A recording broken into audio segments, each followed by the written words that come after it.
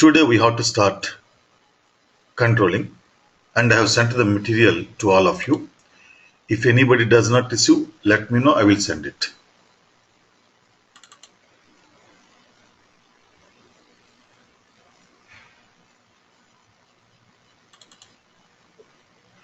So this file contains the material up to internal order accounting, right? So this material contains the files for cost element accounting, cost center accounting, and internal order accounting. After that, we have profit center accounting, profitability analysis, integration, SD integration, product costing, and new GL. So for those modules, I will be sending the material separately. So first let us try to understand what is the functions and what is the significance of this controlling component. See here, controlling. This component is used to provide the information to the management for the performance analysis and decision making. So this component is mainly used for internal reporting. And there are three levels of management. That is lower level management, middle level management, and top level management. So you take any company, we have the three levels of management: middle level management, lower level management, and top level management. So the lower level management is always concerned with the data entry job. That's it. So they don't require any information. Now take the middle level management. The middle level management includes departmental heads. So these departmental heads periodically want to know the performance of their respective departments, how their departments have performed in the previous month, how a group of people in their departments have performed in the previous month, and for that matter, how every individual have performed in the previous month.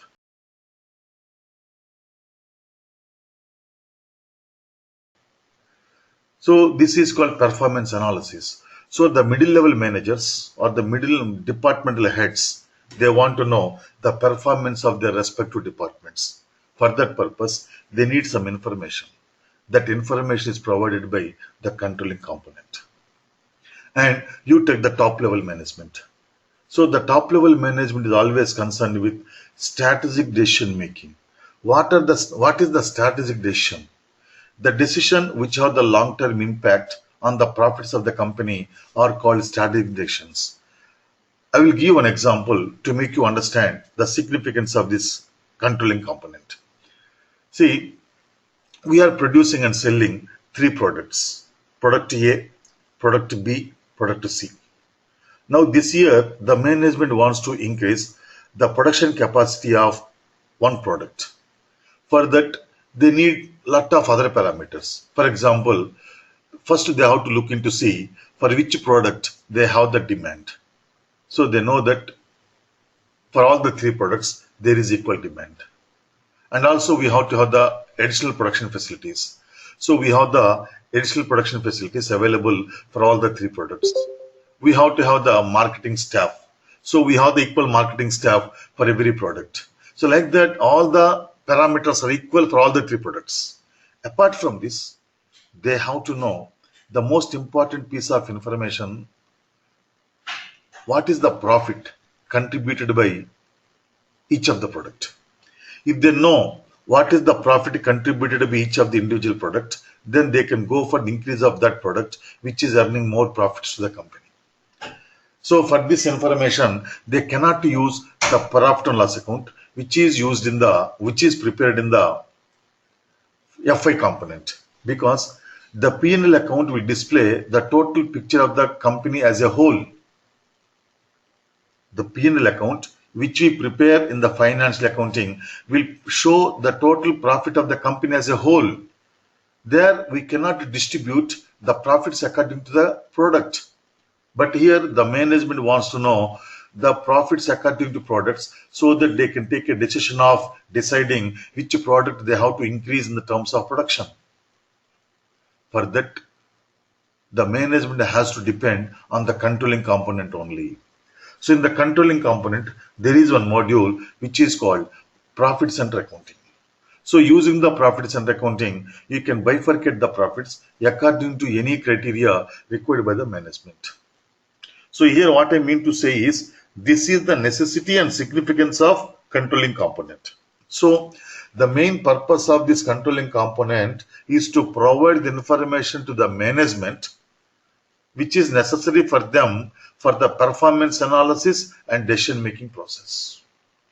That's why this controlling component is called internal reporting tool, and FI is called external reporting tool, because after preparing your P&L account and balance sheet, we have to submit this P&L account and balance sheet to many external legal agencies like banks, stock exchange commission, then income tax authorities, sales tax authorities. Like that, to many external authorities, we have to submit these financial statements.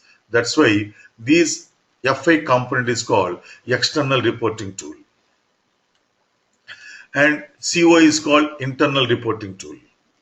So here, this controlling component is always concerned with analysis of expenses and revenues. That's it. This controlling component is always concerned with analysis of expenses and revenues, because here the resources of any company are very much limited. With the limited resources, they want to maximize the profits. For that, we want to analyze the expenses to see where it is possible to reduce the expenditure. By reducing the expenditure, we can maximize the profits. No? Similarly, they want to analyze the revenues to find the ways where it is possible to increase the revenues. So either by increasing the revenues, so they want to analyze the revenues only. That's why either by increasing the revenues or decreasing the expenses, or by both, we can maximize the profits. No? That's why this controlling component is always concerned with analysis of expenses and revenues. And these expenses and revenues are existing where? In the general ledger accounting. So we maintain the expense accounts and the revenue account, GL accounts, in the general ledger accounting only, right? So the general ledger accounting is the base for the controlling. So we don't have anything to do with the balance sheet items. Means we don't have anything to do with the subsidiary ledgers. Accounts payable, account receivable, and asset accounting, they are not necessary. So if you know how to post the transactions in the general ledger, you can understand controlling. So here the expenses and incomes are existing in the general ledger accounting. So how the data is flown into controlling? Here in the financial accounting, we have the general ledger accounting, right? In the general ledger accounting, we maintain the GL accounts for every expense account and for every revenue account. So that is called main ledger, you know, right? So with the general ledger accounting, all the other modules are integrated. If you remember, at the beginning of the general ledger accounting, I told you that the general ledger accounting is called main ledger, and all the other modules of SAP can be and should be integrated with the general ledger. So we integrate all the other modules of SAP with the general ledger. For example, asset accounting is integrated, plant maintenance is integrated, metals management is integrated, sales and distribution is integrated, PPC, HR, like that, all the other modules of SAP are integrated with the general ledger. As a result, and each module is used to process the business transactions in one department. So every day in every department, some expenses are taking place and some revenues are also earned. So whenever the expenses are incurred and revenues are derived, these expenses and revenues are entered by the users of the respective departments in their own departments. As a result of integration, the respective GL accounts of expenses and revenues which are maintained in the general ledger are updated. Means what? The total expenses and revenues of your total company code are available in the general ledger. So from the general ledger, the information is transferred to controlling. This is called data flow.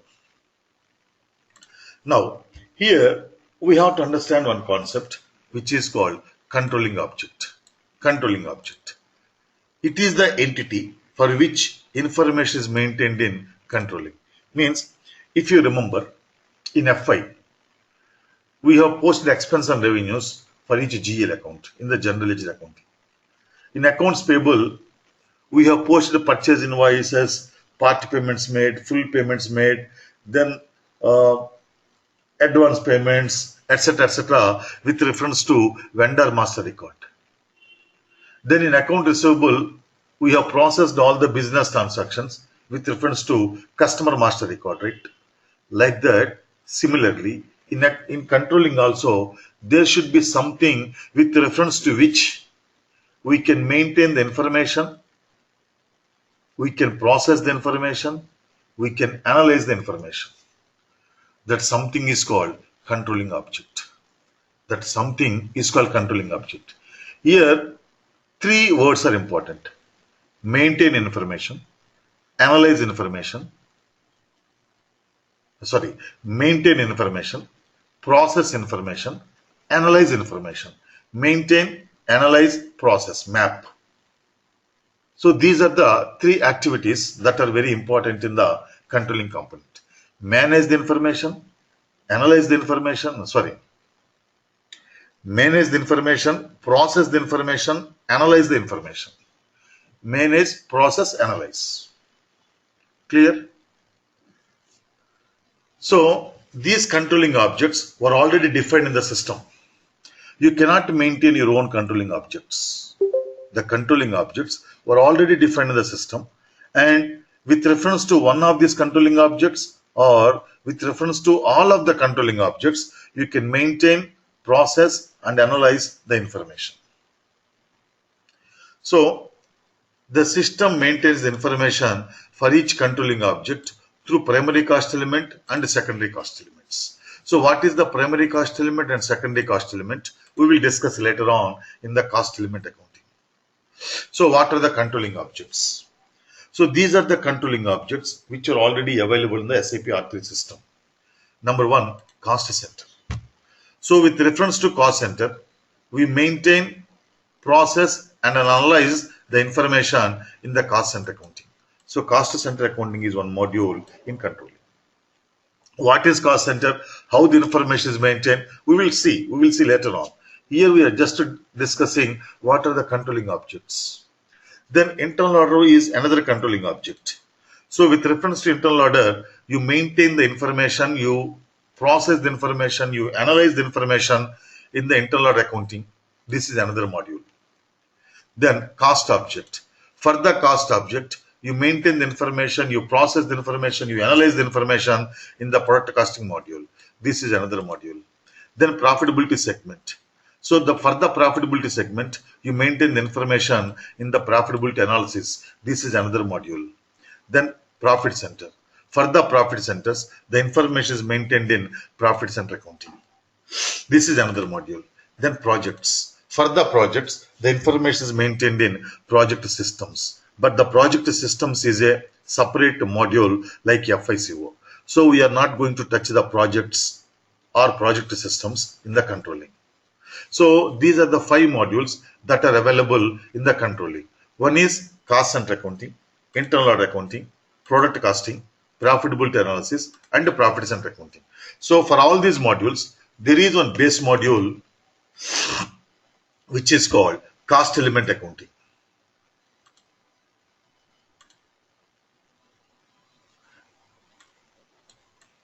For all these modules, there is one base module which is called cost center accounting.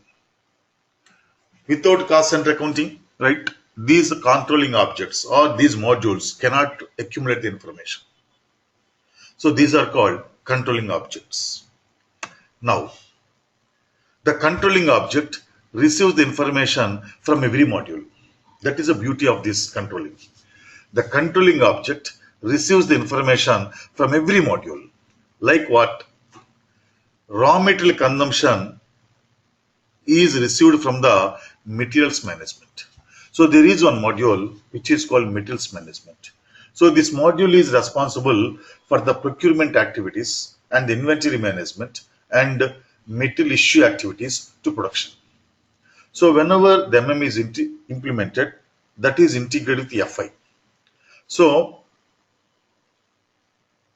when the material is issued to the production processes, when the material is issued to production, this issue is entered by the MM end user in MM module. Then, through the process of integration, the raw material consumption GL account in FI is automatically updated. So, from the general ledger, the raw material consumption is taken to controlling. Means, what is the original birthplace of this raw material consumption? Metals management. So, from the metals management, the raw material consumption is posted to general ledger. From the general ledger, that is taken to controlling. That's why we say that the raw material consumption is taken from metals management. Not only raw material consumption, all the material management expenses. What are all the expenses which are concerned with proper maintenance of your inventories? And also, you incur some expenses while procuring the raw materials, like inward freight. Then input taxes. Input taxes means the taxes which are paid in the purchases. Input taxes. So all these are transferred from metals management to general ledger. From the general ledger, they will be transferred to controlling component. Then depreciation from asset accounting. So already we have seen that when we execute the depreciation run, right, the depreciation account in the general ledger is updated, right? Means the depreciation is taken from asset accounting into general ledger. From the general ledger, that is transferred to controlling component. Then revenues and sales and deductions from the sales and distribution module. Revenue means sales revenue. So when the SD is implemented, that is integrated with SD. So the sales invoice are raised in SD only. When the sales invoice is raised in SD, due to the integration, the sales account in the general ledger is automatically updated. So MM integration, SD integration we will see later on. So the sales GL account in the general ledger is updated. From the general ledger again, it is transferred to controlling. Means what is the original place of this sales revenue? SD. From SD to general ledger to controlling. So controlling from SD to controlling via general ledger. That's how every expenses will be passed on to controlling via general ledger. Then personal cost from human resources accounting. So there is one module in HR which is called payroll accounting. So the user in the HR will execute the payroll every month. He runs the payroll every month. As a result, salaries account, contribution to PF, contribution to ESI and other legal funds, wages accounts are updated in the general ledger. From the general ledger, they are transferred to controlling component. Then production information or production schedule information is taken from production planning and control. Production quantities, raw material inputs, all this information is taken from production planning and control. Then what, like that, majority of the expenses are taken from different modules. Then what is taken from FI, general ledger directly? All the expenses other than we have discussed till now will be posted directly in the general ledger and they will be taken to controlling directly from the general ledger.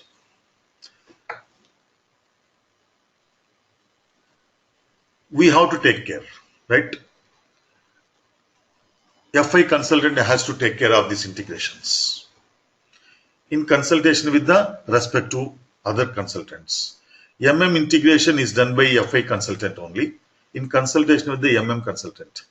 SD integration is done by FI consultant only in consultation with the SD consultant. Okay, Anil? All the integrations has to be taken care by FI consultant only because he is having the accounting knowledge. So, all the expenses other than the above are called overheads. Overheads are taken from financial accounting. So what is overhead? This is the most confusing concept for everybody. What is overhead? As this is a very confusing concept for many of the people, right? For next half an hour, I will discuss these overheads from the academic point of view. If you understand the concept of overheads, SAP controlling is very easy for us to understand.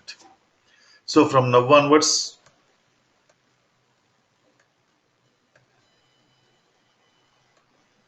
one second.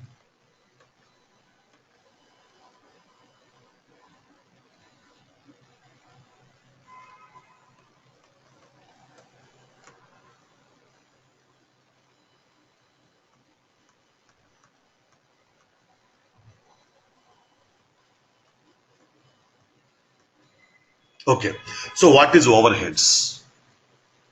Let us try to understand. Let us see, Anil, right? You are right, but let us try to understand from the theoretical perspective. Overheads, put heading in the notes, overheads.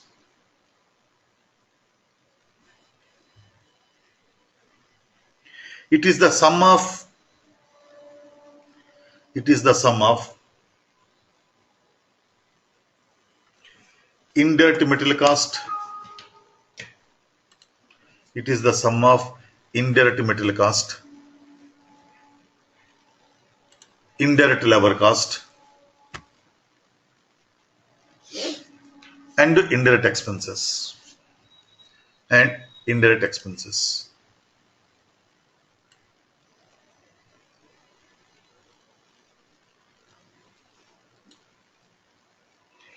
That is the meaning of overheads that everybody knows, right? But the problem is, what is indirect material? What is indirect labor? What is indirect expenses? That is the main problem in deciding, right? Continue. Continue. The following are the following are the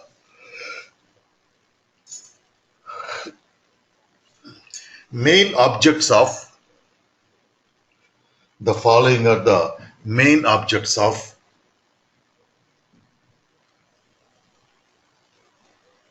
cost accounting. The following are the main objects of cost accounting. Number one, to ascertain the cost, means to find out the cost. Number one, to ascertain the cost. Number two,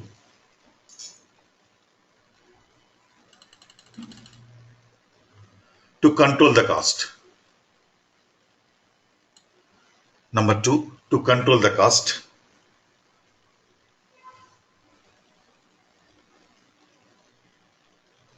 To control the cost wherever it is necessary, wherever it is possible, not necessary, wherever it is possible.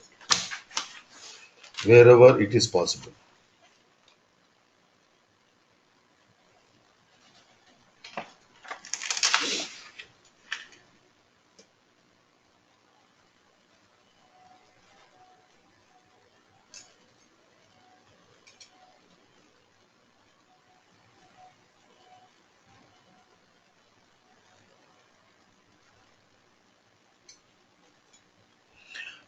So what is the controlling the cost? Taking the actions to reduce the expenses. So to reduce the cost of production, that is called second activity, second objective, to control the cost. So the major objectives of the cost accounting component is, see, controlling is nothing but cost accounting. So the major objectives of the cost accounting is, first, to ascertain the cost, to find out the cost. Once the cost is ascertained, we have to analyze whether it is possible to reduce the cost. That is called controlling the cost. So these are the two major objectives. Keeping them in view, let us try to understand what is overheads, right? Now, you take the cost of any product. Broadly, it contains three components: material cost, labor cost, and other expenses. Again, the material cost is divided into direct material cost, indirect material cost. labor cost is divided into direct labor cost and indirect labor cost. Then other expenses are divided into direct expenses and indirect expenses. So I told you that the total or the sum of indirect material cost, indirect labor cost and indirect expenses is called overheads. But the thing here we have to understand is what is direct material cost, indirect material cost, what is direct labor cost, indirect labor cost, what is direct expenses and indirect expenses. We have to understand these concepts, and also you have to understand why the cost is to be bifurcated like this. Then only you can understand the concept of overheads. So what is direct material cost? It is the cost of the material which satisfies the following two conditions.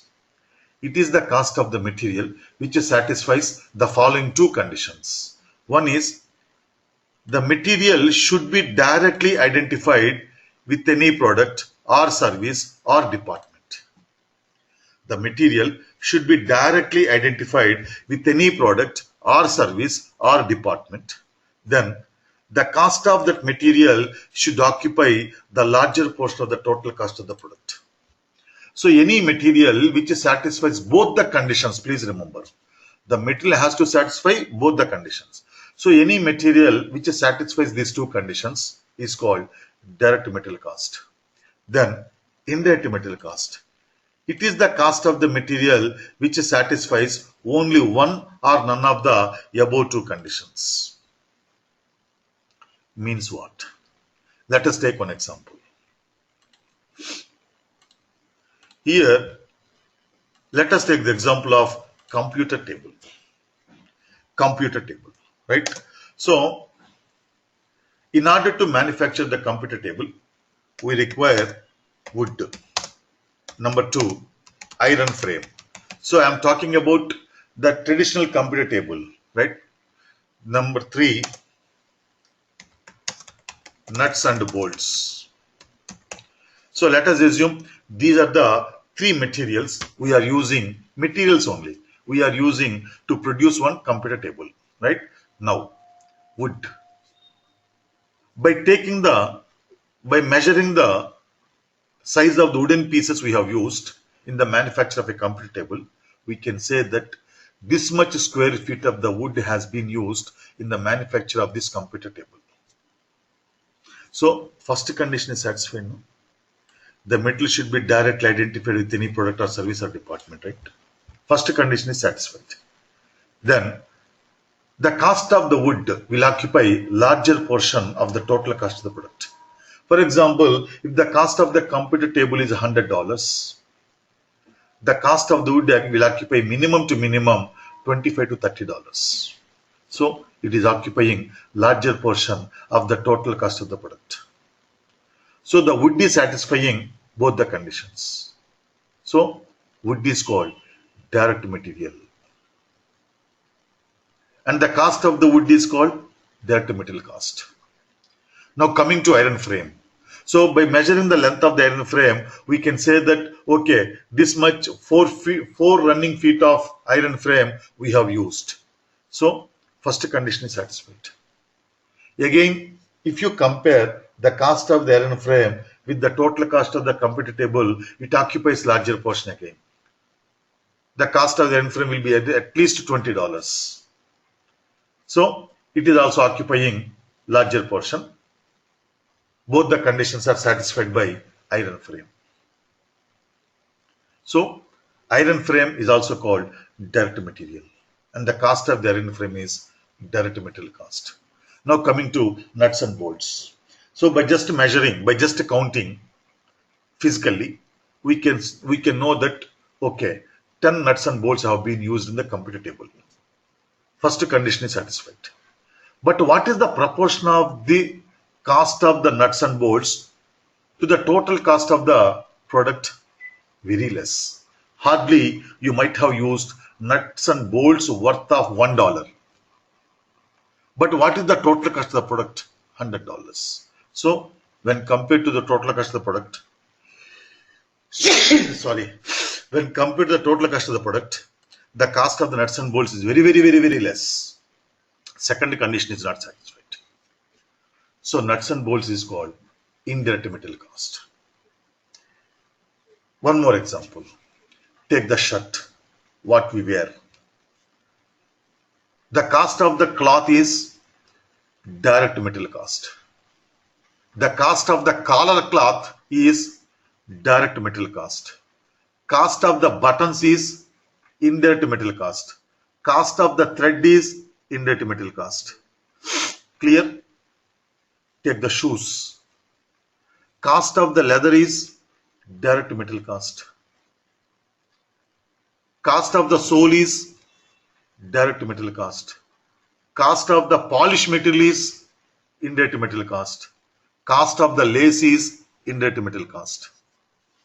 Clear, no? So here, for every material, you have to apply these two conditions. If both the conditions are satisfied, direct material cost. Otherwise, indirect material cost. That's how you have to differentiate between direct material cost and indirect material cost. Till now, I hope it is clear to everybody.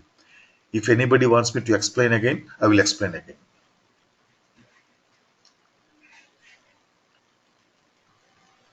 Okay, but why? But why we have to differentiate between direct material cost and indirect material cost? That is the important point we have to understand. So here we are doing business in the furniture market. So the furniture market is very tough and competitive. So we are producing and selling computer tables. Your competitor has reduced the selling price.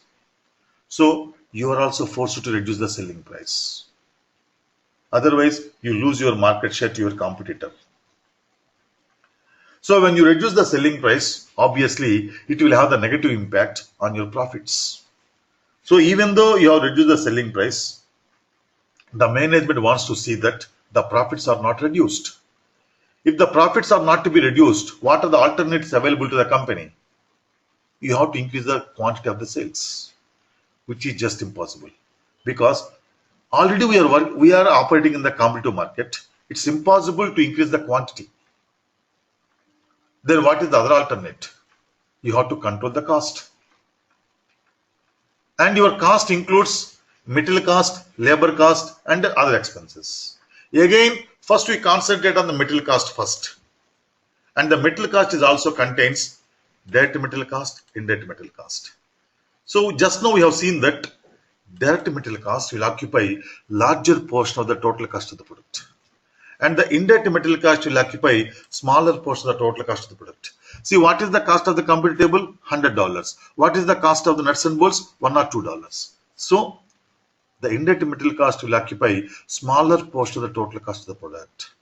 In this case, on first on which component you concentrate? First, we have to concentrate on direct material cost, because direct material cost is occupying larger portion. So by just changing the design of the computer table, you will be able to reduce at least a half a feet or quarter feet of wood you require. To that extent, the cost is reduced. But if you concentrate your controlling efforts on the indirect material cost, at the most, you will be able to reduce 1 nut or 2 nuts. If you reduce more than them, it will not stay on the ground. Then what is the cost of 1 nut? It is very less than 1 cent. In this case, the cost of analysis is more than the benefit of analysis. That's why at this point of time, the conclusion is,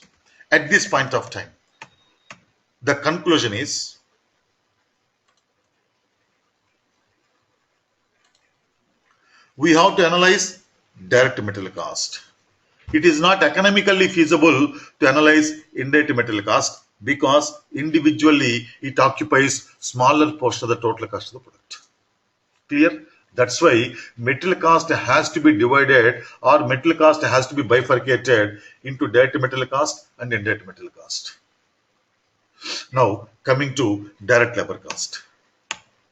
See, it is the remuneration or salaries paid to the people who actually engaged in the process of production and whose portion will occupy larger portion of the total cost of the product. For example, we have one computer tables manufacturing department, right? And there we are producing computer tables. So we have 10 workers. Each worker is producing one table a day.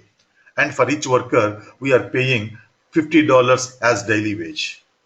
Then what is the cost of the labor per table? 50. So it is occupying larger portion of the total cost of the product.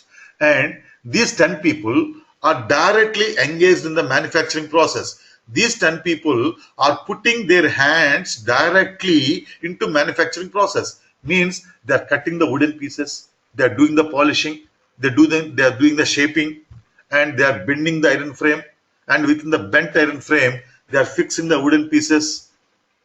Like that, these 10 people are directly putting their hands in the manufacturing process. This is called direct labor cost. Clear? Now, it is the indirect labor cost. It is the remuneration paid to the people who assist in the production. So in order to supervise the work of these 10 workers, we have appointed one departmental supervisor. And for this departmental supervisor, we are paying a salary of $1,000 per month. He is not directly putting his hands in the manufacturing process. He is just supervising. So he is assisting the management to see that the production is carried on smoothly. And here we have 10 workers. Each worker is producing one table a day.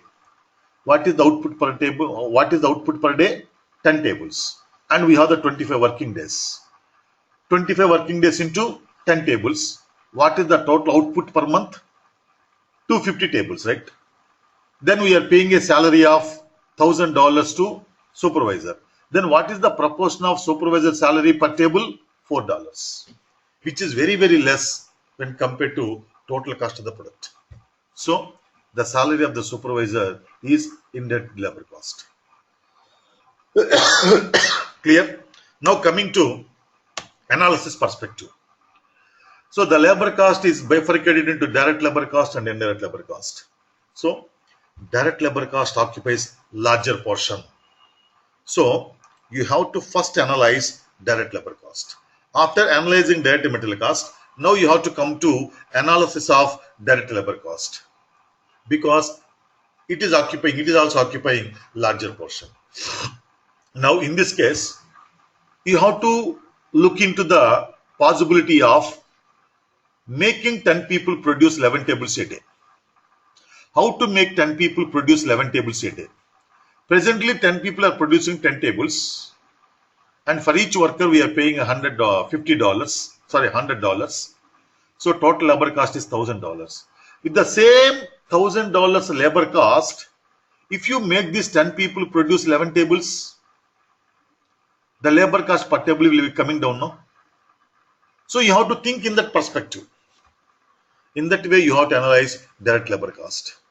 But indirect labor cost, it is occupying very smaller portion. So it is not economically viable and feasible to analyze indirect labor cost individually.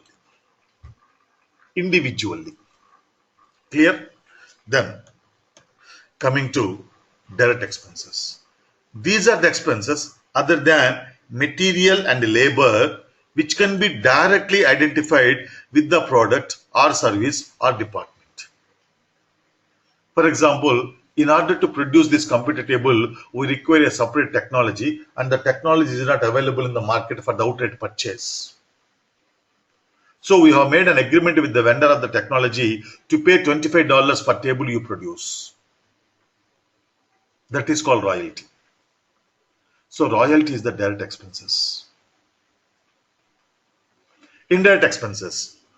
All the expenses which cannot be conveniently identified with any product or service or department. For example, printing and stationery, traveling expenses, petrol expenses, diesel expenses.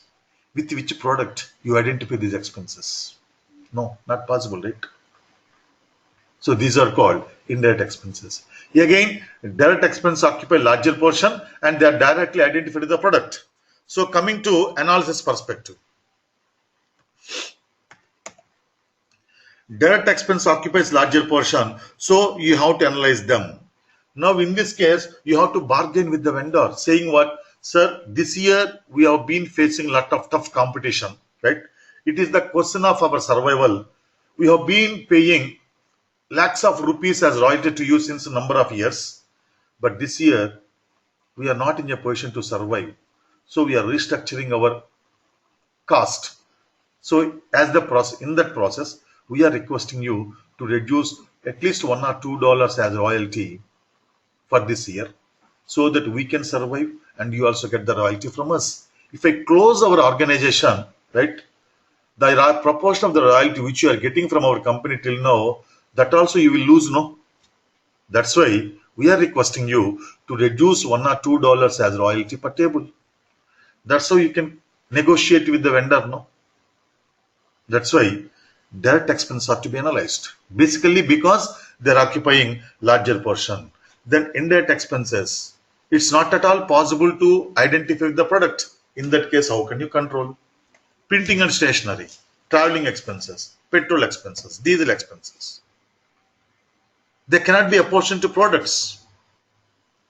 That's why these are called indirect expenses. So it is not feasible to analyze indirect expenses individually. Then what is the conclusion? We have to analyze direct material cost, direct labor cost, direct expenses, because they are occupying larger portion. It is not economically viable to analyze indirect material cost, indirect labor cost, indirect expenses individually, because individually they are occupying smaller portion. But if you sum up the individual, if you sum up indirect material cost, indirect labor cost, indirect expenses, they become larger portion. No? Now they can be analyzed. So indirect material cost, indirect labor cost, indirect expenses can be analyzed in the summation. In the summarized entity, you can analyze indirect material cost, indirect labor cost, indirect expenses. That sum is called overheads, nothing else. And these overheads are directly posted in FI general ledger and they will be transferred to controlling. Printing and stationery, directly posted in the general ledger. Petrol expenses, directly posted in the general ledger. Traveling expenses, directly posted in the general ledger. So all the overheads are directly posted in the general ledger of FI, and from there they will be transferred to controlling component for the analysis purpose. So that is the concept of overheads, and these overheads are classified in many ways. Like the most important classification for the purpose of our cost accounting is functional classification. Functional classification of overheads means administration overheads, factory overheads, sales and distribution overheads, research and development overheads. So this is one way of classification. Another way of classification is behavioral classification of overheads. First one is functional classification. Functional classification is administration of overheads, factory overheads, sales and distribution overheads, and research and development overheads. This classification is called functional classification. Another classification is behavioral classification. That is fixed overheads, variable overheads. Whatever may be the quantity of your production, the fixed overheads remains the same in totality, in total. For example, rent. Rent is fixed. See, your installed capacity is 1 lakh and you are paying a rent of $3 lakh. You produce 50,000 units, rent is same in total. You produce 75,000 units, rent is same in total. Even you don't produce anything, you have to pay rent. So the expenses which are fixed in totality, irrespective of your quantity of production, they are called fixed overheads. Variable overheads means they vary in totality in proportion with the quantity of production. If you increase the production, total expenses are increased. If you reduce the production, total expenses are reduced. They are called variable overheads. This is the important two classifications of overheads. With this, we will proceed with the controlling, right? So here, controlling area. This we will discuss in tomorrow's class. Akanksha, you have any questions? Okay. Alok. Okay. Anil. Okay. Gadi. Gadi. Khalid. Okay. Madhusudan. Okay. Prabhi. No, sir. Okay. Purushottam. Okay, Gadi. Okay. Tafik. Okay. Teja. Teja. Teja, are you there? Okay. Okay, then see you tomorrow same time. Good night and good day.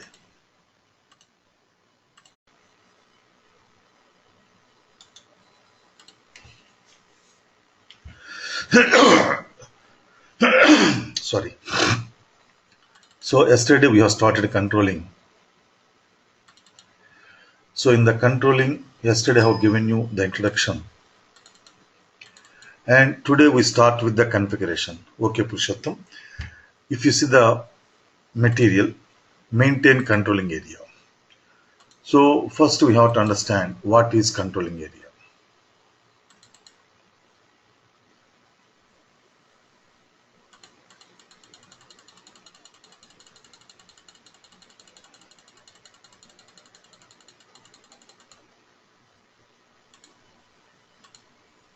See, controlling area. It is the organizational unit in controlling for which all the controlling activities are conducted. It is very similar to company code in FI. In financial accounting, we have configured everything in the company code. But in the controlling, we configure everything with reference to controlling area. So from now onwards, we are going to perform some activities, and all these activities will be performed in the one organizational unit. That organizational unit is called controlling area. So at this level, the CO component records, analyzes the overhead related activities, that is cost elements, cost center accounting and internal orders, manufacturing related activities and expenses like product costing, and also analysis and evaluation of activities of internal units, that is profit center accounting. Means all these modules are performed at the controlling area level only. As I said, right, FI organizational unit is company code. CO organizational unit is controlling area. In that way, you can assume. So first we have to maintain the controlling area. Here, there are two scenarios in which we can maintain the controlling areas. Both the scenarios I will explain. Then you can understand which scenario we have to use in the real time. Number one, controlling area same as company code. Means here controlling area same as company code. The enterprise structure for controlling is based on FI enterprise structure. You know the FI enterprise structure, right? Company. On the top, you have the company.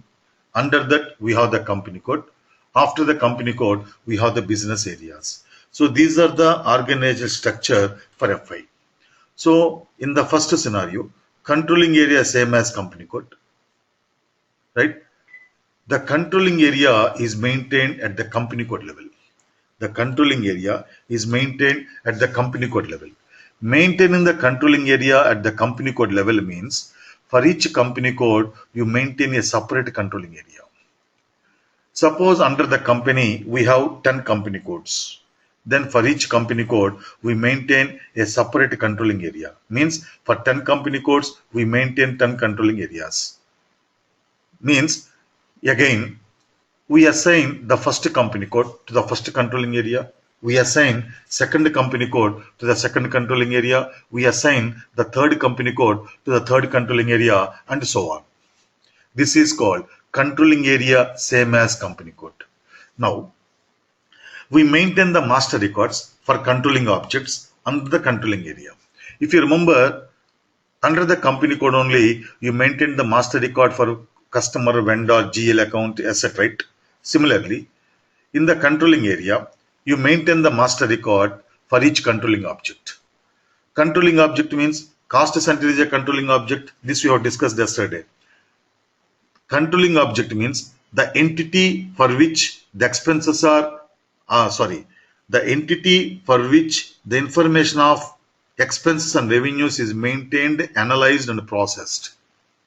That is called controlling object, right? And these controlling objects were already defined in the system. So controlling objects are cost center, internal order, profit center, right? Then profitability segment, cost object. So for each controlling object, we maintain the master record under the controlling area. Then in the master records of controlling objects, we have to assign the business area.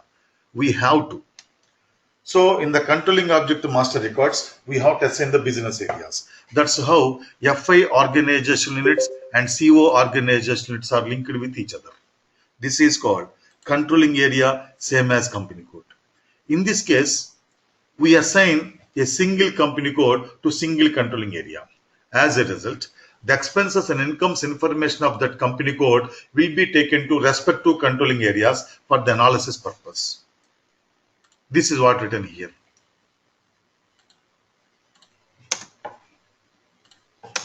See, in this case, the controlling area is maintained at the company code level. That is, for each company code, we create a separate controlling area. Then, all the expenses and incomes of each company code is taken to the respective controlling areas for analysis purpose. This is one scenario. Then you have the second scenario.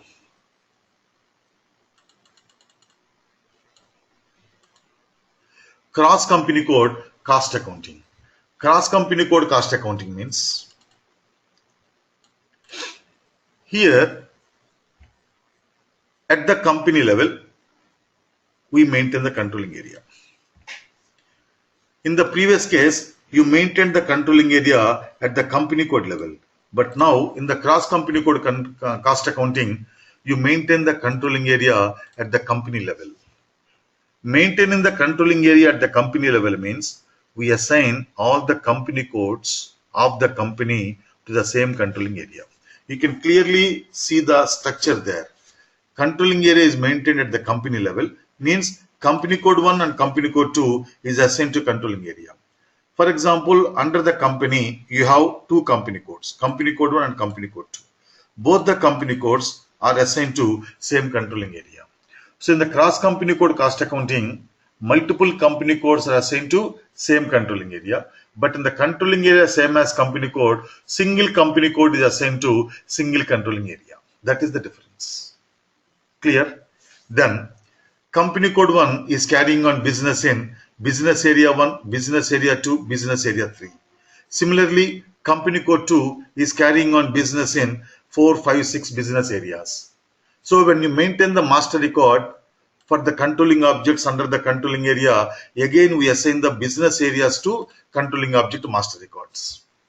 So in this case, in this example, you assign company code 1 and company code 2 to the same controlling area. As a result, the expenses and incomes information of company code 1 and the expense and incomes information of company code 2 are available in the same controlling area, right? As a result, we can compare the expenses of company code 1 with the expense of company code 2. We can compare the revenues of company code 1 with the revenues of company code 2. We can compare, for that matter, we can compare the profits of company code 1 with the profits of company code 2. That is the advantage of cross company code cost accounting. We can do intercompany comparison. See here, this is what written in your material. See, cross company code cost accounting. In this case, controlling area is created at the company level, that is group level. In this case, several company codes are assigned to the same controlling area. Then all the expenses and incomes information of all the company codes will be available in the same controlling area. Then we can compare the expenses and incomes of one company code with the expense and incomes of other company code. That is the feature of this cross company code cost accounting. One second.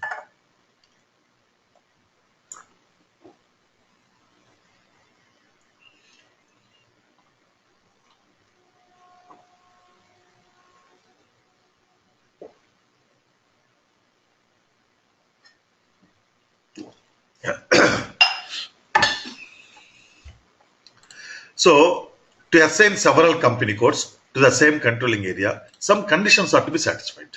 You cannot assign just like that. There are some conditions to be satisfied for the purpose of assigning the multiple company codes to the same controlling area. What are those? See, all the company codes should use the same chart of accounts. What is the scenario when all what is the scenario in which all company codes will use the same chart of accounts? When all the company codes are in the same nature of business, then only we can use the same chart of accounts. Then only all the company codes can use the same chart of accounts. So that is one condition you should satisfy. What is the logic behind this condition? For example, you have A company code and B company code. Then both the company codes are in the different nature of business. A company code is in textiles manufacturing. B company code is in, you can say, service industry. In that case, both the company codes will have their own separate chart of accounts. Then you cannot assign both the company codes to the same controlling area, because when the nature of business is different, how can you compare the performance of textile industry company with the service industry company? What is the logic or what is the conclusion you can arrive? Because the nature of business is different. Clear? But both the company codes are in the same nature of business and they are using same chart of accounts. Means what? They are in the same nature of business. Both the company codes are in the textiles manufacturing. In that case, if you compare the performance of one company code with the performance of another company code, you arrive some meaningful conclusion. For example, let us assume, right, I am having two batches. One batch is for MM and the other batch is for FICO. So how can I compare the performance of FICO student with MM student? No. Suppose FICO student got the job in 5 months, MM student got the job in 3 months. Then in that case, I cannot say that MM students are efficient, because MM curriculum is very small and FICO curriculum is very large. That is also very correct in real time also. So I cannot compare the performance here. But if I compare two students in the same FICO batch, then I will arrive some meaningful conclusion. Same is the case in the case of cross company code cost accounting. So all the company codes should use the same chart of accounts. Then all the company codes must use the same fiscal year. Means, suppose you have the two company codes. One company code is in India and another company code is in US. So US fiscal year is January to December and Indian fiscal year is April to March. Now, as on 31st December 2017, I want to compare the performance of both the company codes. In that case, for Indian company code, only 9 months are over. But for US company code, 12 months are over. In that case, how can we compare 9 months performance to 1 year performance? That's the reason why all the company codes must use the same fiscal year. Means the number of normal periods should be same. The number of special periods can be different. There is no issue. So all company codes should use the same fiscal year, means the number of normal posting periods should be same, but the number of special periods can be different. The start period and end period of the fiscal year should be same.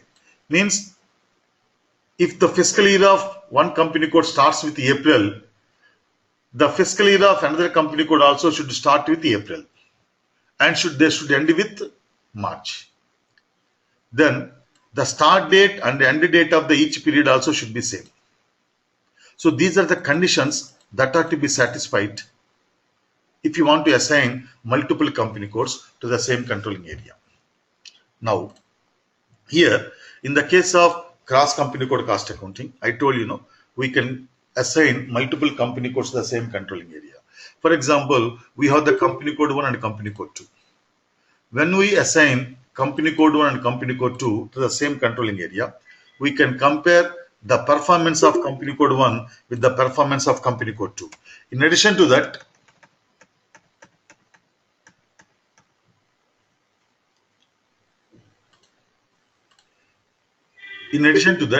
we can compare the performance of we can compare the performance of company code 1 with the performance of company code 2. Means at the company code level, you can compare the performance. You can analyze the performance. In addition to that, for example, company code 1 is having 3 departments. Department A, Department B, Department C. In the company code 2, again we have the 3 departments.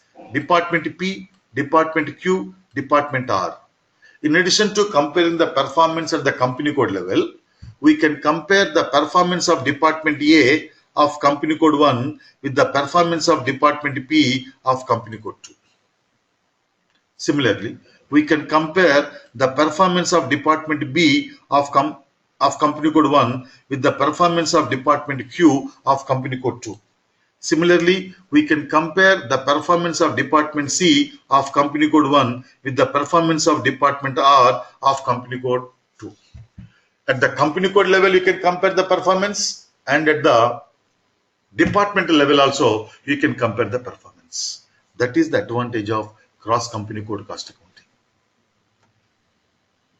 So what are the other advantages of cross company code cost accounting? We can reallocate the costs across the company codes. Means you can transfer the expenses from one company code to another company code. Product costing for the products of all the company codes commonly. Means suppose if both the company codes are producing same products, in that case the product costing becomes easy. Then it facilitates group costing. Here group costing means group valuation. If you want to know, suppose you have the 2 company codes, both the company codes in the same nature of business, then you can find out the cost of production at the group level. That is called group costing. Then it facilitates the transfer pricing among the company codes. Means, for example, vertical integration is there.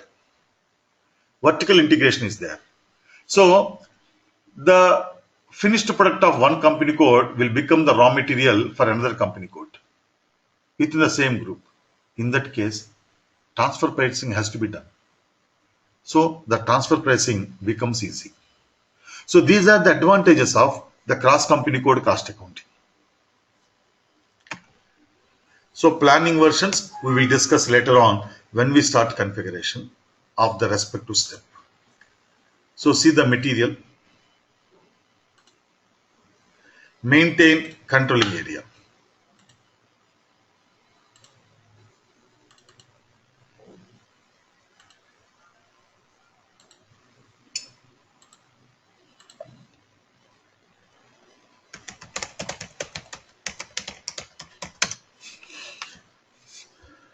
SPRO,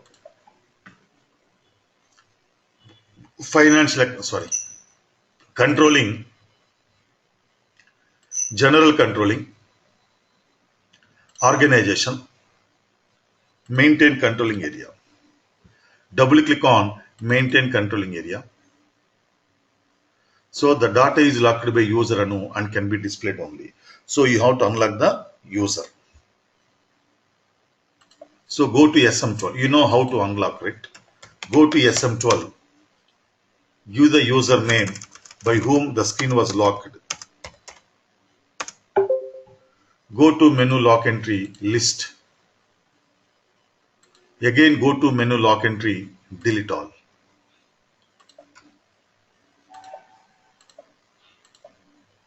SPRO, controlling, general controlling, organization, maintain controlling area.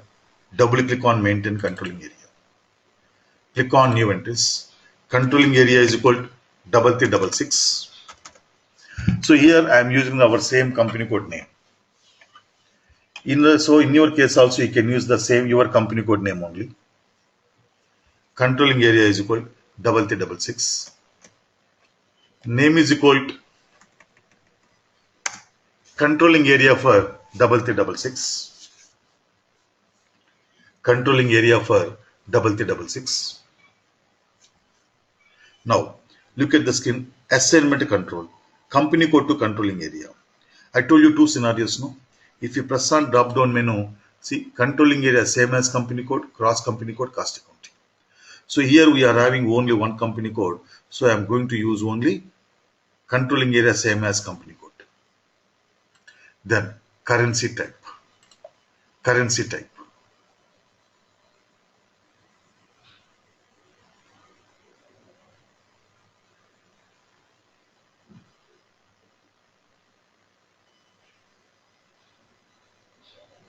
So currency type means here from now onwards, when we post the business transactions in FI,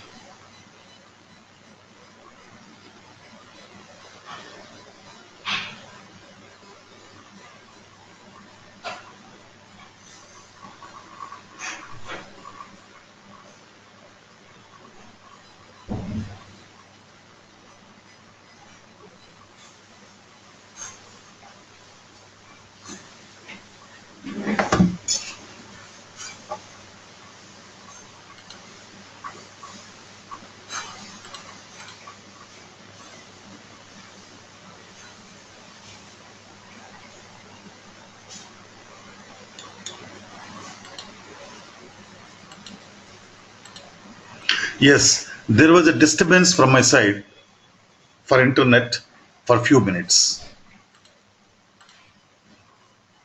I hope everybody can hear me now. Roni, can you hear me? Okay. So first let us log in again. Okay, okay, Yeah, yes, sir. I'm hearing. okay.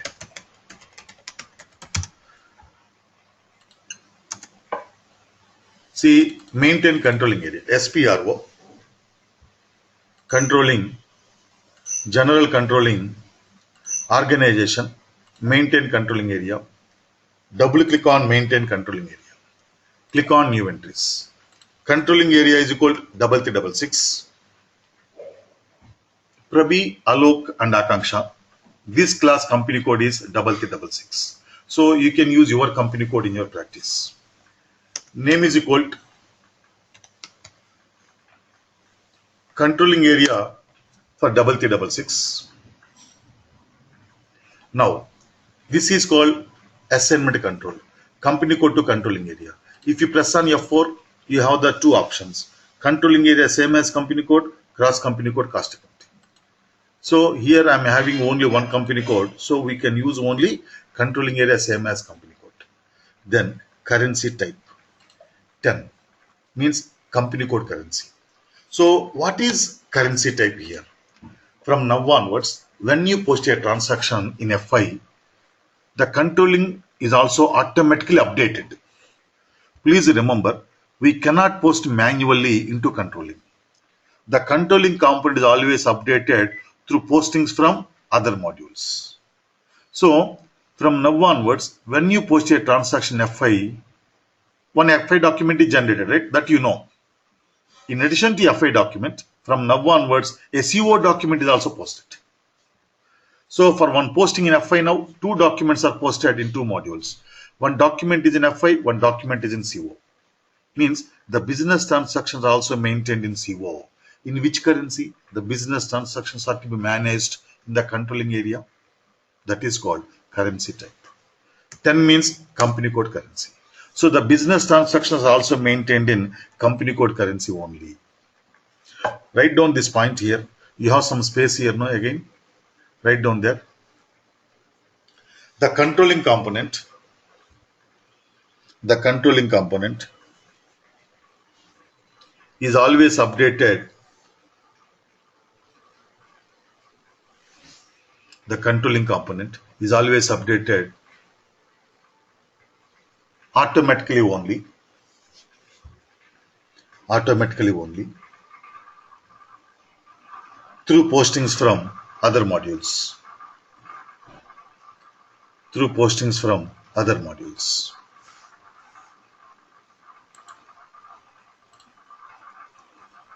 So currency type is equal to 10, company code currency.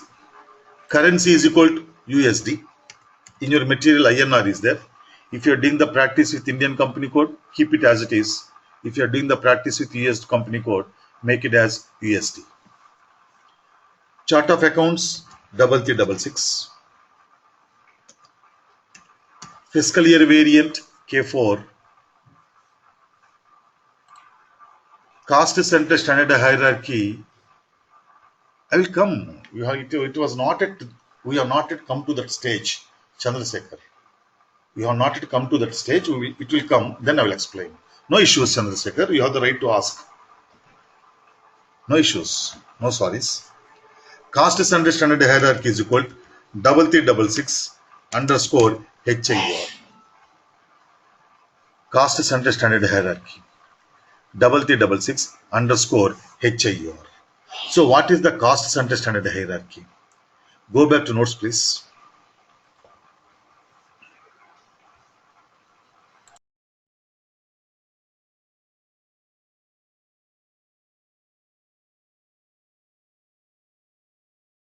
Put heading cost center standard hierarchy.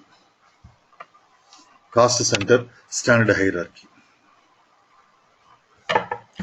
It is the arrangement of cost centers. It is the arrangement of cost centers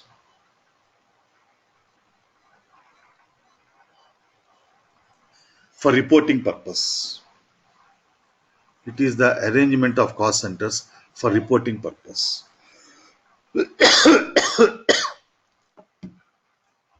For reporting purpose.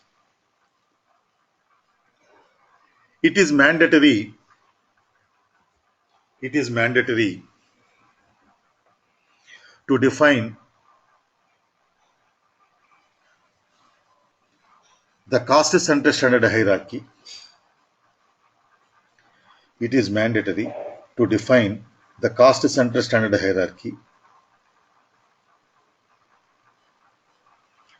for the controlling area. For the controlling area.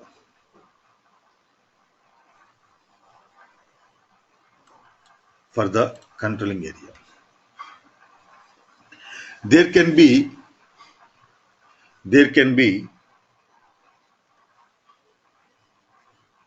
only one cost center standard hierarchy. There can be only one cost center standard hierarchy per controlling area.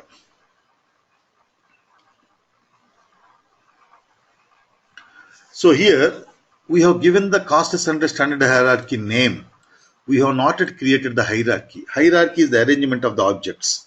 Cost center standard hierarchy means arrangement of the cost centers for reporting purpose. What is the arrangement of cost centers? That we will discuss in cost center accounting. Here we are just developing the basic settings, nothing else. Here we have given only the name, right? We did not create the hierarchy. So how the hierarchy is created and how the hierarchy will look alike, we will discuss in the cost center accounting. Click on save. See here, standard hierarchy 3366 underscore HIR does not exist. Should system 3366 underscore HIR be created as standard hierarchy? You have to click yes on the message. Then double click on assignment of company codes. Double click on assignment of company codes. Click on new entries. We have to assign all the company codes here. So we have only one company code. Company code is equal 3366. Click on save. Then double click on activate components. Click on new entries. Here in this particular screen, we activate whatever the submodules you want to implement in controlling. So unless you activate these components here, you cannot you cannot implement the submodules. Fiscal year is equal to 2017 or 2018. Now from this fiscal year, see cost centers. The default setting is component not active. If you keep this as it is, you cannot implement cost center accounting. So if you want to implement cost center accounting, you have to select component active. Then select activity types. Select activity types. Then select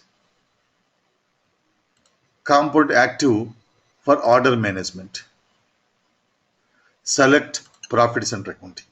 Profitability analysis cannot be activated here. It has to be separately activated. So here we have activated 4 modules: cost center accounting, profit center accounting, then internal order accounting and activity types. Click on save. Ignore the message. That's how we have created controlling area. Now maintain number ranges for controlling documents. I told you, from now onwards, when we post a document in control FI, another corresponding document is automatically posted in control. In that case, how to identify the documents in controlling, how the GL documents are identified, how the vendor invoice are identified, how the customer invoice are identified with the number ranges, right? Similarly, in the controlling, in order to identify the business transactions or documents, we have to use the number ranges. So in FI,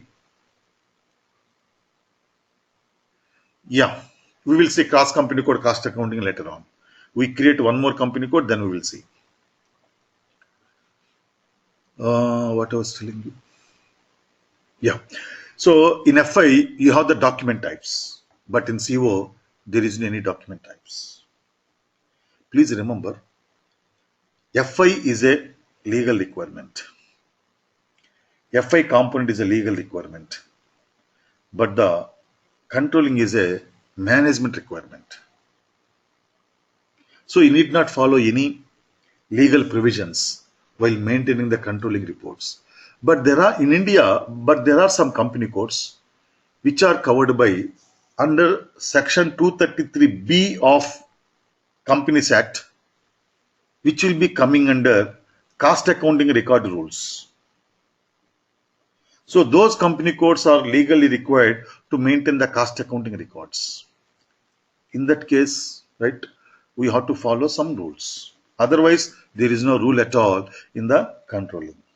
Always the purpose of this controlling component is to provide the information to the management. So in the controlling, there is no document types. Path is same as above. Click on back arrow.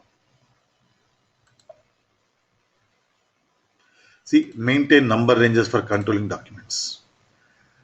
Controlling area is equal to 3366. Click on maintain groups. Click on maintain groups. Now, in your material, you do one thing. From here, you strike off all the lines. Click on maintain groups, is there no? After that, from menu group insert, you strike off all the things. You strike off all the 6 lines and start writing down.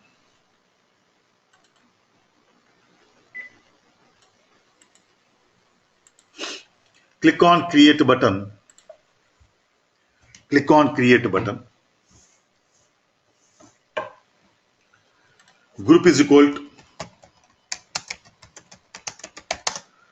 to Click on create button. Group is equal to number ranges for controlling area 3366. Number ranges for controlling area 3366. From number is equal to 1 to number is equal to 1 lakh.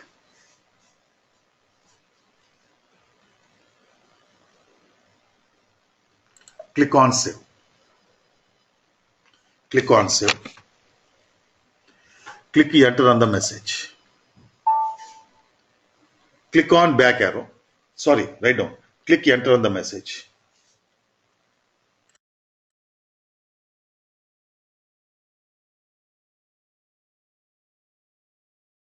Click on back arrow.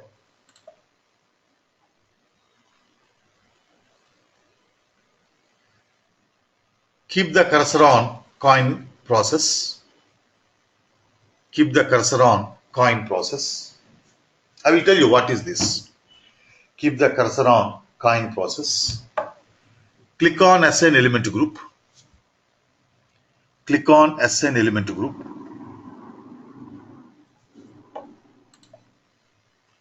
Double click on number range number 01. Double click on number range number 01 within brackets. Number ranges for controlling area 3366.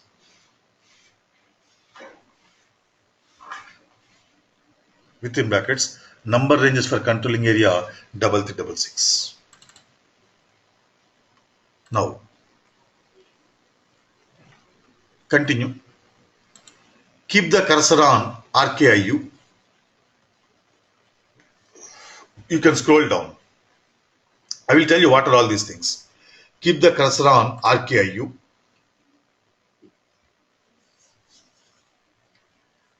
Click on assign element group. Click on assign element group. Double click on number range number 01. Double click on number range number 01. Again, keep the cursor on RKP1.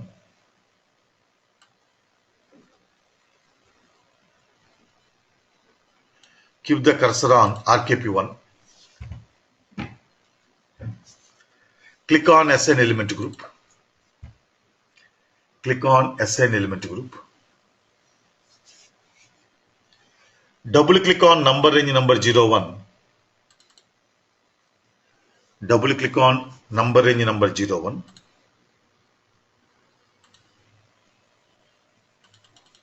Double click on number range number 01. Continue again. Keep the cursor on RKU1. Keep the cursor on RKU1.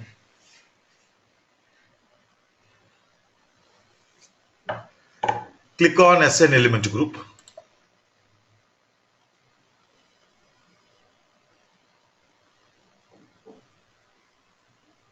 Double click on number range number 01.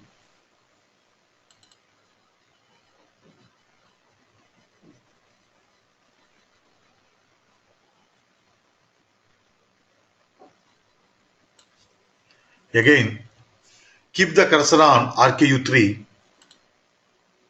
Keep the cursor on RKU3.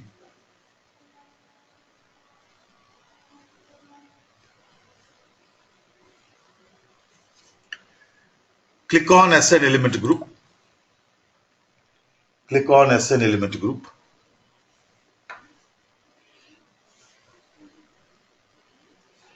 Double click on number range number 01. Double click on number range number 01. Click on save. Click on save. What is this? Look at the screen, everybody, please. Here, these are the activities. Please remember, Look at the screen. These are the activities which you can perform in the controlling. Other than these activities, you cannot do anything in the controlling. So you don't have the document types in FI, but you have the transaction types in controlling. So these are the transactions, or these are the activities you can perform in controlling.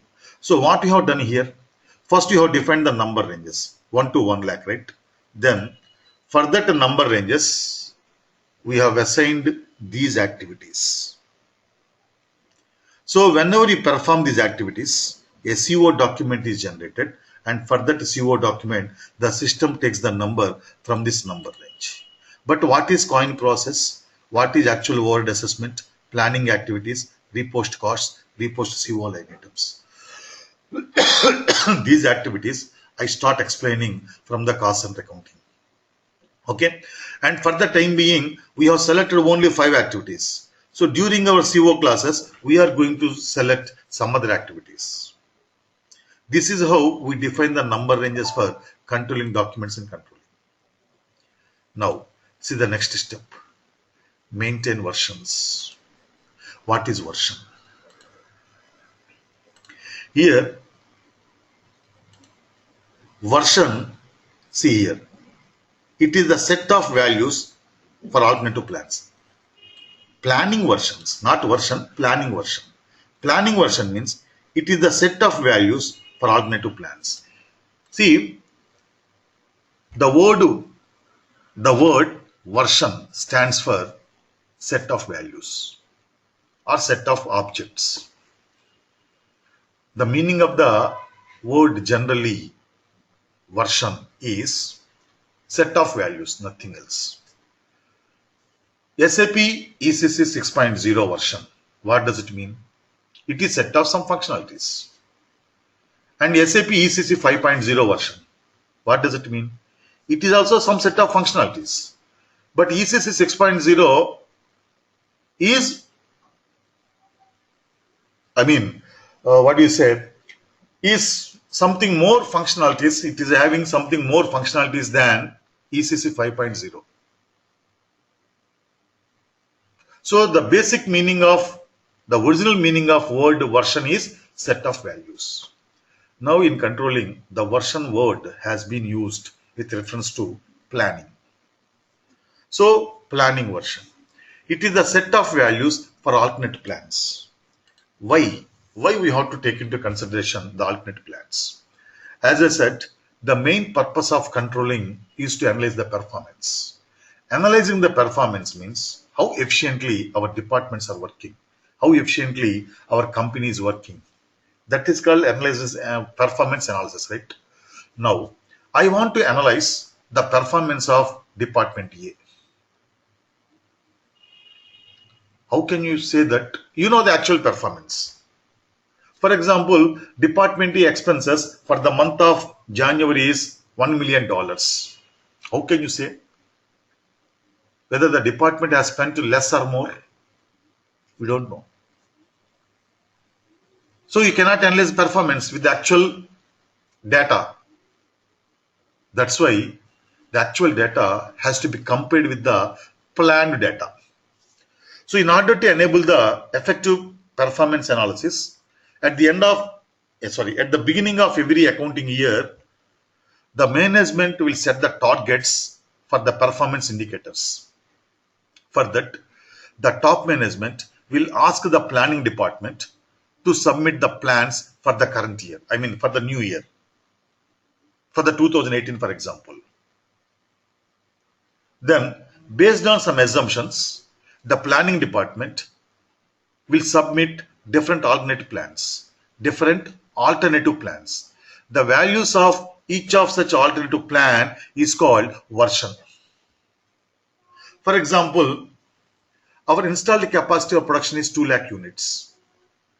Means in the most ideal circumstances, in the most ideal conditions, using the existing plant and machinery, you will be able to produce 2 lakh number of units. That is called installed capacity of production. So the planning department has submitted 3 alternative plans. One is optimistic plan or plan number 1. Number 2, moderate plan, plan number 2, or pessimistic plan, plan number 3. Optimistic plan means the assumption is everything is going to be favorable for the company in the new year. We are expecting good rains. We are expecting good crops. As a result, sufficient amount of money will be circulated in the hands of the people. As a result, there will be a good demand for our products. That is called optimism. Optimistic thinking.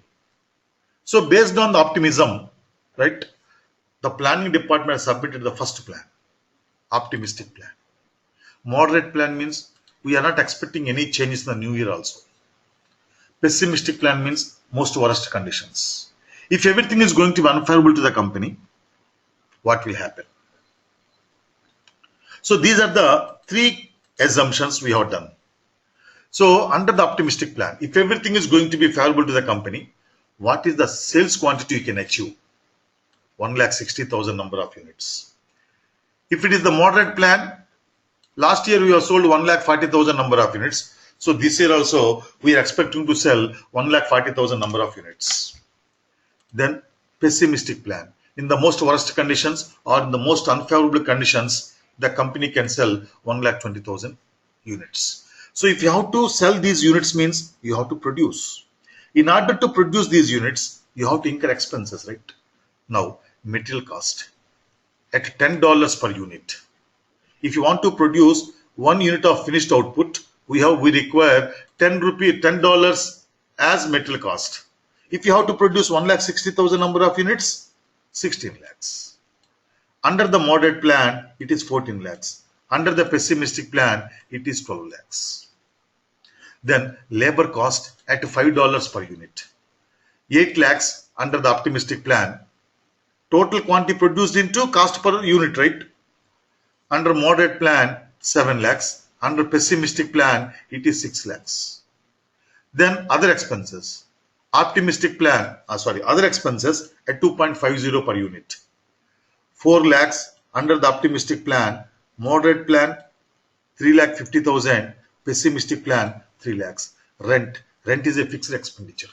Whatever may be the quantity you produce, your factory rent is same. So under each level of production, 3 lakhs is the rent. So this is the yearly plan. The yearly plans are broken down into monthly plans. That is a different issue. Here we are just discussing version. Now, the total cost of production under the optimistic plan is 31 lakhs.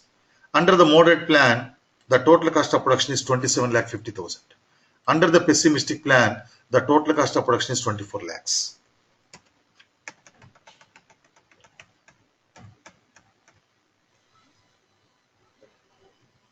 So planning version means the values of alternate plans is called version, right?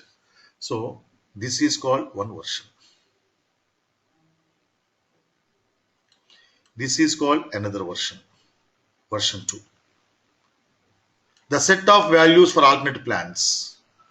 This is called another version. So the planning department can submit any number of versions. There isn't any limit. Clear? Now, the management has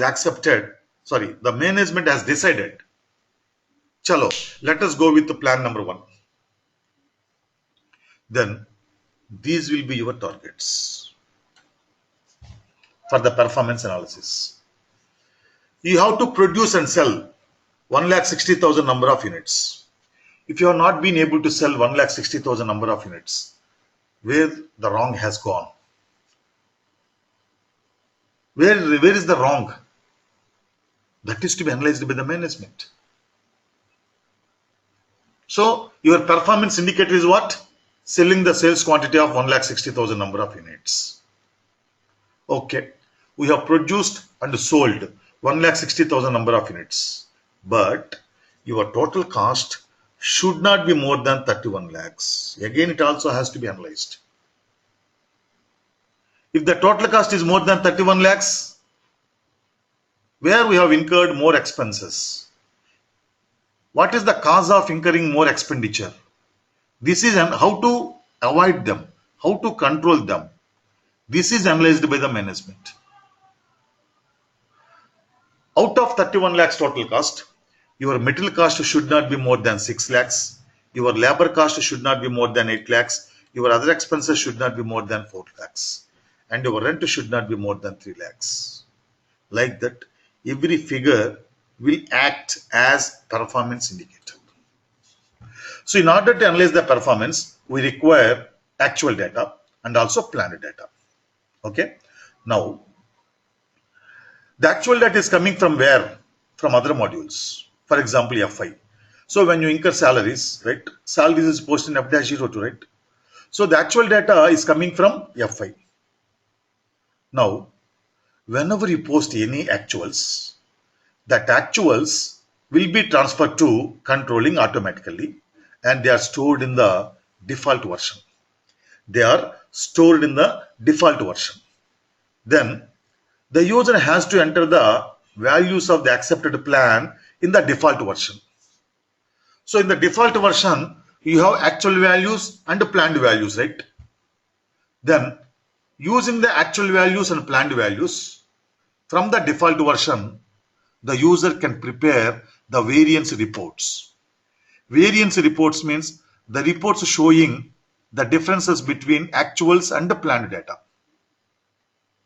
In the case of expenses, if the actuals are more than the planned, then we say that we are performing inefficiently. That is called negative variance. These things we'll discuss again in the cost and accounting. So from the default version, the user can draw the variance reports. That's why you have to make one version as a default version for the controlling area. That is the meaning of maintain version. Maintain 0 version as default version for controlling area. So you have to maintain one version as default version for the controlling area. The system defined default version is 0. Generally, as far as versions are concerned, we don't change the system default settings. So system defined default version is 0. We have to maintain the 0 version also as default version for our controlling area. For our controlling area. Clear? That is the meaning of maintain versions. Path is same as above.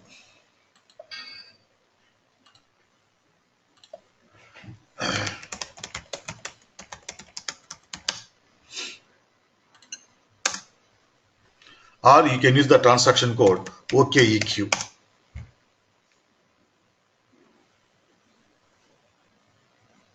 See, select 0, plan or actual version. So 0 version only will contain actuals and planned values. Select 0 version.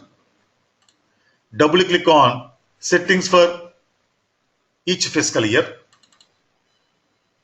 See, version 0 is automatically defaulted here. Controlling area is equal to 3366. Click on enter and save. Fiscal year, sorry, click on enter. Click on enter. Click on new entries. It is not there. Please write down. Click on new entries. Fiscal year 2017. Click on save. So these are the basic settings for controlling. FI basic settings you have seen 10 to 12 classes. But controlling area basic settings only 3. So controlling is very simple actually, right? So the volume of configuration is less, but the explanation is more. You have to understand a lot of logic, right? So tomorrow we start with cost element accounting, and day after tomorrow also we have the class. Saturday, Sunday also we have the class this week. So cost element accounting we start tomorrow. And if you have any questions, please ask them tomorrow class. Okay.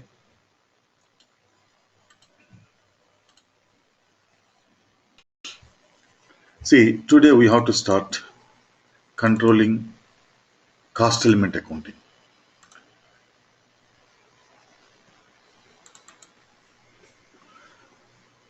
See, what is the purpose of cost element accounting? Using the cost element accounting, we can identify all the expenses and incomes from financial accounting to controlling component for analysis purpose. Here I told you that the controlling component is concerned with analysis of expenses and revenues. And these expenses and revenues are existing in the financial accounting general ledger. So we cannot analyze them as it is there.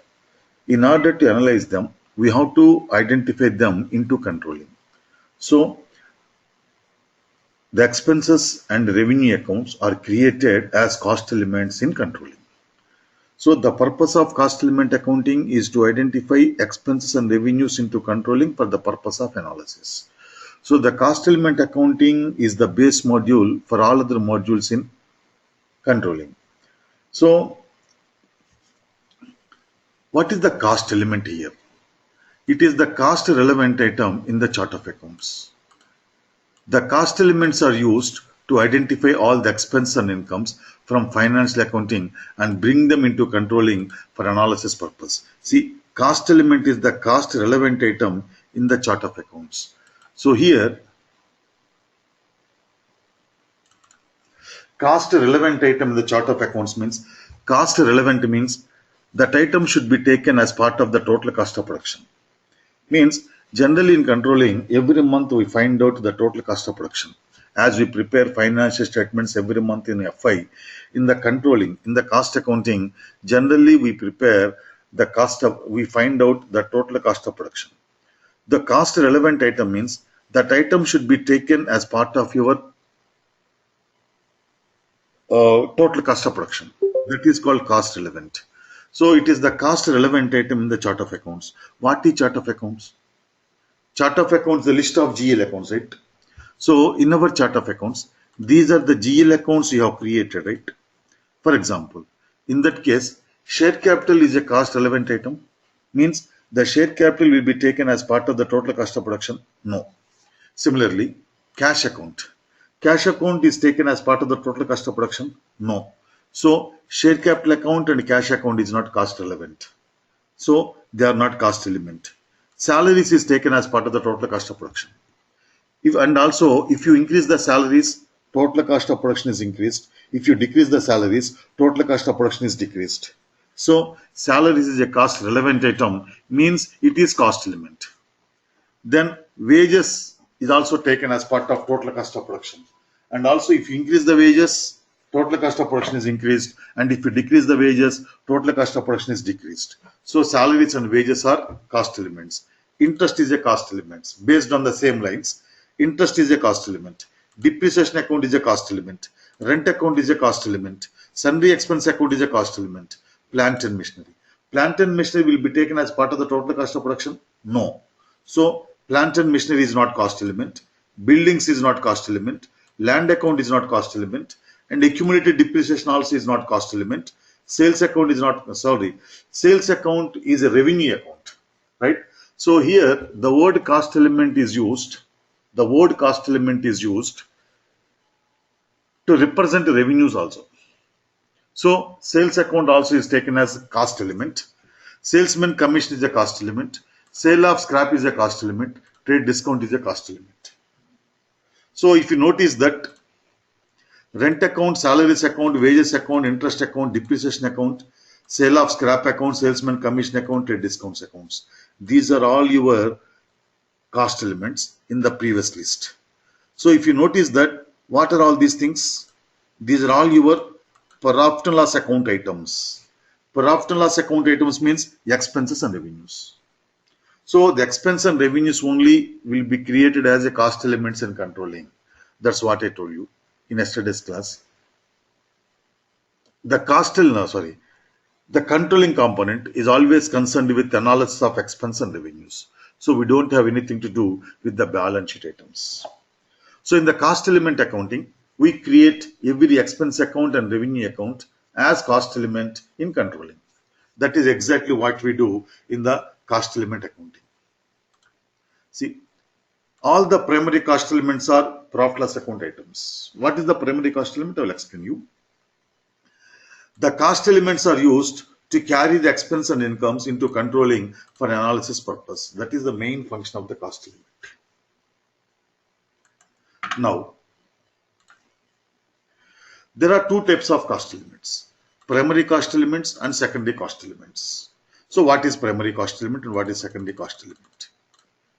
See, all the cost elements which have the corresponding GL accounts in FI, all the cost elements which have the corresponding GL accounts in FI, and the cost elements to which we can post directly.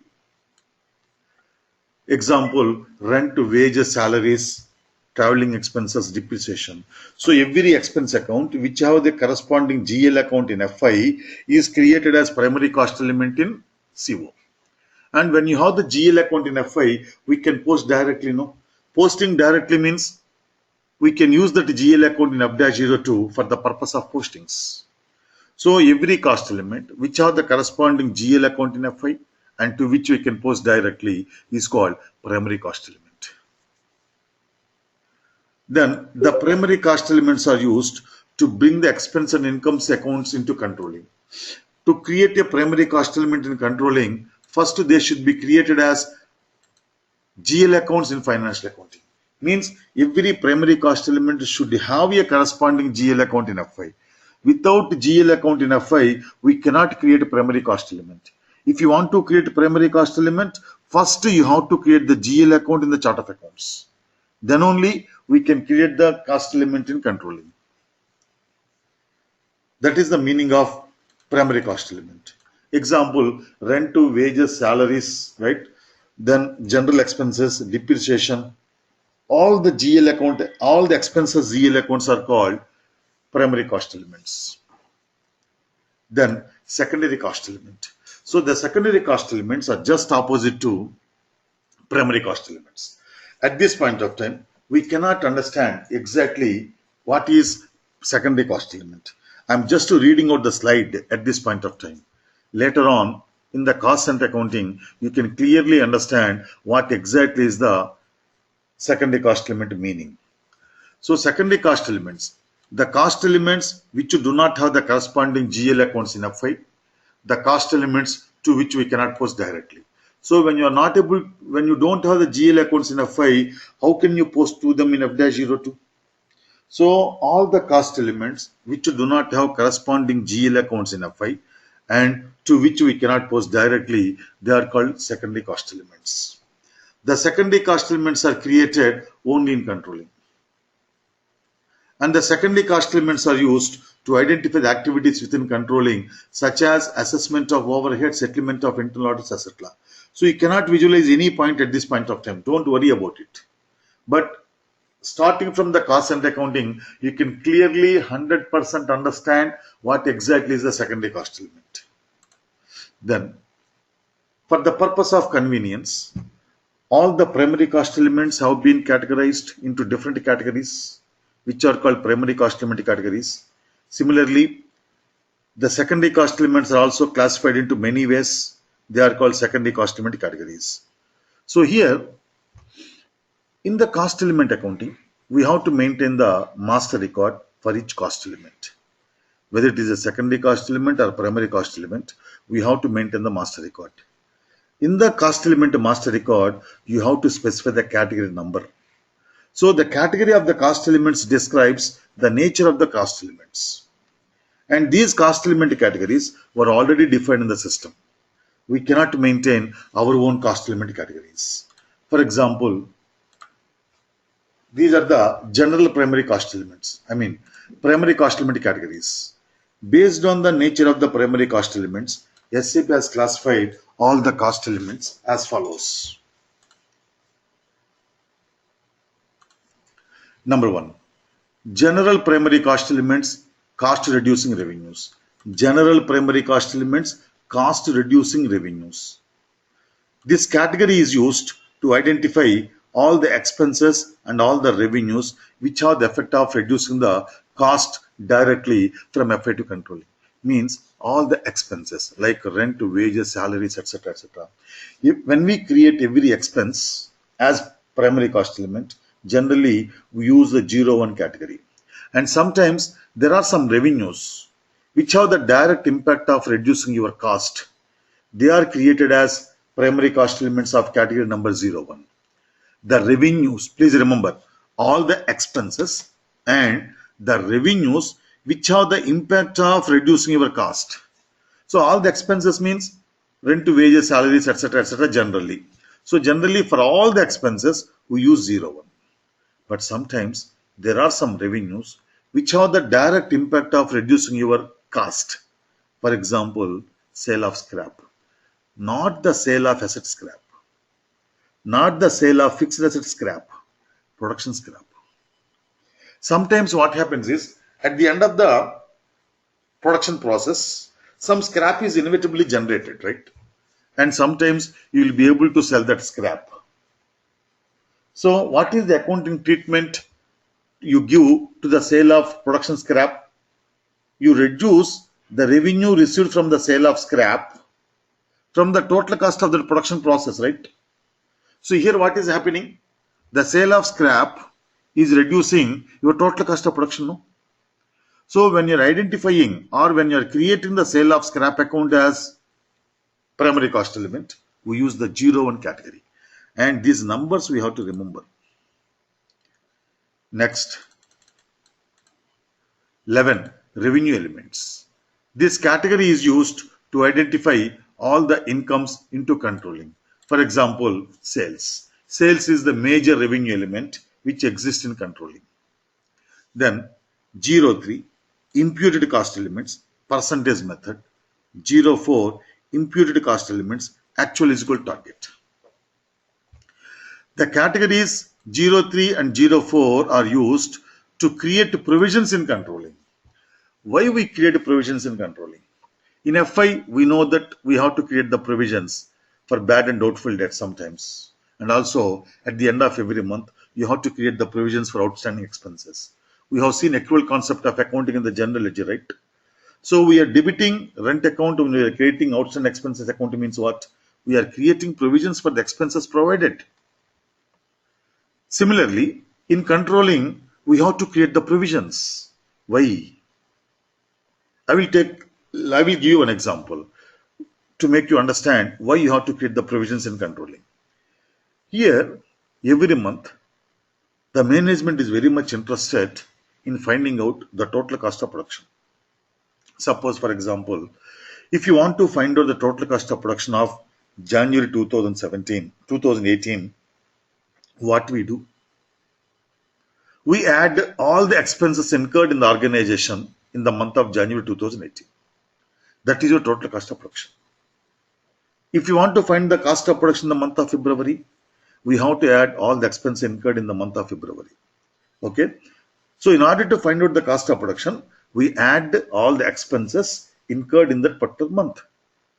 Then the cost of production of the current month is compared with the previous month or with the corresponding month of the previous year. The cost of production and the quantity of production is compared with the figures of previous month or with the corresponding period of previous year. So generally we compare with the previous month. Now, here in the month of December, let us say the closing month.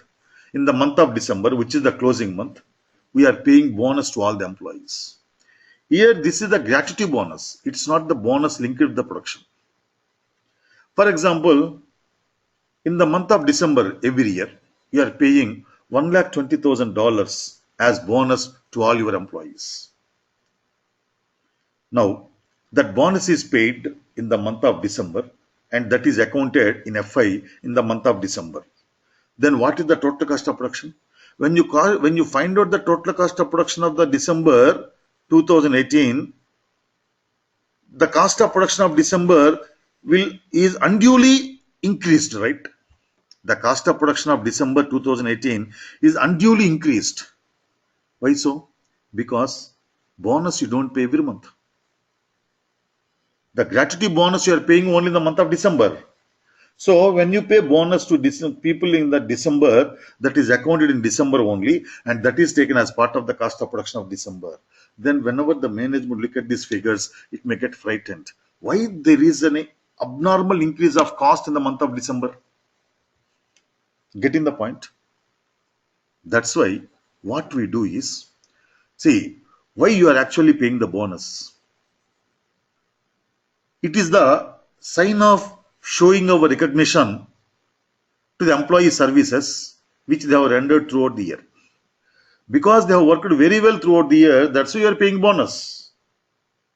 That's why in the cost accounting, please remember, in the cost accounting, always we have to consider the realistic information as far as possible.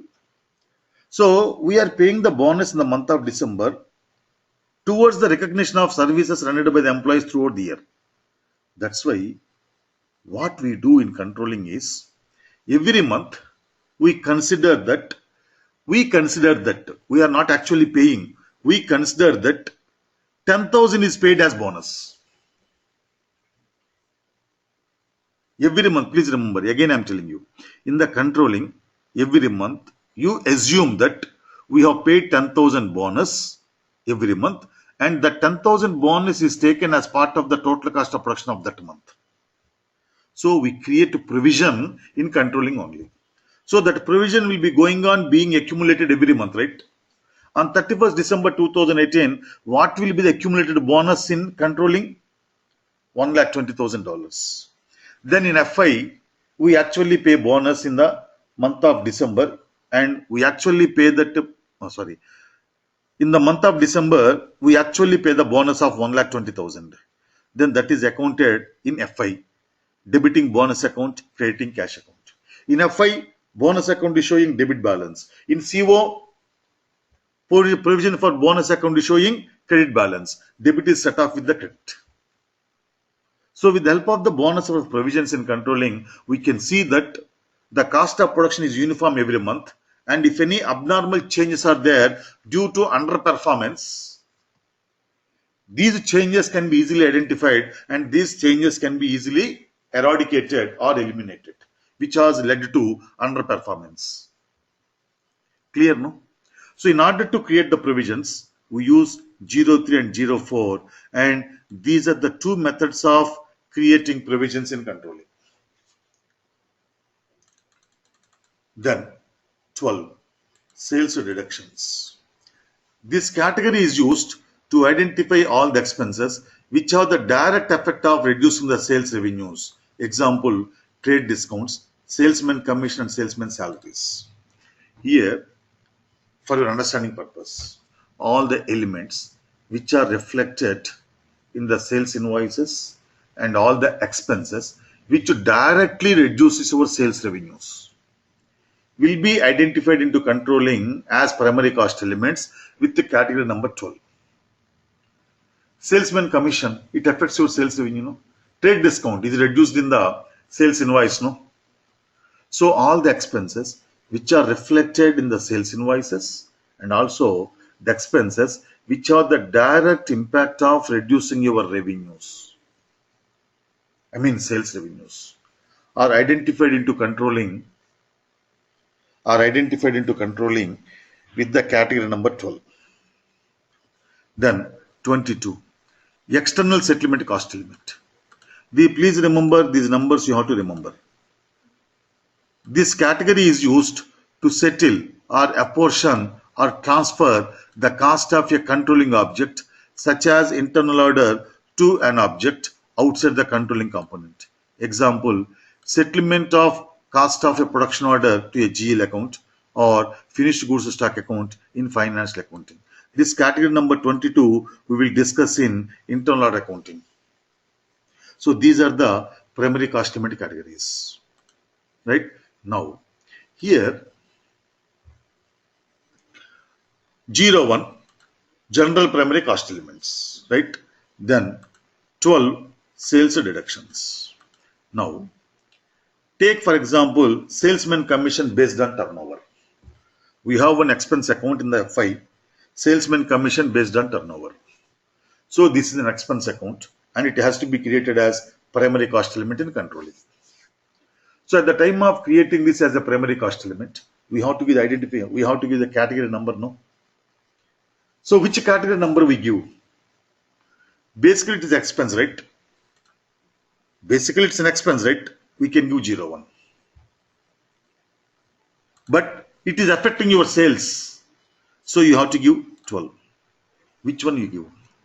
What is the impact if you give 01 or if you give 12? Are you getting my point? If anybody wants, I will explain again this point.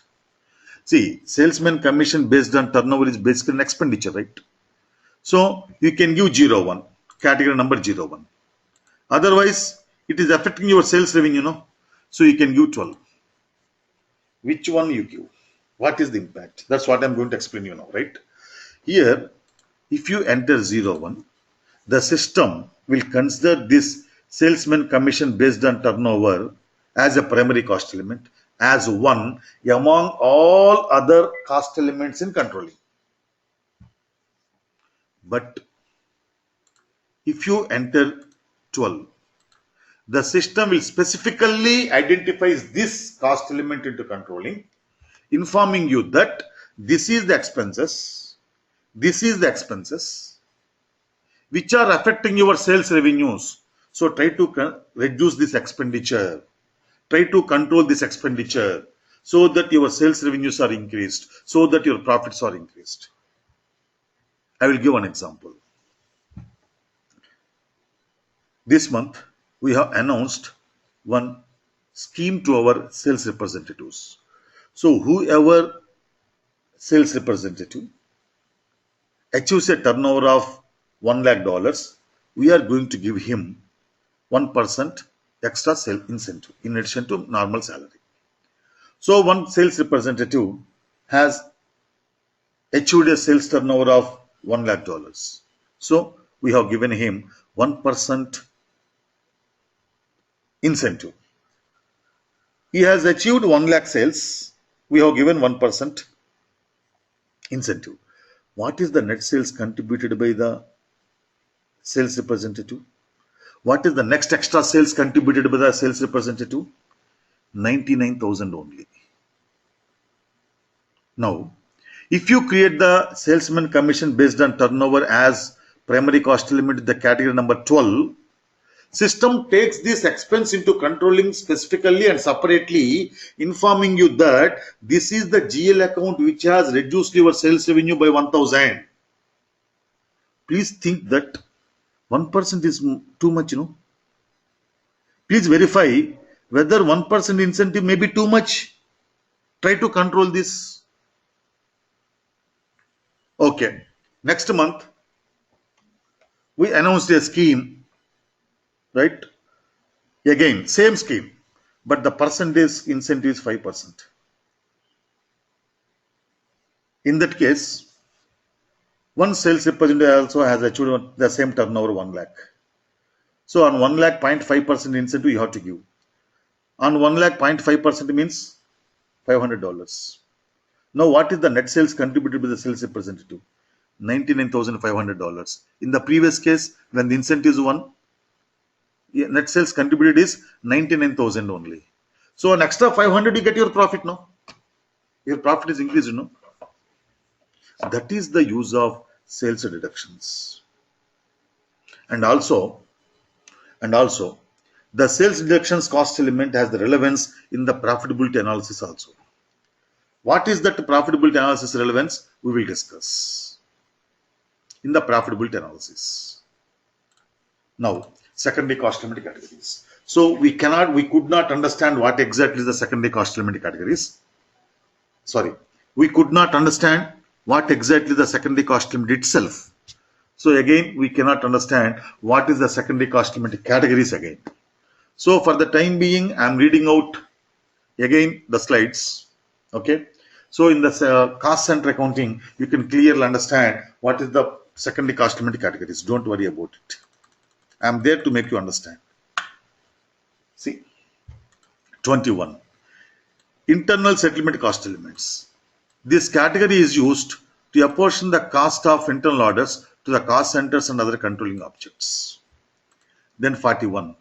Overhead cost elements. This category is used to apportion the overheads based on the functional classification. That is administration overheads, factory overheads, sales and distribution overheads, and research and development overheads. Then assessment cost element 42.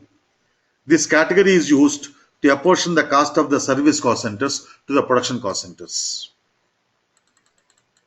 Then allocation cost element 43. This category is used to allocate the overheads based on the activity quantities in the cost center accounting. So these are the secondary cost element categories. This again I will explain at the time of cost center accounting. So in the cost element accounting, what we do? We create the master records for all the primary cost elements and secondary cost elements. Secondary cost element we will see later on. At this point of time in our class, we have to create primary cost elements. See, all these notes I have given here. So the primary cost elements can be created in the following ways. Number one, from financial accounting. Number two, in the controlling component directly. Number three, automatic creation of primary cost elements. Right? This we will see in the next class. Today I have to go outside on a little bit some urgent work. So tomorrow also we have the class. Tomorrow, even though it's a Saturday in US and Sunday in India, we have the class tomorrow. Tomorrow and day after tomorrow also we have the class. Akanksha, you have any questions? Akila?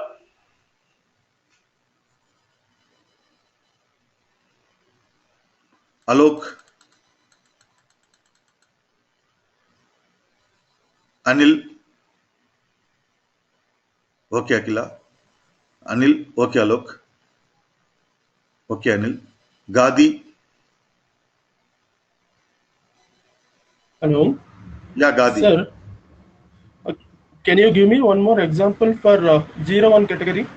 You have given one example for category 12, Okay. sales deduction. It's salesman commission. Okay. Which one we can consider in category 1? All the expenses normally, salaries, wages, right? Loss on sale of asset, right? Then depreciation. So generally, all the expenses will be considered as 0. But the expenses which are specifically affecting your sales revenues will be considered as 12. Then why you have mentioned in the category 1 itself, sir, both cost reducing I did elements. not mention, Mr. Gadi. What I told you is later on when you're going through the notes, you may get the doubt that basically salesman commission is an expense, no? So why can't we give 01? Why you have to give 12? If you get this doubt in future, you may not be able to reach me in future, right? You may not be in touch with me. Then who will clarify your doubt? Keeping that in view, Okay. I have simulated the doubt on myself itself. I explained that. Got my point? Okay. I never Yes, said that it's- for salesman commission, we have to take 01. I am not saying that. I am saying you, if you take 01, what is the impact? If you take 12, what is the impact? Sir, in point category 01, you have mentioned that you just open it, sir. The slide.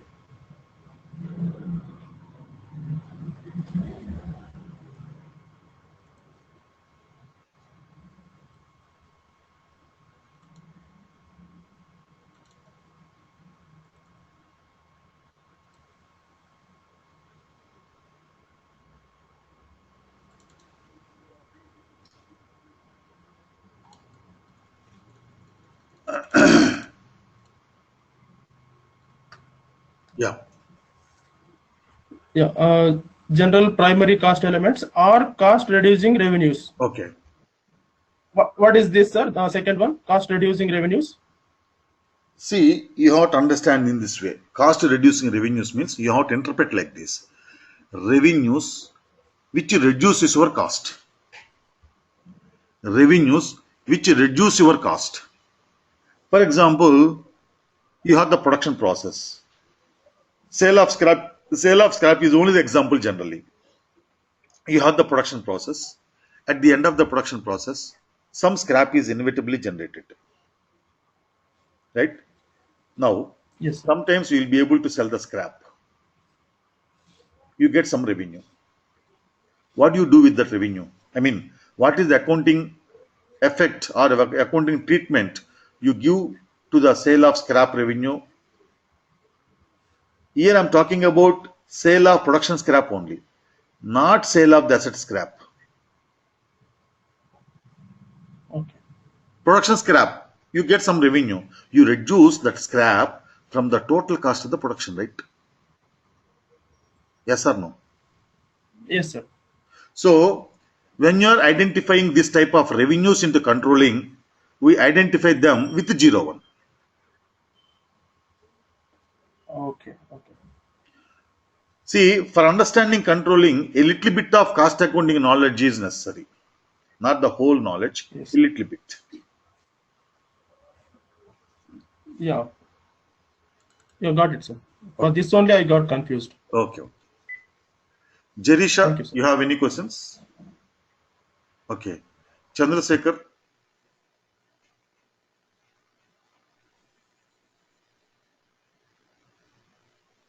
Prabi. Okay. Please remember, tomorrow also we have the class at same time. Please attend. Okay, then see you tomorrow same time. Okay, Chandrasekhar. Okay. So we are in controlling.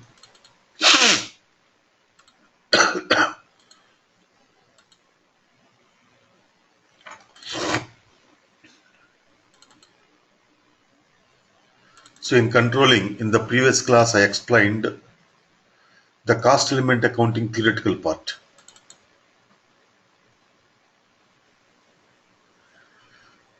So today we start how to create cost elements in the cost element accounting. So in the cost element accounting, we create the master records for both primary cost elements and secondary cost elements.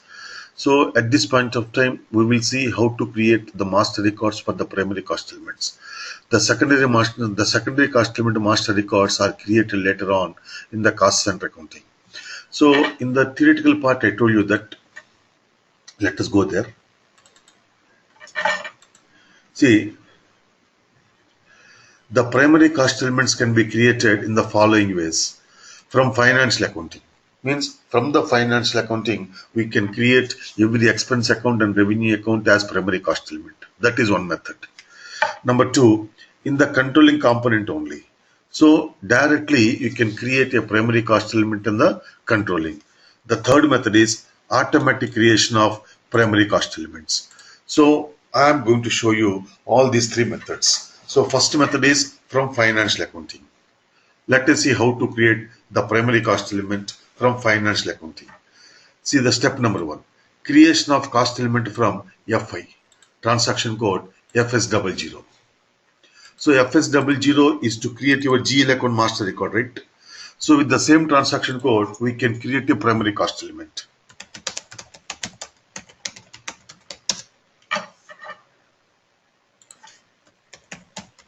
So we have salaries, wages, rent account, etc. in our company code, right? I mean, in our chart of accounts. So I am creating the salaries account as primary cost element. GL account is equal to 4,100,000. Company code 3355. Go to menu GL account change. Click on edit cost element. See, the short text and long text of the GL account was taken as name and description, and the GL account number was taken as cost element number. That's why I told you every primary cost element will have a corresponding GL account in FI. Okay. Sorry.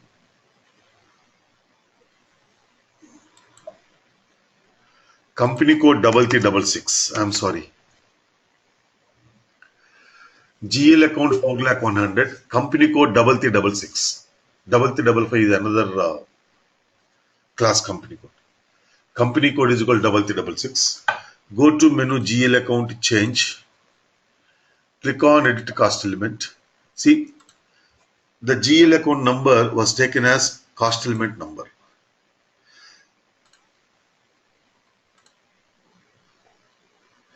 Valid from 1/1/2018. Sorry for the interruption. I'm feeling very heavy cold. Valid from 1/1/2018 to 31st December 9,999. Click on enter. See, the short text and long text of the GL account number was taken as the name and description of the GL account number. Cost element. The short text and long text of the GL account was taken as the name and description of the cost element. If necessary, we can change it here also. Means the primary cost element should have a corresponding GL account number in FI, but the name can be different. Cost element category. If you press on F4, see, these are the 6 cost element categories I explained in the previous class. Generally, for every expense account, we use one. Primary cost element and cost reducing revenues. Click on save. So in this way, we can create a GL account as primary cost element from FI itself. See the second method. Creation of cost element from CO.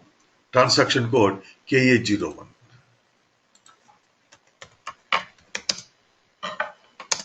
Transaction code KA01.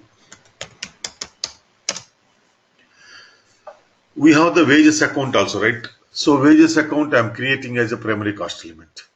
What is the GL account number of wages account? 4,200,000. Cost element is equal to 4,200,000.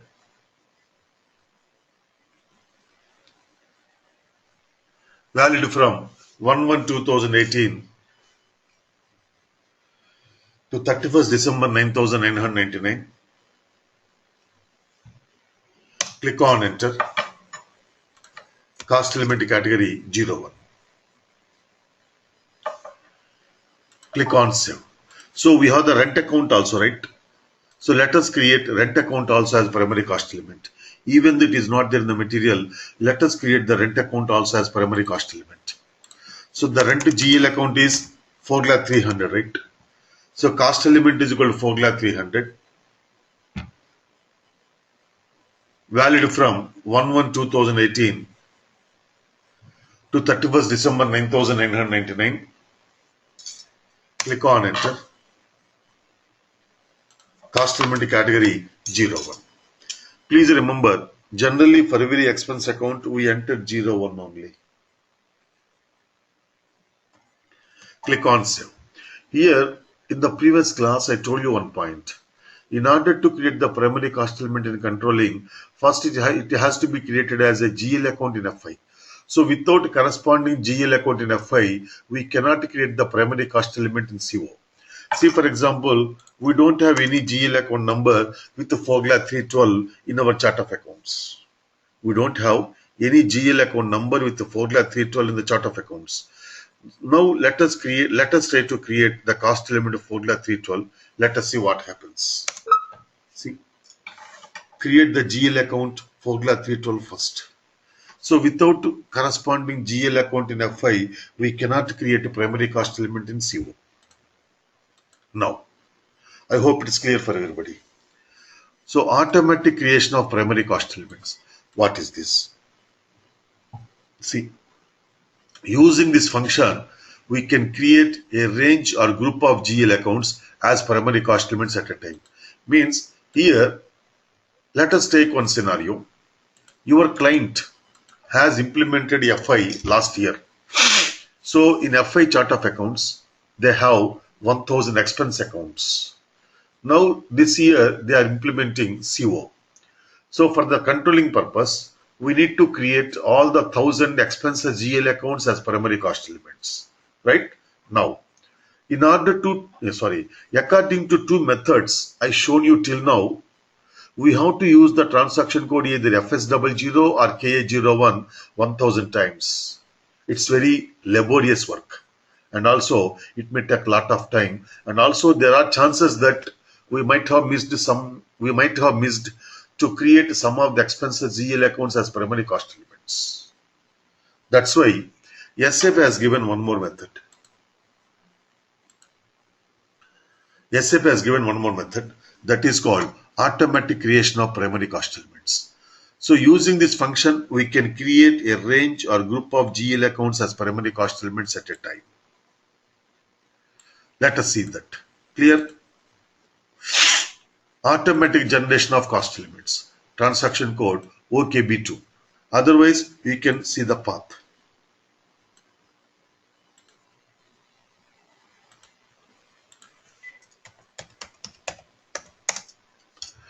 Chart of accounts is equal to 3366. Click on enter. Click on new entries. Account from. Our expense account starts from 4 lakhs, right? So accounts from 4 lakhs. Account to 4 lakhs 599. Cost element category 01. Cost element category 01. Click on save. Now see the next step. Create batch input session. So you know that batch input session is a group of similar items for processing purpose, right? So we are going to create a batch input which includes 1000 expense accounts to be created as primary cost element category. Transaction code OKB3.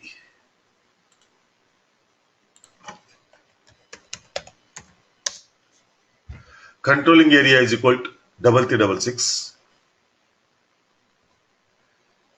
Valid from 1/1/2018 to 31st December 9999. Just 1 second, please.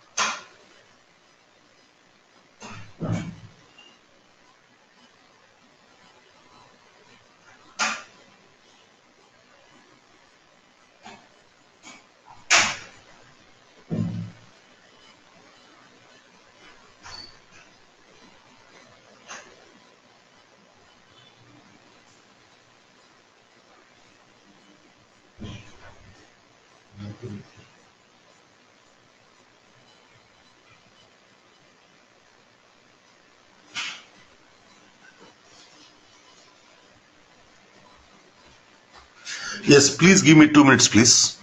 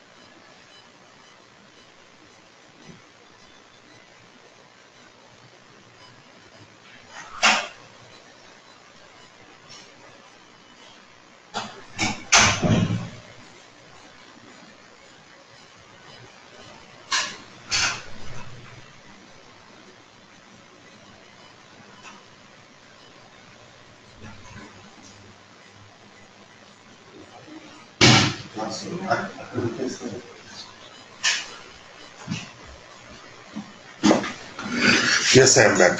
I'm sorry. So controlling area is creation of batch input session to create cost elements. Controlling area is equal to 3366 valid from 1/1/2016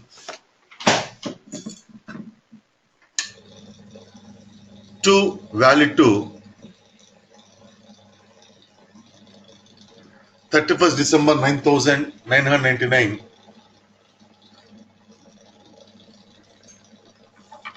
Session name is equal to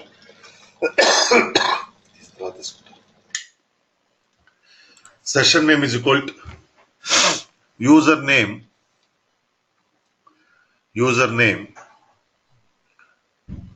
or any name.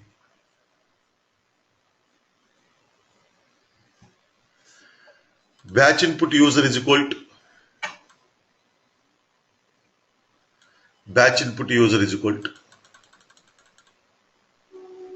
username. Click on execute. Look at the screen. These are the GL accounts you have created, right? So these cost elements are created by processing batch input session Lakshman in the controlling area 3366 for the validity period from 1/1/2018 to 31st December 9,999. So here only batch input session is created. So we have to execute batch input session. See, execute batch input session, transaction code SM35.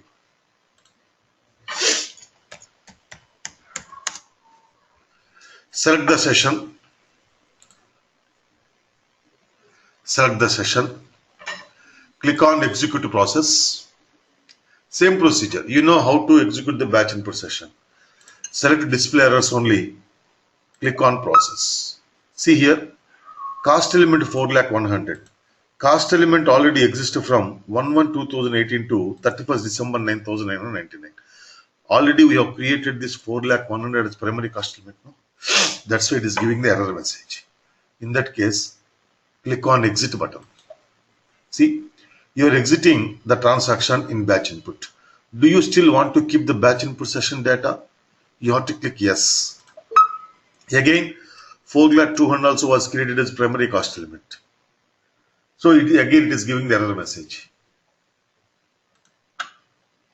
Click on exit button again. Click yes on the message. 4,300,000 also was created as primary cost element already, right? So click on exit button. Click yes. See, processing of batch input session completed. Then click exit batch input. Now all the expenses GL accounts are created as primary cost elements. So where we can display the primary cost elements? If you go to KA23, we can display all the primary cost element. But if you want to display single cost element, KA03, KA01 create, KA02 change, KA03 display. So in KA03, we can display only single cost element. See, for example, KA03. So you can give only one number. But if you want to display all the cost elements, we have to go to KA23. See, cost element 4,500,000 to 4,599,000. I want to display all the cost elements. Click on execute. See, sorry, 4 lakhs. 4 lakhs to 4,599,000. See, these are all the cost elements you have created. Clear, no? Now, here I have shown you automatic creation of primary cost elements at the time of implementation. Okay, we have implemented FI. Last year, we have implemented FI. This year, we are implementing CO. So, your client is having 1,000 expenses GL accounts. So, using the automatic creation of primary cost elements, we have created all the 1,000 expense accounts as primary cost elements. Now, the implementation is over. Today, we have started using SAP, no issues. But today, FI end user has created one expense account. Then that new expense account also has to be created as primary cost element. For that, what we do generally is, suppose for I am an accounts officer, right? I created a new GL account, traveling expense account in FI. Now, I will inform the CO end user with the GL account number and name. Then the CO end user, using the transaction code KA01, he can create the traveling expense account as primary cost element. I hope it's clear for everybody. But again, we can do one more setting. Instead of creating the every expense account as primary cost element manually, we have the automatic creation of primary cost element. Means again, this is from the end user point of view. See, today I create one expense GL account in FI. Then it is automatically converted as primary cost element. I need not inform CO end user. So when I create the GL account in FI expense account, when I create the expenses GL account, it is automatically created as primary cost element. I hope you are following that. When you create expenses GL account in FI, it is automatically created as primary cost element. So where it is done? Here, look at the screen. We don't have any traveling expenses primary cost element here, right? Now, I am doing one setting. You know, you have defined your chart of accounts, right? Financial accounting, general ledger accounting, GL accounts, master data, preparations, edit chart of accounts list. So in this transaction code, you have created a chart of accounts.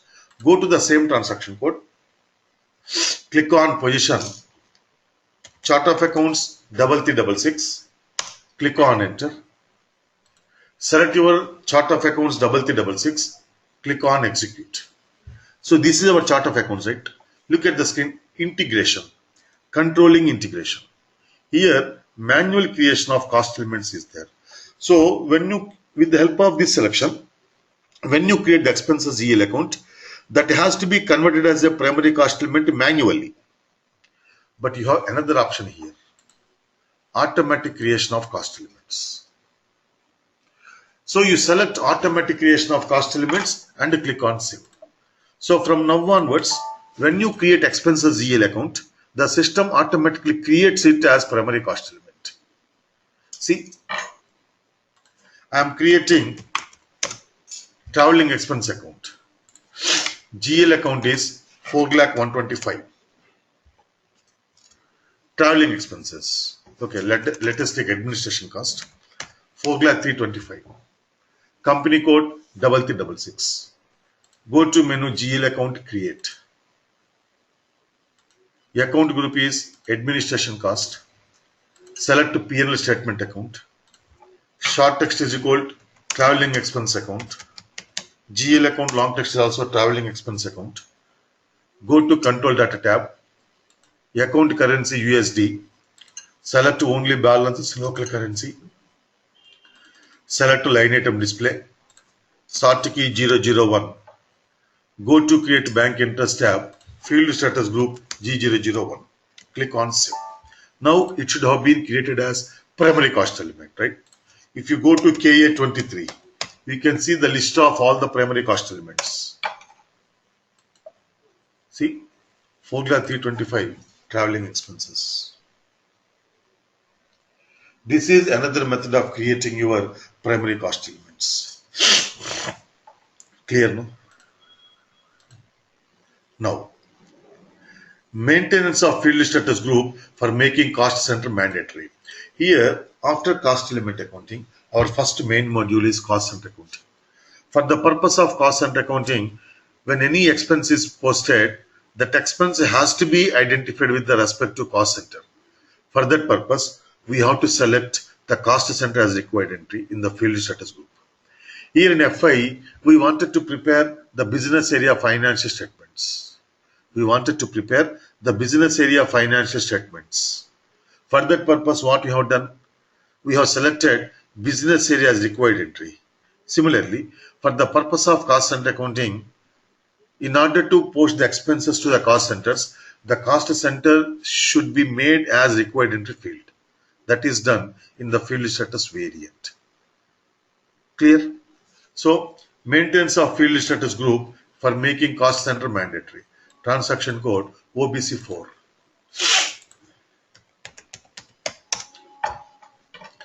Select the field status variant 3366.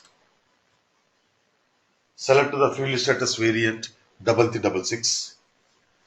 Double click on field status groups. Double click on G004. Double click on general data. Select text as a required entry. Click on save. Then double click on G004. Double click on additional account assignments.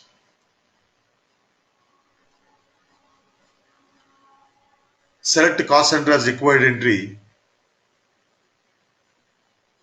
and business area as required entry. And write one more point. Select optional entry. Select optional entry against partner business area. Select optional entry against partner business area. Click on save.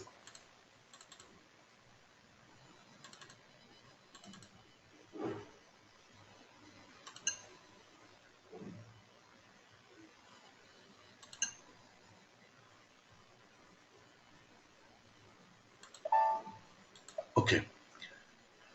So here in the field status group 3366, we have selected business area, text and cost center as required entries. So the business and text are required entries as per the financial accounting requirement. Right? Now the cost center is a required entry according to cost center accounting requirements. Clear? Now look at the screen. I am going to show you one more point. Here we have selected cost center as required entry in the field status group G004, right? But in the field status group G001 also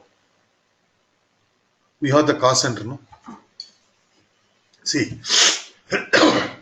in the field status group G001 also we have the cost center, right? So why can't we select here as required? Why you have to go to G004 and why you have to select their cost center as required entry? I will tell you. Here, if you select cost center as required entry in the field status group G001, this G001 was already assigned in the cash account, inventory of raw material account, etc. etc. So if you select a required entry for cost center as required entry in the G001, that was already assigned in the cash account and inventory of raw material account. As a result, when you are posting to cash account and inventory of raw material account also, the system will ask for the cost center. But cost center can be accepted only for the cost element. But cash account and inventory of raw material accounts are not your cost elements. They are balanced items. That's why you cannot select required entry for cost center in the G001. Clear? Now, see the next step. Assign the new field status group in the GL master. Transaction code FS00. So in all the GL account master records, which we have created as primary cost element, you have to change the field status group to G004. Previously in FI, we have assigned G001. No? Now you have to change it to G004. GL account is equal to 4,100,000. Company code 3366. Go to menu GL account change. Go to create bank interest tab. Field status group G004. Click on save. Then we have created 4,200,000 also as primary cost element, right? So GL account is 4,200,000, company code 3366. Go to menu GL account change. Go to menu GL account change. Go to create bank interest tab, field status group G004. Click on save. So we have created rent account also as primary cost element. So even though it is not there in the material, you have to change it in the rent account also. GL account is 4,300,000, company code 3366. Go to menu GL account change. Go to create bank interest tab, field status group G004. Now the same scenario. Your client has implemented FI last year, wherein they are using 1,000 expenses GL accounts. So this year we have started implementing CO. So for the purpose of CO, all the 1,000 expense accounts are to be created as primary cost elements. So using the automatic creation of primary cost elements, we have created all 1,000 expenses GL accounts as primary cost elements now. But in every GL account master record, we have to change the field status group. No? So again, we have to execute the change function of FS00 on 1,000 expense accounts. Again, it may take a lot of time. That's why in 1,000 GL accounts, in SAP, we have the provision, we have the facility to make the changes to a group of GL accounts at a time. So using this function, you can change the field status group in all the 1,000 expenses GL accounts at a time. How? This is the procedure. See, mass maintenance of GL account master records. So using this function, we can edit the changeable fields in the master records of a group of GL accounts. Why I have used changeable fields? Because you know that in the GL account master records, we cannot change all the fields. We cannot change GL account master record number, we cannot change a company code, we cannot change account group, and we cannot change operator management status. Except these 4 fields, we can edit anything, right? That's why here I given the wording changeable.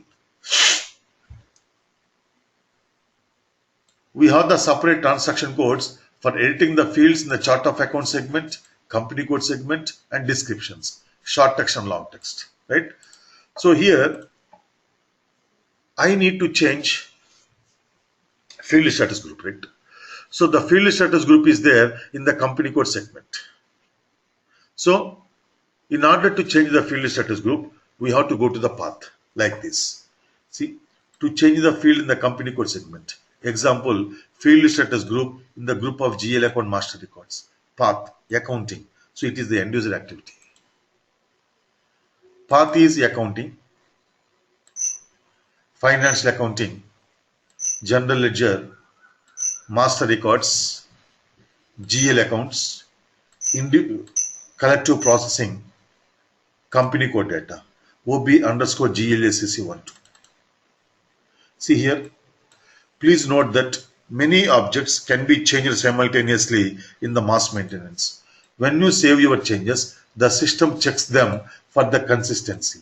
They then take immediate effect for all the objects chosen. For this reason, please proceed carefully. Just to read the message and ignore it. Company code is equal to 3366.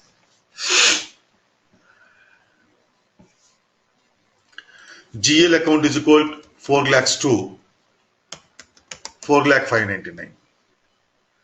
GL account is equal to 4 lakhs to 4 lakh 599.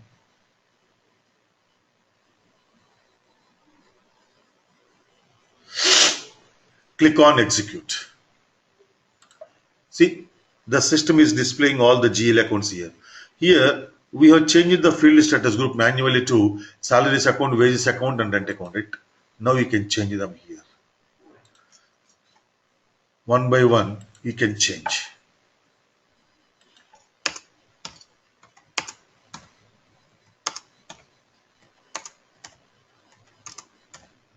See, I changed the field status group to other expenses accounts.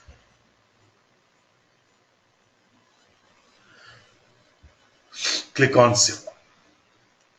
See again, you want to save your changes. They will take immediate effect for all object chosen. This action cannot be undone.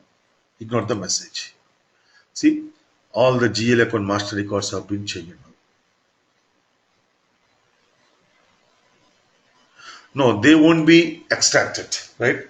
From now onwards, whatever the transaction you post from now onwards will be posted to respective cost centers. Chandrasekhar. So with this, our cost element accounting is over. See how simple is the cost element accounting. Now we have the cost center accounting. So the explaining, yeah, previous data. No, for the previous data, right, will not be affected. The previous data will not be posted to cost centers.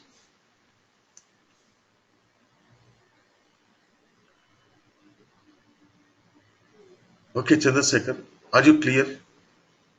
Previous data will not be changed. Yeah, you can extract the previous data, but without cost centers. You can extract the previous data, but without cost centers. Okay. So cost center accounting. So from now onwards, it is the real modules. So whatever the settings you have done till now, they can assume them as basic settings for controlling. If you miss any of those settings, we cannot start cost center accounting. But this cost center accounting, I will explain tomorrow because it takes, the explanation itself will take nearly 1 hour for the cost center accounting, right?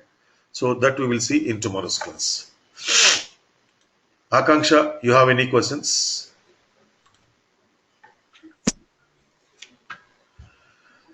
Akila? Okay. Alok, it seems that you came late, Alok. Okay, no problem. I will send you the recording. Okay, Tejaswani. Anil? Okay. Gadi? Okay.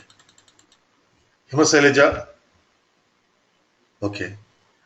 Madhusudan? Okay. Madhusudan. Manju? No question, sir. Okay. Chandrasekhar?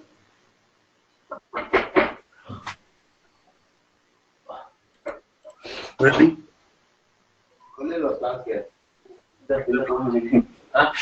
Purushottam? Okay. Roni? Okay then. See you tomorrow same time. Good night and good day. ಇವತ್ತು ಜಲ್ದಿ ಮುಗೀತು ಅಷ್ಟೇ. Yeah, what is the message you are getting, Roni?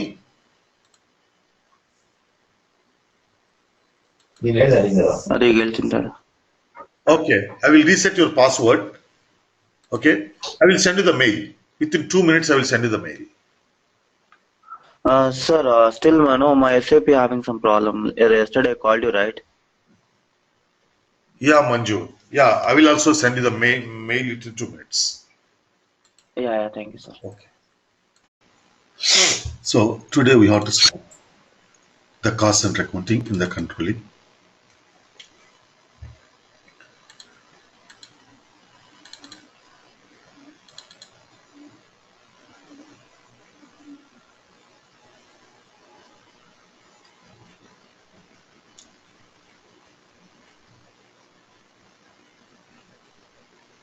See, cost center accounting.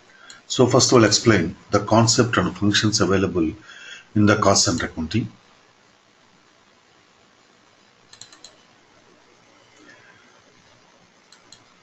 See, this component is also called overhead cost accounting. Using this component, we can find the origin of the cost, that is, which department or which group of people or which group of machines or which manufacturing process or phase of manufacturing process here of which manufacturing process or phase of manufacturing process is responsible for the cost. Here I told you that the main purpose of this cost accounting is to control the cost, to find the cost. So anyhow you find the cost. After finding out the cost, you have to try to control them. So if you want to try to control them, first of all, you should know where exactly the expenditure is incurred. If you don't know the origin of the expenditure, how can you take the remedies to control it? That's why, basically, with the help of this cost center accounting, we can find the origin of the cost, where exactly in the organization you have incurred the cost. Means in the organization, you have the plants, you have the business areas, you have the departments, you have the manufacturing processes. So every department, every business area, every manufacturing plant will be incurring some expenses, right? In that case, if you know the origin of the expense, where exactly the expense has been incurred, you can try to control them. So using this cost center accounting, we can find out the origin of the cost, where exactly the organization has incurred the particular expenditure. See, for example, the basic difference between financial accounting and cost accounting is that when you're accounting for expenses, when you're accounting for expenses, in financial accounting, always we consider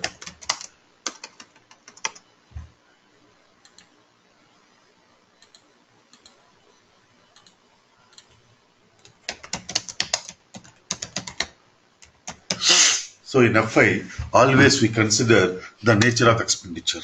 But in CO, always we consider purpose of expenditure. So this is the basic difference between FI and CO when you're accounting for expenses.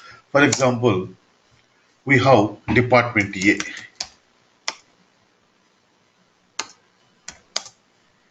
Department A. We have paid the salaries of Department A people 10,000. For the Department B people, we have paid the salaries of 20,000. Again, for Department C people, you have paid the salaries of 30,000. Now, what is your salaries? I mean, what is the total amount of salaries? 60,000. So, today we paid salaries for Department A people. Then we have to account it for in FI and CO, right? Now, while accounting for this Department A salaries in the financial accounting, what is the nature of this 10,000 salaries? So you debit the salaries, you credit the cash account. But in CO, in the cost accounting, what is the purpose of this expenditure? This is the purpose of Department A. So the same 10,000 is taken as part of Department A cost. Let us assume Department A is factory department, right? In that case, this 10,000 is taken as part of factory cost.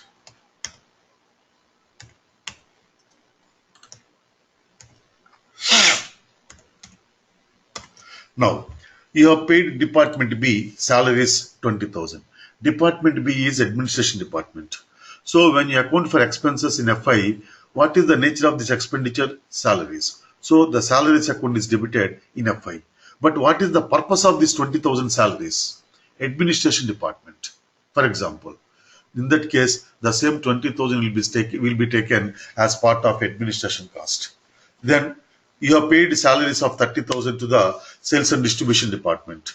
In that case, based on the nature of expenditure, the 30,000 will be taken as part of sales.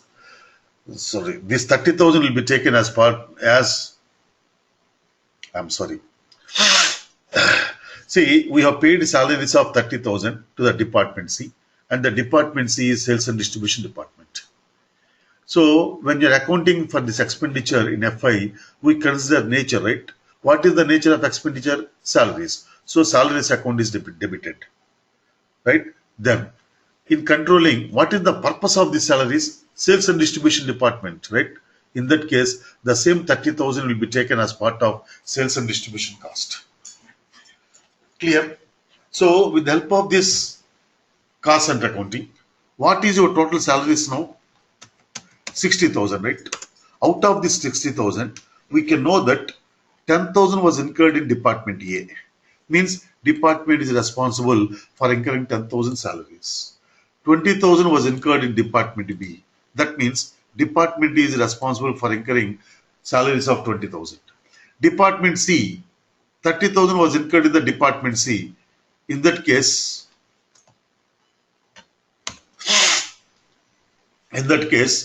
Department C is responsible for incurring 30,000 salaries cost.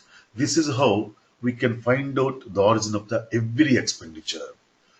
I hope it is clear till now. Now, in the cost center accounting, what exactly we do is you define number of cost centers based on the client information system requirements. Then we do some settings in the cost element accounting, because of which at the time of posting any expenditure, the user has to enter the respective cost center. So that will be posted to the respective cost centers, and that expenditure is called actual expenditure for that cost center. Then using the planning function, we can enter the planned values. For every expenditure of every cost center. So for every cost center, you have actual values and the planned values, right? Then for every cost center, we can generate the variance reports using the actual values and planned values. And these variance reports are analyzed by the user to analyze their performance. This is exactly what we do in the cost center accounting. So the CO consultant job ends by seeing generating the reports in the cost center accounting whenever they are necessary. Clear? That is exactly the configuration you have to develop in the cost center accounting. But here the major question is, how do we decide how many number of cost centers you have to create? See, this explanation I have given here. See, cost center. It is the area of activity or area of responsibility for which the costs are incurred. Generally, the departments and organization can be taken as cost centers. During the process of implementation, we divide the enterprise into different cost centers based on requirements of the organization. With the configuration we make in the cost center accounting, in the cost element accounting, when we post any cost element in the general ledger of financial accounting, the expenditure is identified in the relevant cost centers. So with the help of the configuration we did in the cost element accounting, what is the configuration you have done in the cost element accounting? In the cost element accounting, we have created every expense account as a primary cost element. Then we changed the field status group to G004 in the GL account master record, which was created as primary cost element. And in the field status group G004, we have selected cost center as required entry in addition to business and text. So at the time of posting the expenses, it is mandatory to enter the cost center. Clear? So the user has to enter the cost center. So that is the configuration you have done in the cost element accounting. So cost center is the area of activity or responsibility for which costs are incurred. See, in the reality, generally what happens is every department of an organization can be created as a cost center, but sometimes you may have to decide in some other way. For example, the main question here is,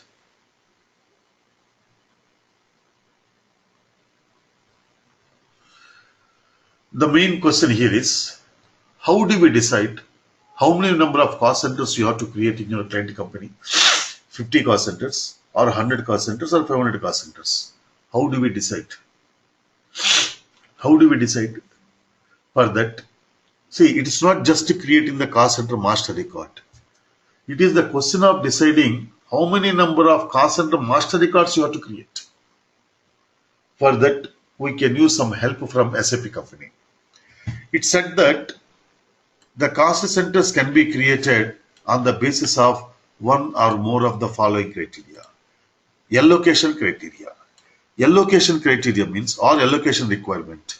Allocation criteria or allocation requirement means here to which point of the organization you want to allocate the particular expenditure.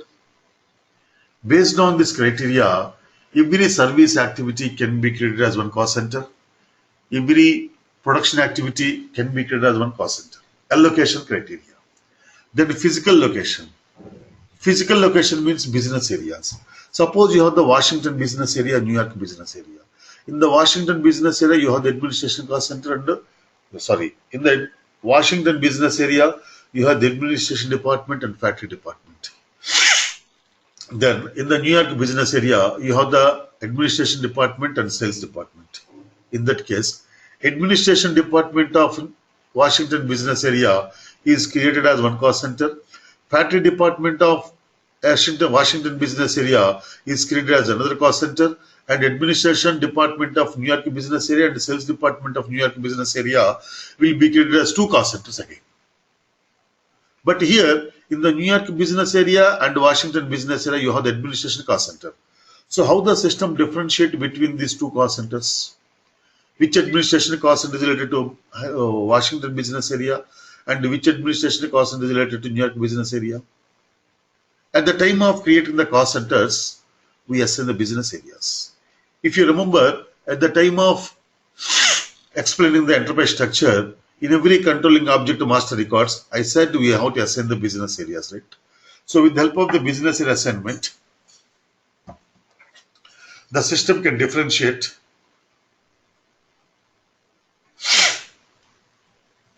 among the business areas with the help of the business area entered in their master records.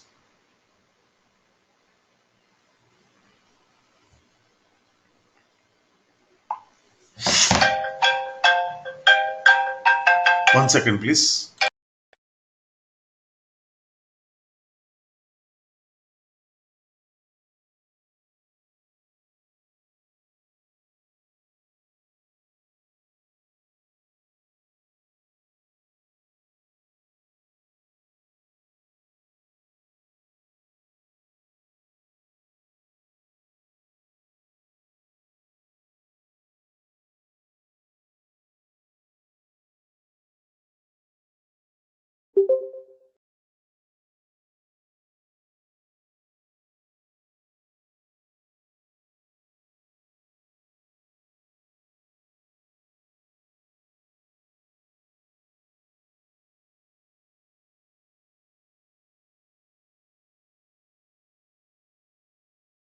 So with the help of the business areas being entered in the cost center master records, the system can differentiate between the business cost centers. Then functional requirements. Functional requirement means finance function, administration function, sales function, manufacturing function, HR function, like that. So in order to look after these functions, we have a separate departments, right? Finance department, HR department, administration department, sales department, etc. So based on the functional requirements, we can create the cost centers. Means here each department can be created as one cost center. The finance department can be created as one cost center. The administration department can be created as one cost center. And HR department can be created as in cost center, one cost center, like that. Clear? Then responsibility for costs. So how do you want to fix the responsibility for the costs? Means, for example,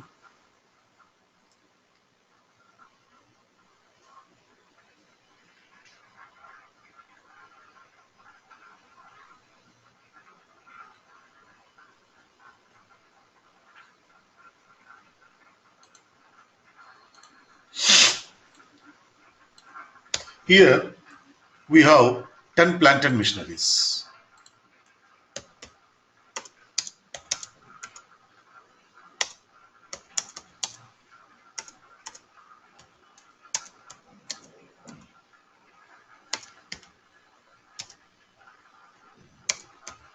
Like that, we have 10 plant and machineries.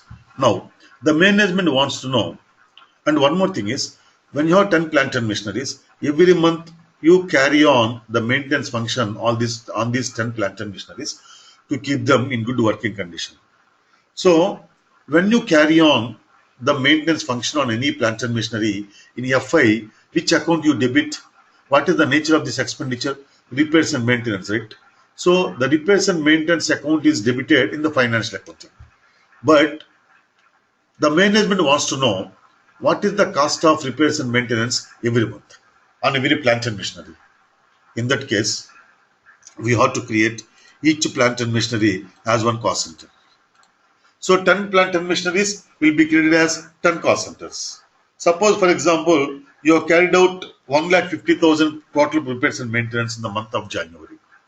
When you create each plant and machinery as a cost center, you can know that for plant and machine number 10, 20,000 is the repairs and maintenance cost. Means you can say that out of 1,50,000 total repairs and maintenance cost, the plant and machine number 10 is responsible for incurring a repairs and maintenance cost of 20,000. You can come to know that plant and machine number 2 we have incurred 10,000. In that case, you can say that plant and machine number 2 is responsible for incurring a repairs and maintenance cost of 10,000. So based on the responsibility, how do you want to fix the responsibility?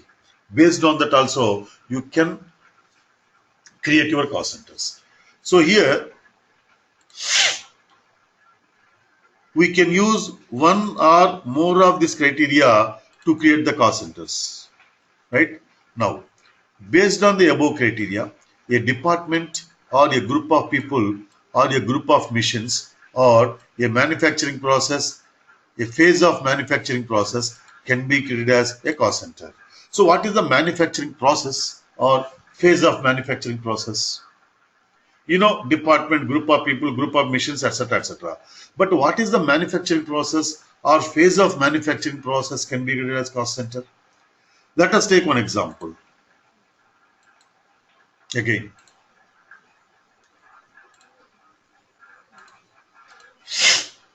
so here in my domain, I work in a spinning mill in Salem, India. So in the spinning mill, the finished product is called yarn. So it is the industrial name of thread, nothing else. The yarn is the raw material for the weaving mills. So in the spinning mill, the production, the final product is yarn, right? Now, in order to manufacture this yarn, we have different processes. Number one,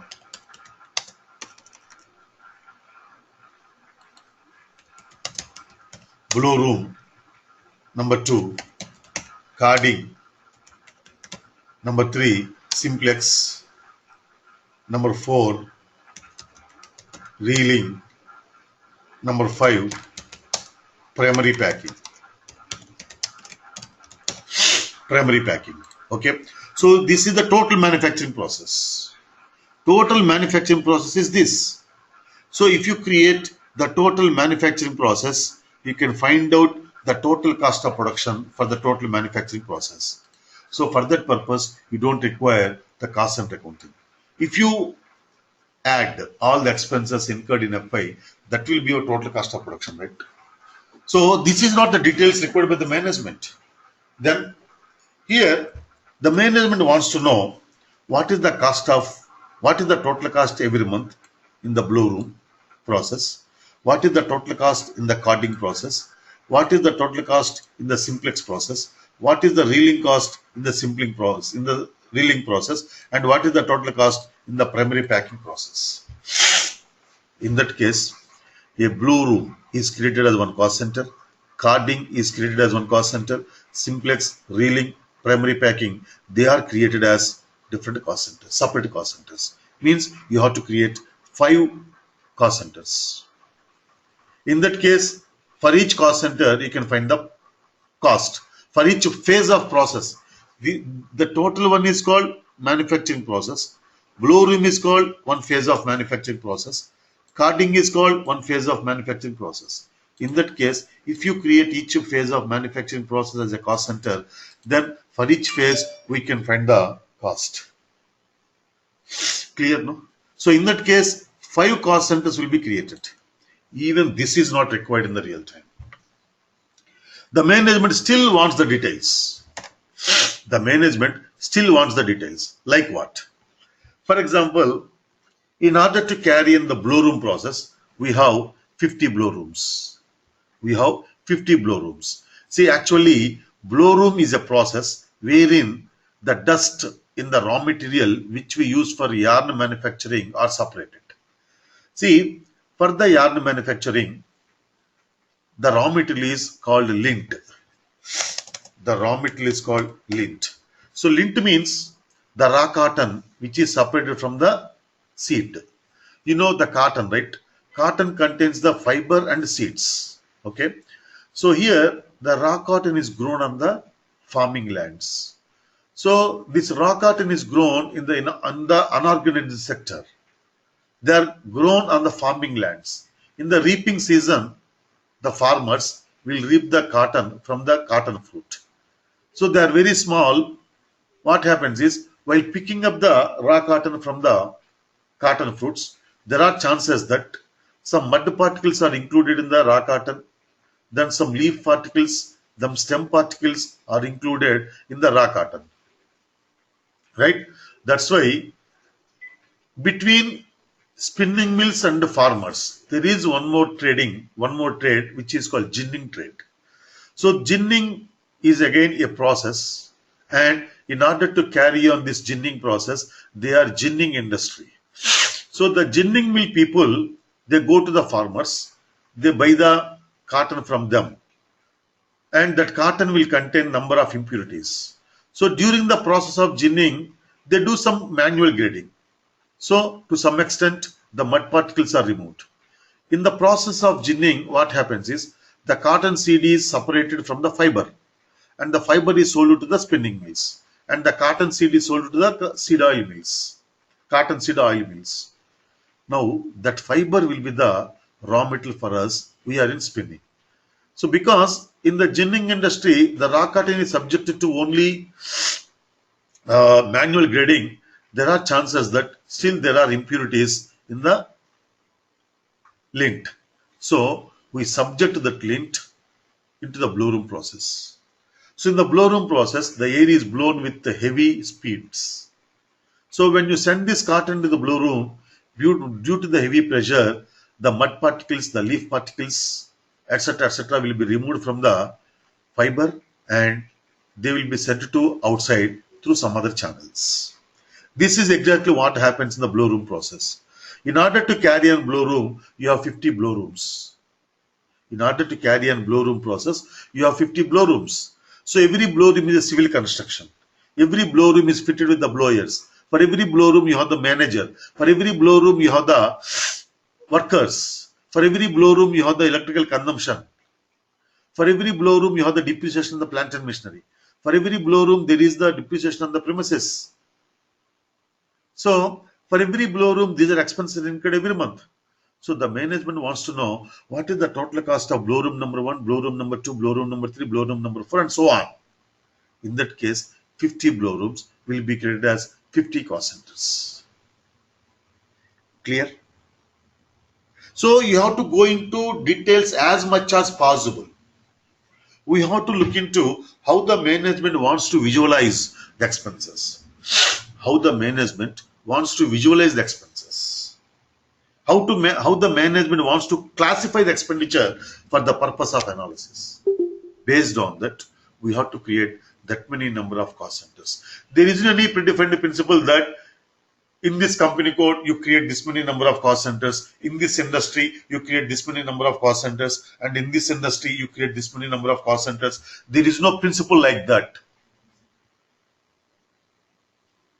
Clear, no?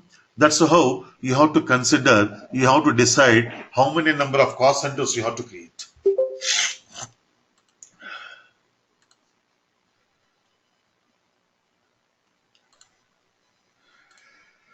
See, allocation criteria means which expense is to be allocated to which point of your organization.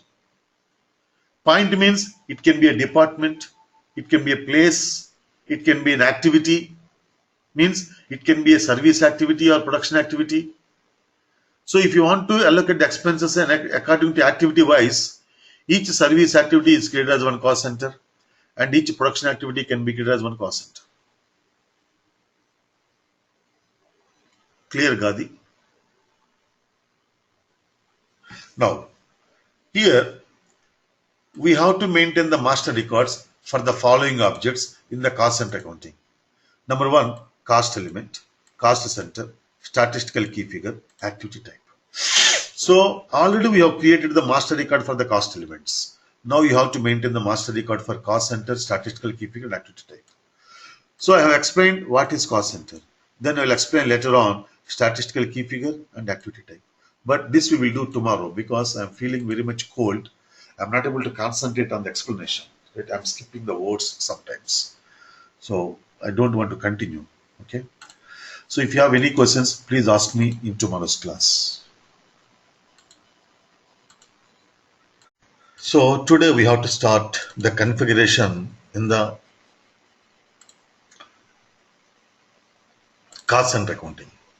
I have explained the concept and functions of cost center accounting in the previous class, and due to the Sankranti holidays, I mean Pongal holidays, I did not take the class for previous 3 days.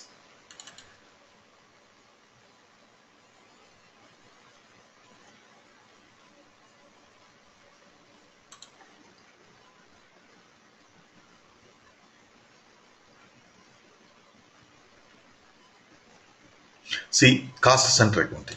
So in the cost center accounting, first we have to maintain the master records for cost elements, after that the cost centers, after that statistical key figures and activity types. So already we have maintained the master records for cost elements in the cost element accounting.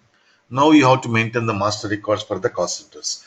So for each cost center, we have to give an identification, and that identification cannot be anything as you wish.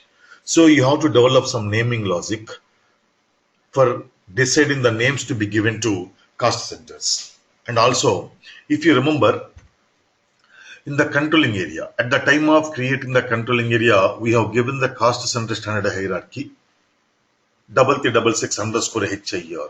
At that time, we have just given the name for the standard hierarchy. We did not create the standard hierarchy. Now I am going to show you how to create the standard hierarchy.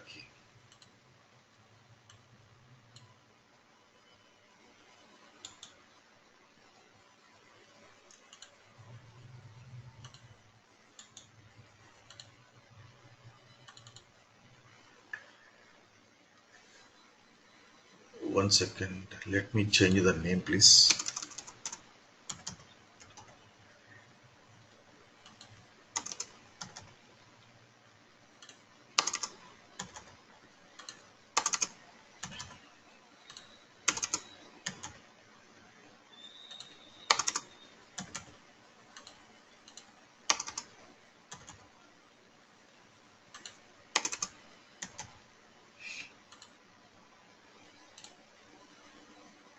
Okay.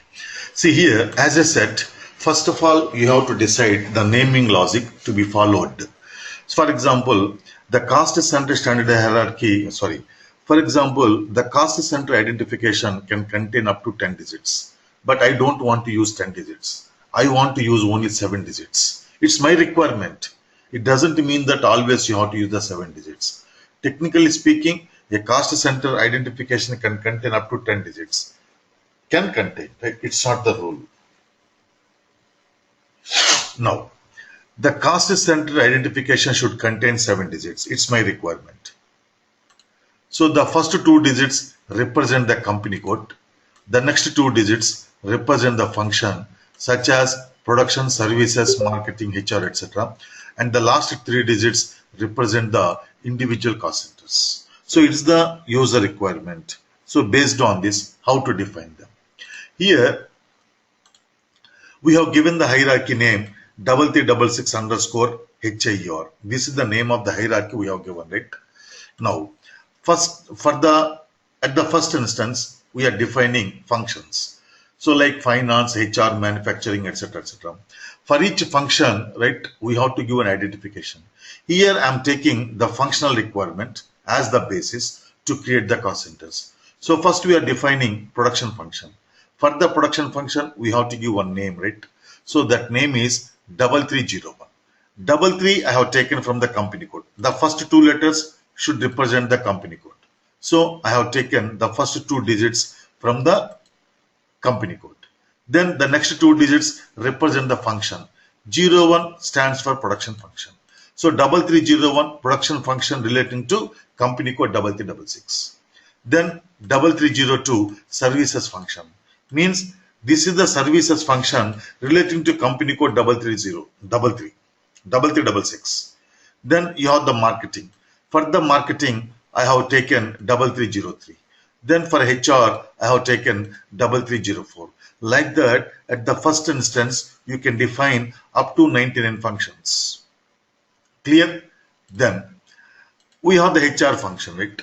Under the HR function, you have many activities. Recruitment activity will be covered under HR function. Internal training to the employees also will be covered under HR function. Then you have to maintain employee records. So the maintenance of or the employee administration is also covered under HR function.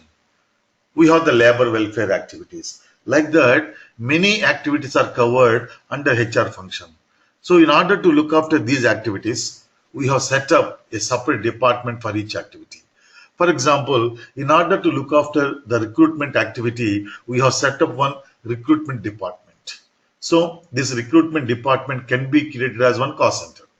So for this cost center, you have to give one name. Like what? So this is the department under HR function, right? So what is the identification for HR function? 3304. Under this HR function, this is the first cost center. So 3304001 recruitment cost center. Then we have the training department. So the training department is to be created as a cost center. So I have taken the name 3304002. So whenever you look at the 3304, you can understand, okay, this is related to HR function. Under that HR function, this is the second cost center. So 3304002 training cost center. Then 3304003 labor welfare.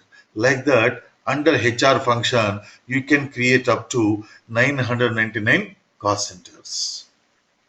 Clear? So this is called hierarchy. Under each function, you can have any number of cost centers. So this hierarchy, I am going to show you how to create.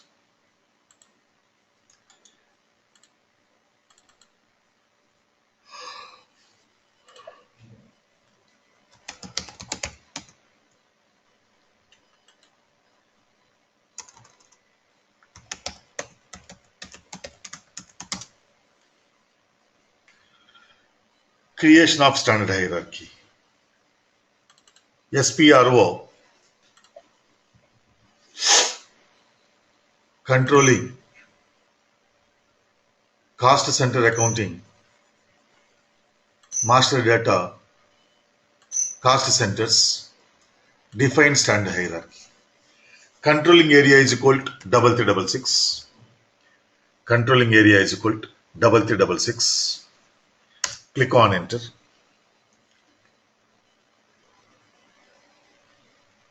See, this is the hierarchy we have created, right? Now, under the hierarchy, we are going to create, under the hierarchy, please remember, under this hierarchy, first we are going to define functions, right? So, keep the cursor on 3366 underscore HIR. Click on create button. Click on lower level group. Under the hierarchy, we are creating the functions or groups. Group name is equal to 3301. Group name is equal to 3301. Description is equal to production function. Description is equal to production function. Click on enter. See, the production function has been taken over here.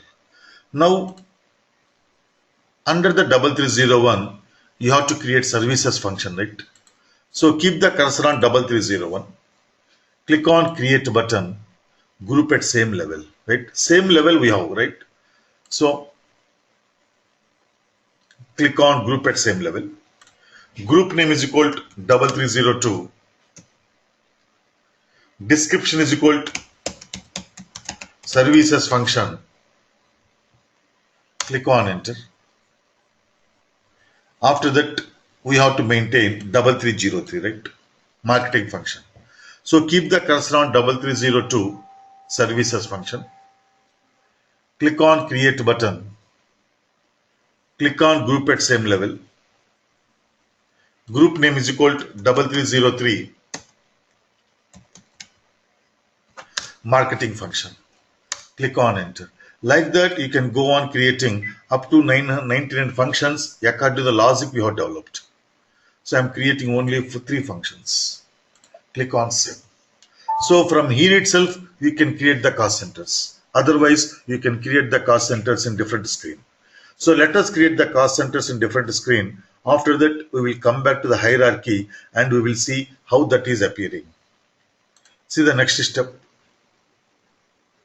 Creation of cost centers. Transaction code KS01. KS01 create cost center. KS02 change cost center. KS03 display cost center. Now, I am going to create production cost center.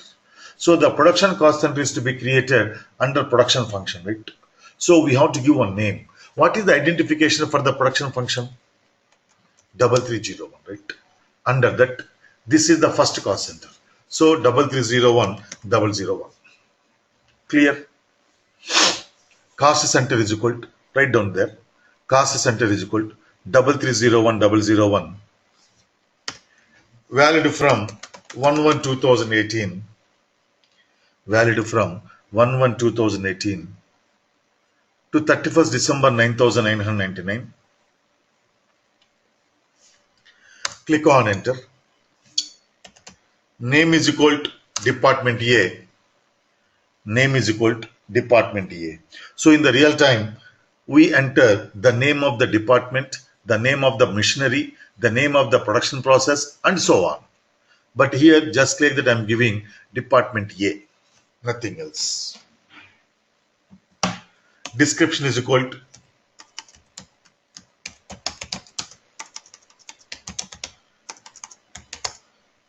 department B A cost center. Description is equal to department A cost center. Person responsible X. Means he is the person who is responsible for the monitoring the activities of this cost center. This person is responsible for the performance of this cost center. Then cost center category 1. So these cost center categories were already defined in the system. If necessary, we can also define our own cost center categories. But what is the significance of these cost center categories? I will explain you once we perform this step. But for the time being, I am taking it as a production cost center. Cost center category 1, production cost center. Hierarchy area. So in the hierarchy, to which node? This is related. 3301 means production node, right? So hierarchy area 3301. Business area 3366. Currency USD. This is called object currency, controlling object currency. So the currency in which the controlling object is managed is called controlling object currency. Generally, the controlling area currency and the controlling object currency will be same. Generally, the controlling area currency and the controlling object currency will be same. So you know that cost center is called controlling object, right? So the business transactions in this cost center will be maintained in the currency USD. So this is called controlling object currency. I think Mr. Chandrasekhar some days back has asked what is the difference between controlling area currency and controlling object currency. Am I right, Chandrasekhar?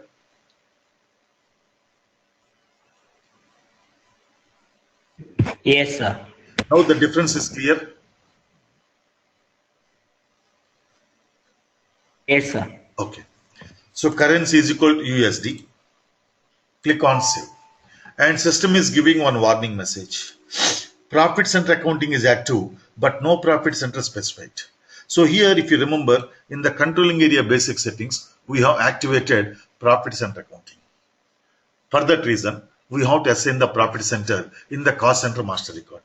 but we did not assign the profit center in the cost center master record, and we are trying to save it. That's why it is giving the warning message.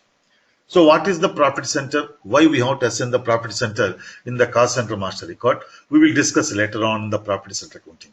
But for the time being, it is only a warning message, right? So ignore the warning message. See, cost center has been created. So let us create one more cost center. This time also I am creating second production cost center. So cost center is equal to 3301002.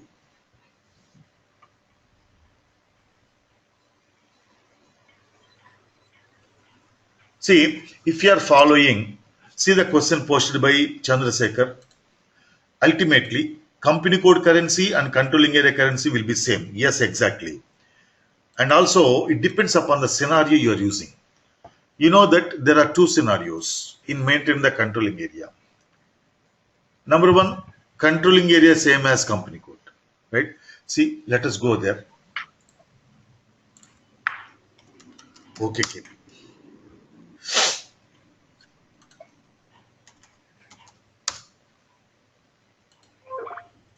See, when you are using controlling area same as company code scenario, the company code currency and the controlling area currency will be same.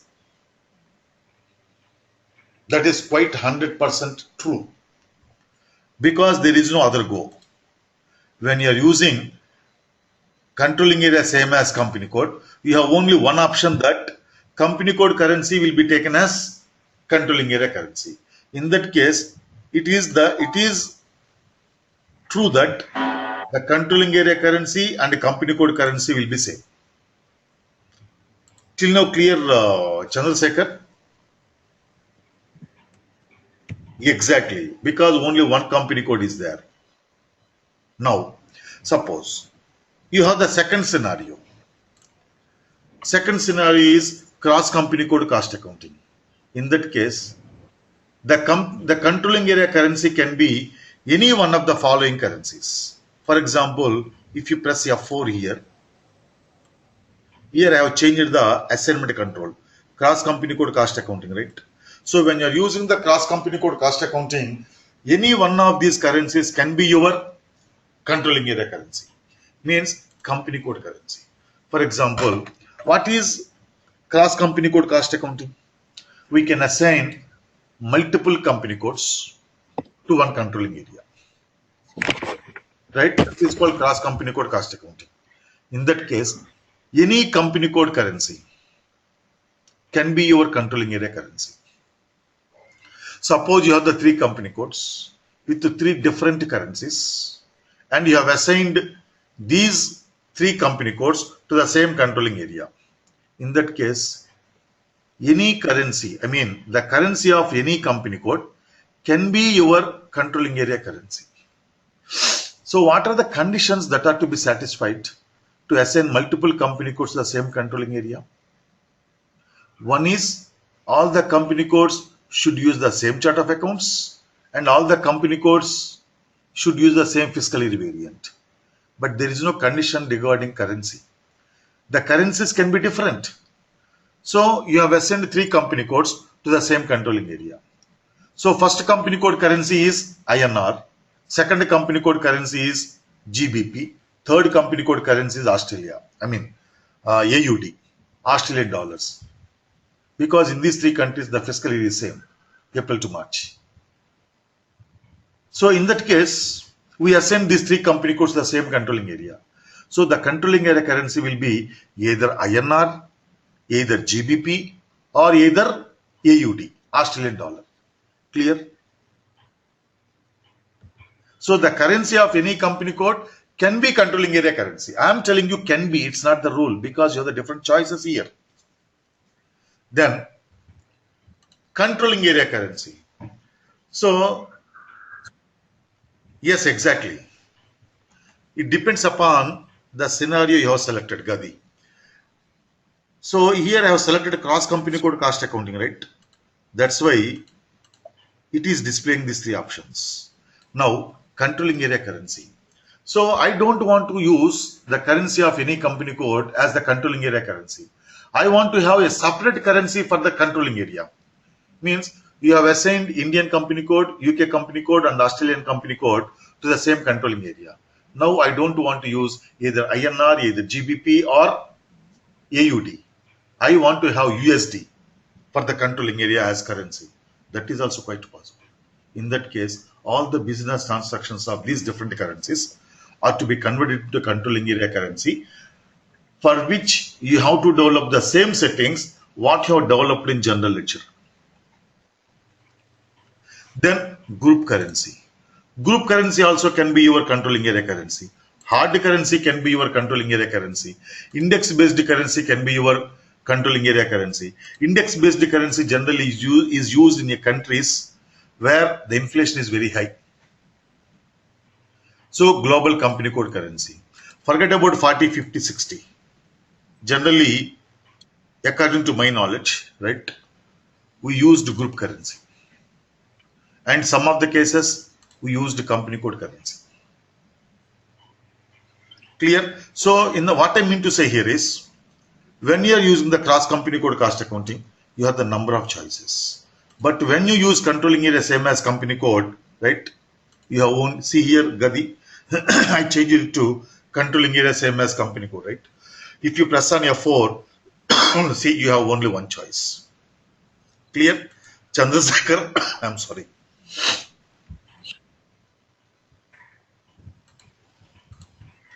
Okay.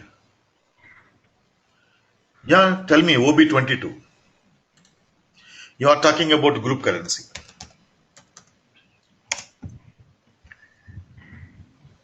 Can you close your screen? Yeah. Chandrasekhar, Yes, sir. can you close that screen?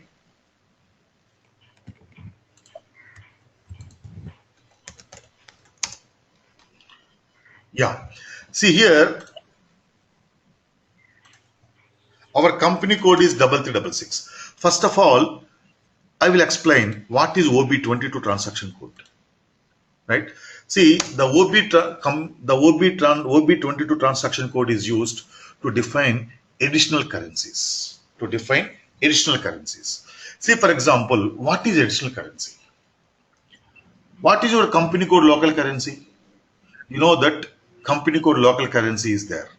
So company code local currency means the currency you defined at the time of creating company code, that is called company code local currency. So when you enter your company code here and you click on enter, your company code local currency was taken over here. Currency type 10 means company code currency.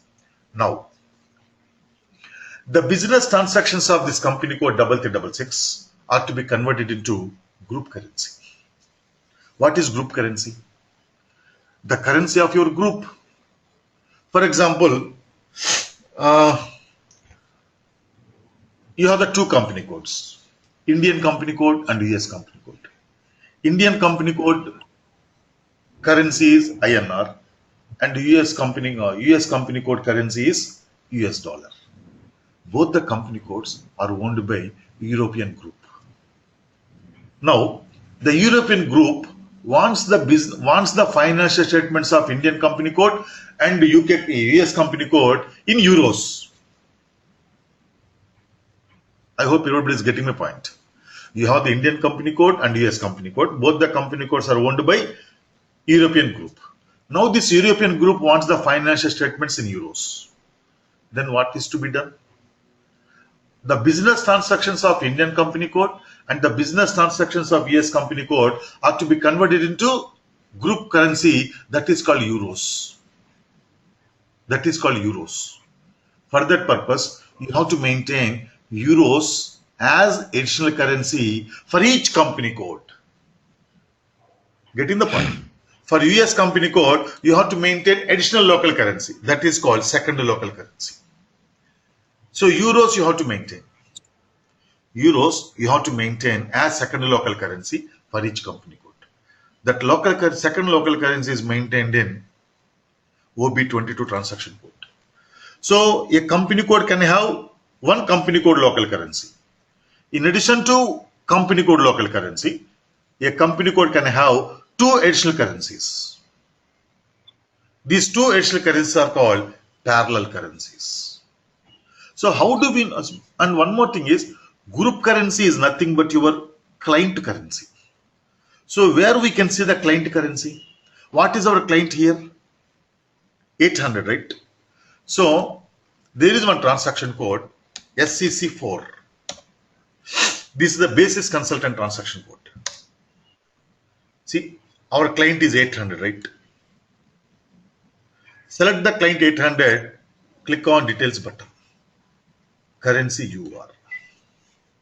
So this is called client currency or group currency. If you want to change it, right, you can click on this display change button.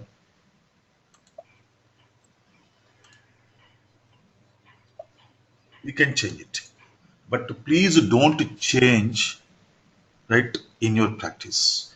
While doing the practice, don't change the client currency here. It leads to a lot of errors. Please don't change, right? If anybody changes, I can find who has changed the things, right? Then I'm very sorry to say that I don't allow them to the further classes, because the changing the client currency leads to very large number of mistakes. Then we have to change the server again. That's why I request everybody not to change the client currency. I'm just showing you different functionalities, nothing else. See, in OB22, you have to maintain the additional currency here. Clear, Chandrasekhar?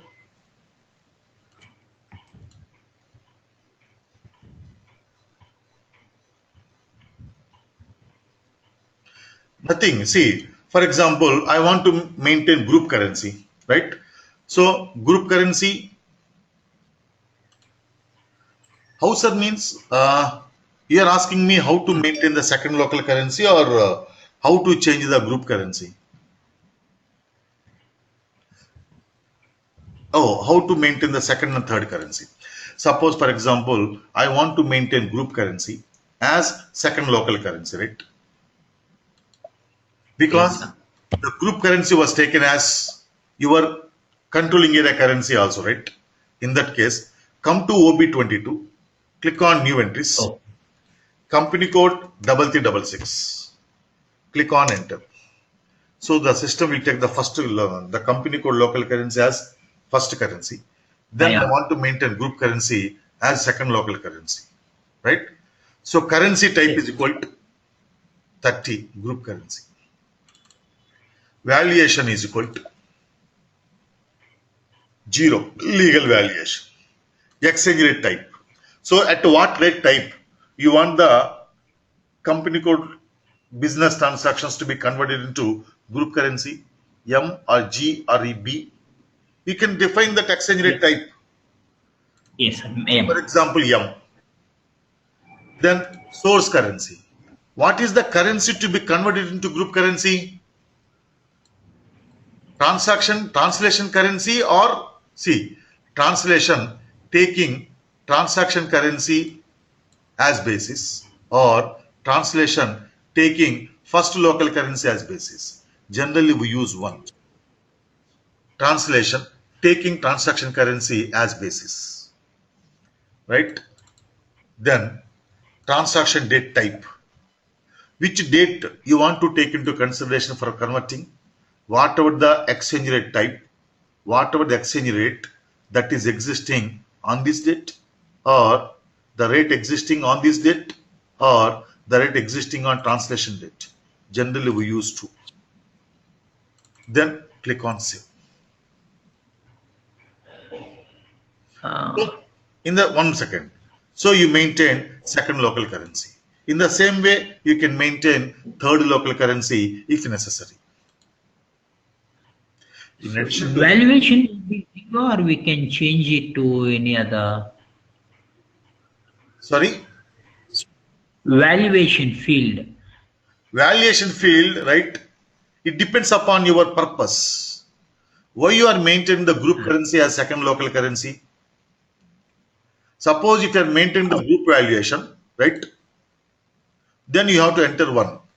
Suppose if you are maintaining the group currency according to your legal requirements, then you use 0. It depends upon your purpose. Why you are maintaining the group currency as additional local currency for your company code? For consolidation purpose. Yeah, consolidation purpose means group valuation. Ah. When we will use third local currency, sir? Sometimes what happens is, I will tell you one example. The why how to tell you that example? Just 1 second. Let me think. I'm just putting them in the words, putting them in the logic.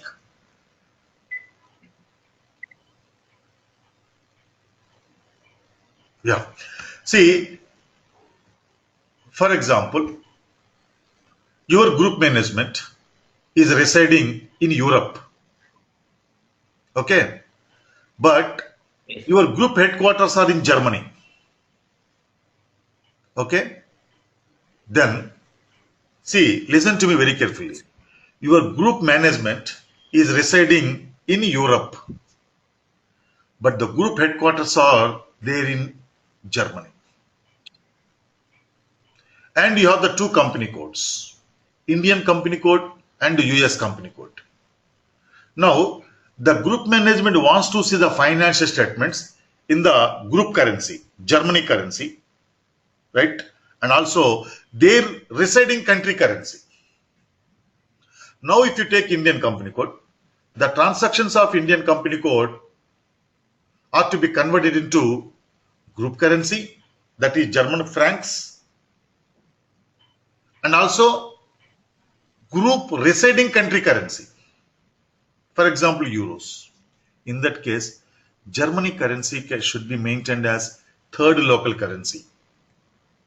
So it is not possible to have more than two additional currencies for a company code in addition to company code local currency. Clear, Chandrasekhar? Yes. Now, Thank in you. addition to this, after maintaining the second local currency here, you have to maintain translation ratio for currency translation.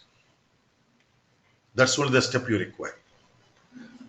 You have to maintain the translation ratio for currency translation for the combination of your company code local currency and the group currency. That's it. Now coming to the current topic, create one more cost center.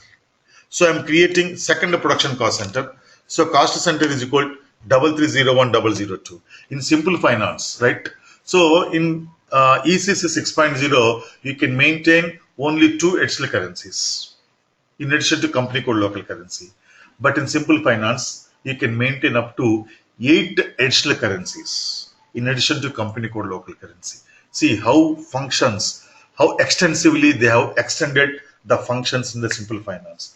Simple finance is a wonderful tool, wonderful module, excellent module from all the perspectives. That's why every company is nowadays going for the existing companies. They are going for simple finance migration, and the new companies are also coming for simple finance only. Right? So, okay, coming to this current topic, let us create the second production cost center. Cost center is equal to 3301002. Second production cost center. So 3301 represents the production function, and this is the second cost center. So 3301002. Sorry, cost center is equal to 3301002. Valid from 1/1/2018. 1/1/2018 to 31st December 9999, means throughout the life of the enterprise, this is the cost center.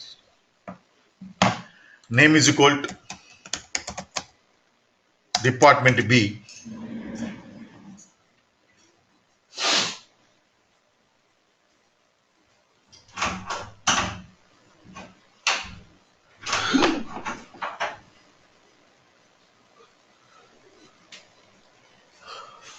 One second, please. Yes, name is equal to Department B. Description is equal to department B cost center.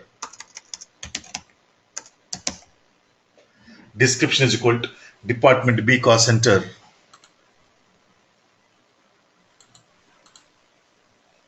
Person responsible A.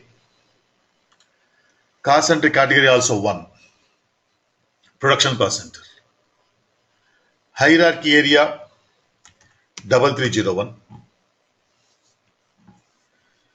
Business area 3366. Currency USD. Click on save. Ignore the message. So let us create one more cost center. This time let us create service cost center, right? So the service cost center is to be created under services function, right? So what is the identification for the services function you have given? 3302. Under the services function, this is the first cost center, right? 001. Cost center is equal 3302 Click on enter. I'm sorry, valid from. 1 second, please.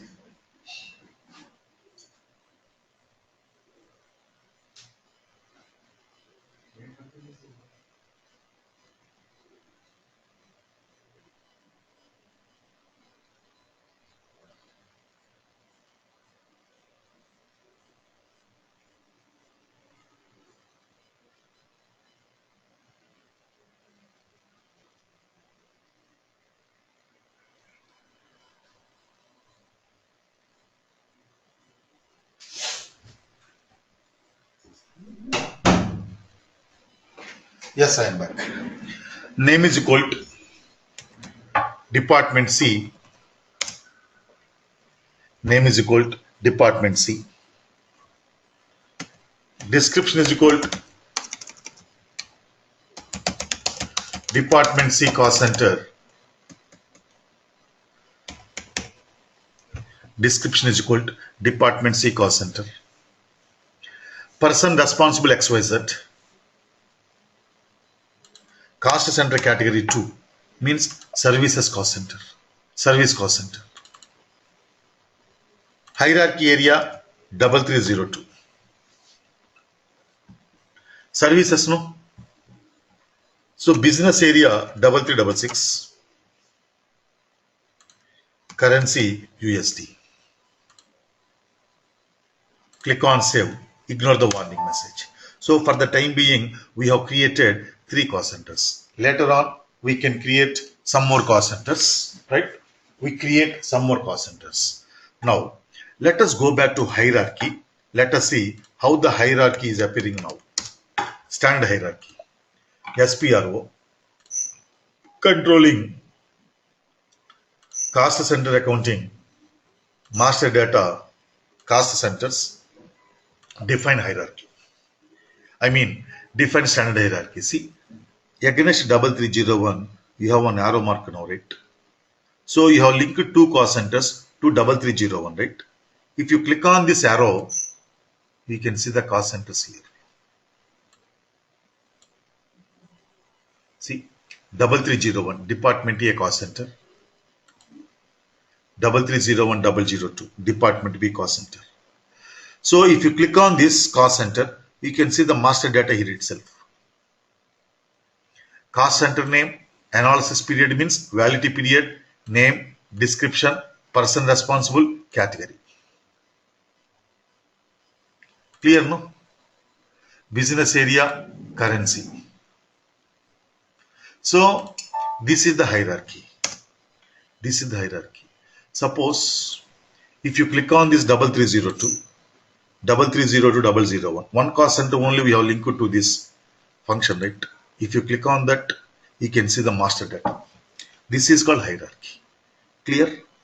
Now, here we have created 3 cost centers, right? And out of these 3 cost centers, for 2 cost centers, you have given the cost center category production cost center. For the third cost center, you have given the cost center category services 2. So what is production cost center and what is service cost center? Put heading in the notes, please.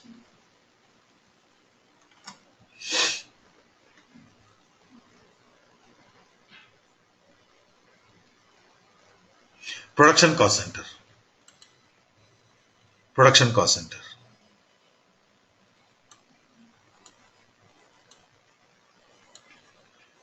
It is the cost center. It is the cost center where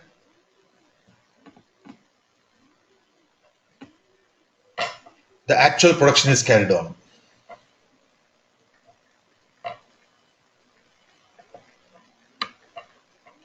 It is the cost center where the actual production is carried on.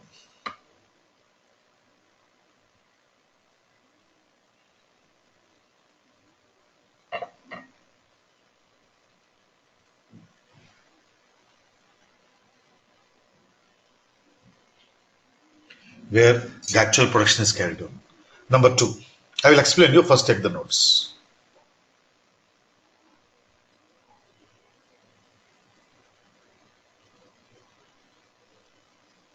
Number 2. Service cost center.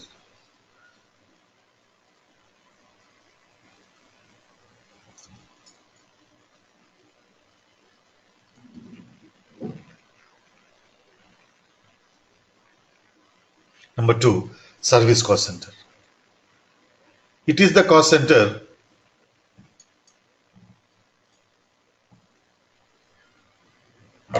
whose services are necessary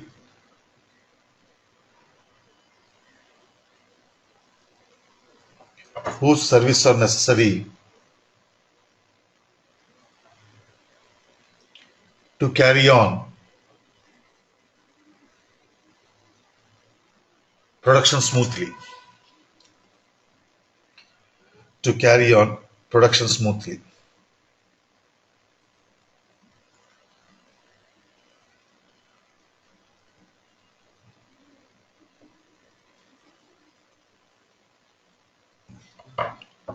To carry on production smoothly.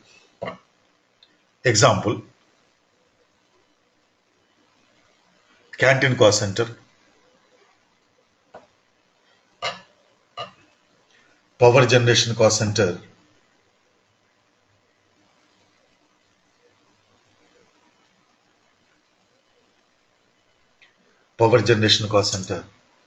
etc.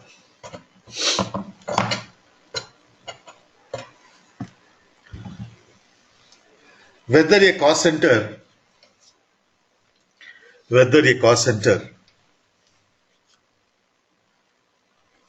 is a production cost center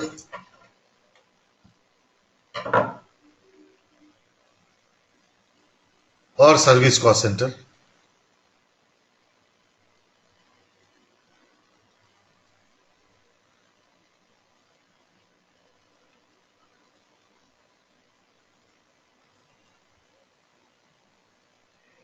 is decided by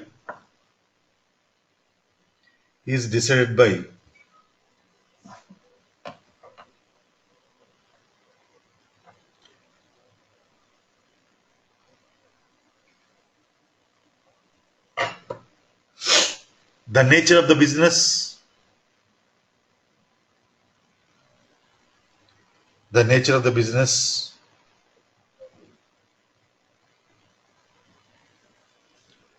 and the nature of the cost center.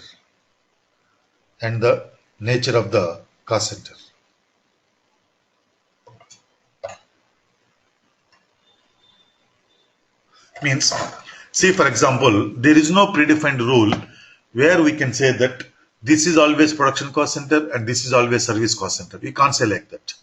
You have to compare the nature of the cost center and the nature of the business. If both are related to each other, then that is called production cost center. Otherwise, service cost center. For example, our company code is in textiles manufacturing. So we are purchasing the power from outside. So the power purchased from outside is very expensive. Then our company has decided to set up one department within the company wherein we can generate the power, we use that power for our manufacturing purpose.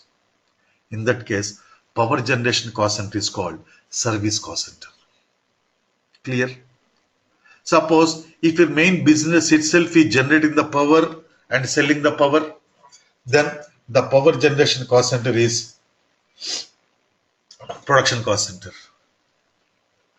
Suppose generally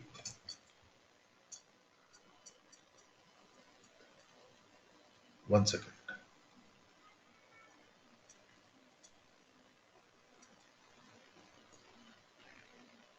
See, generally the canteen cost center is a service cost center. But if your main business itself is catering, then that is called production cost center. Like that, you have to decide. Clear, no? So this is the general meaning of production cost center and service cost center. But from the SAP perspective, right? See, we have given the category 2. So what is the significance of this category in SAP? Right? Here, if you see the material,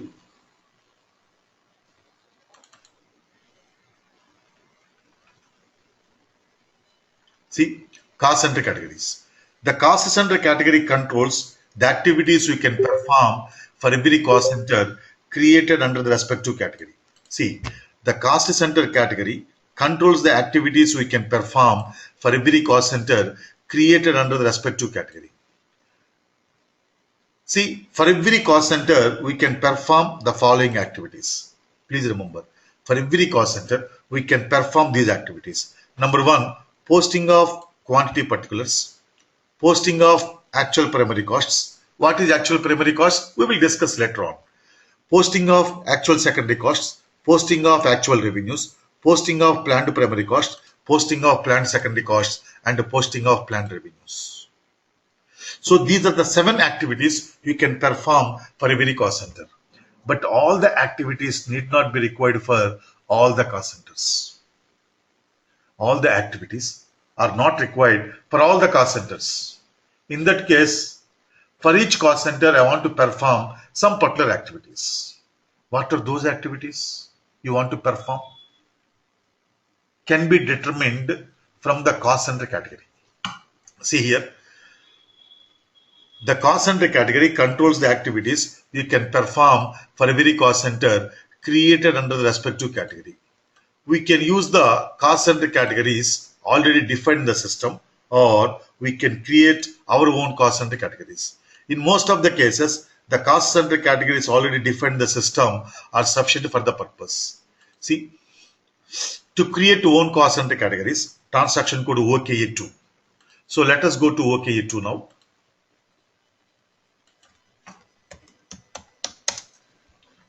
See, these are the categories. For the, see, one is production cost and production category, 2 service category. Here, for each category, you can maintain these postings.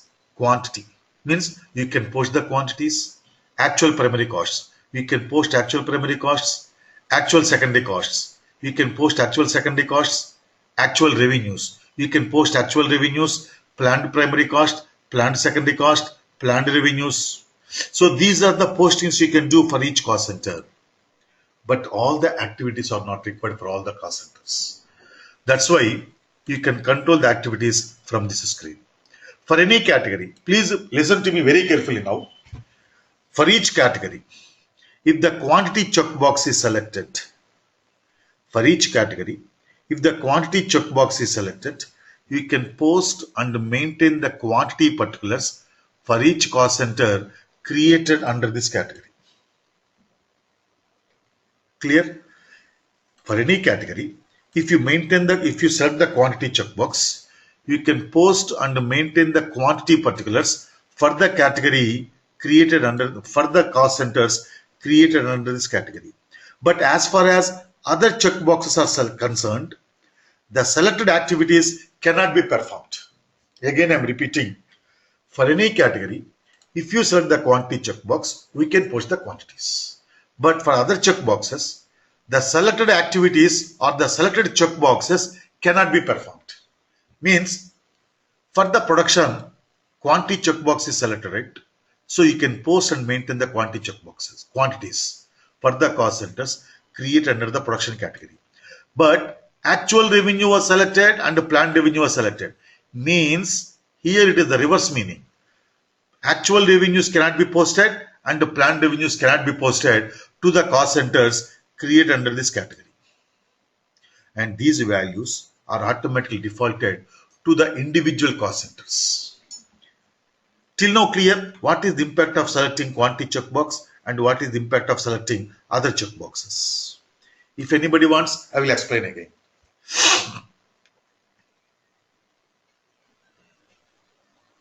Okay, so these values are defaulted to the cost center which was created under this category. So where we can see the values. For example, we have created 3301001 cost center as production cost center, right? Let us go to KS02, change cost center. 3301001. Click on enter. See, for this cost center, we have given category 1, right? So for the category 1, quantity was selected. Means for the department A, we can post quantities. So where we can see the values. See, I did not touch the control data tab. At the time of creating this cost center, I have given information only under basic data, right? So click on control data now.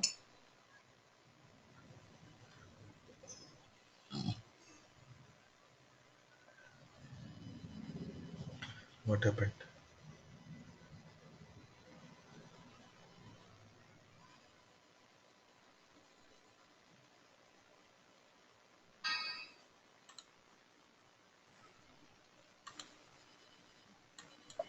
See, there was a little bit disturbance for a while in my net. See, KS02 3301001. So for this cost center, we have given the category 1, right? If you go to control data tab now, record quantity was automatically selected. So from where the selection is defaulted? In OKE2, create your cost center categories. So for the production category 1, quantity checkbox was selected. So this selection is automatically defaulted to this cost center. Clear, no? Now, lock indicators. These are called lock indicators. So these activities cannot be performed if you select them.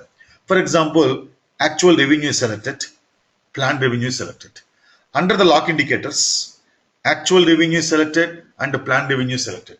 Means these two activities cannot be performed for the cost center 3301001. So from where the selection is defaulted again? From the cost center category 1. Actual revenue was selected and the planned revenue was selected. So these two postings cannot be performed for production cost center. Clear? So if you want to create your own cost center categories, click on new entries, give one identification and you select the indicators as you wish. But in most of the cases, system defined cost center categories, system cost center categories are enough. Not optional. These activities can be performed for the cost centers. Not optional, right? These activities you can perform. Means you can post actual primary cost, you can post actual secondary cost, you can post planned primary cost, you can post planned secondary costs for the production cost centers. It's not the field status. It is the activities you can perform for the cost centers. There is no concept of optional, suppressed and required.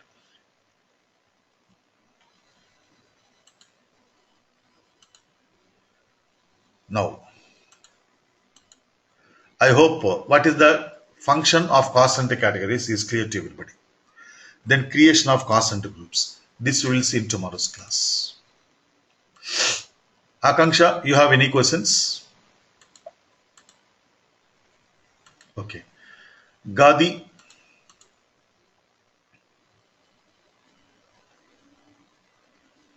Okay.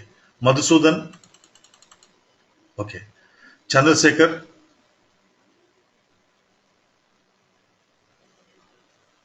Prabi. Okay, okay. Tafiq. Tafiq. Tejaswini. Okay. Okay, then see you tomorrow same time. Okay, Tafiq. It seems that you are not attending the classes, right? But I'm sending you the recordings. Are you receiving the recordings? Are you receiving the recordings, Tafiq? Okay, that's fine. That's perfect. So it depends upon the situation, Gadi. In our example, I have taken on the basis of functions, nothing else. It depends upon the client situation and client organized structure. It's not that every time you have to take the same criteria or all the criteria.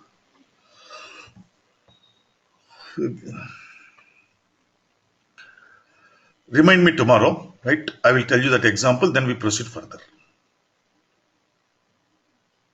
Okay. Okay, then see you tomorrow same time.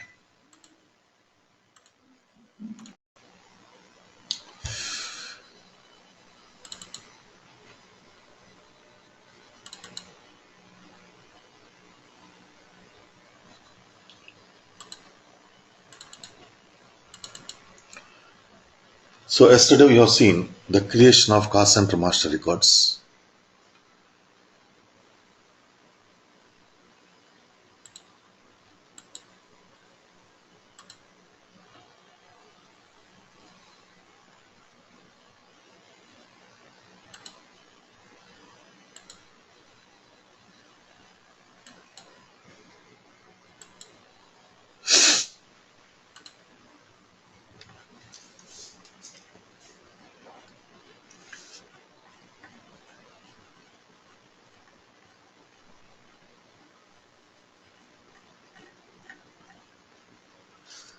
So step number 3, creation of cost center groups. So what is the cost center group?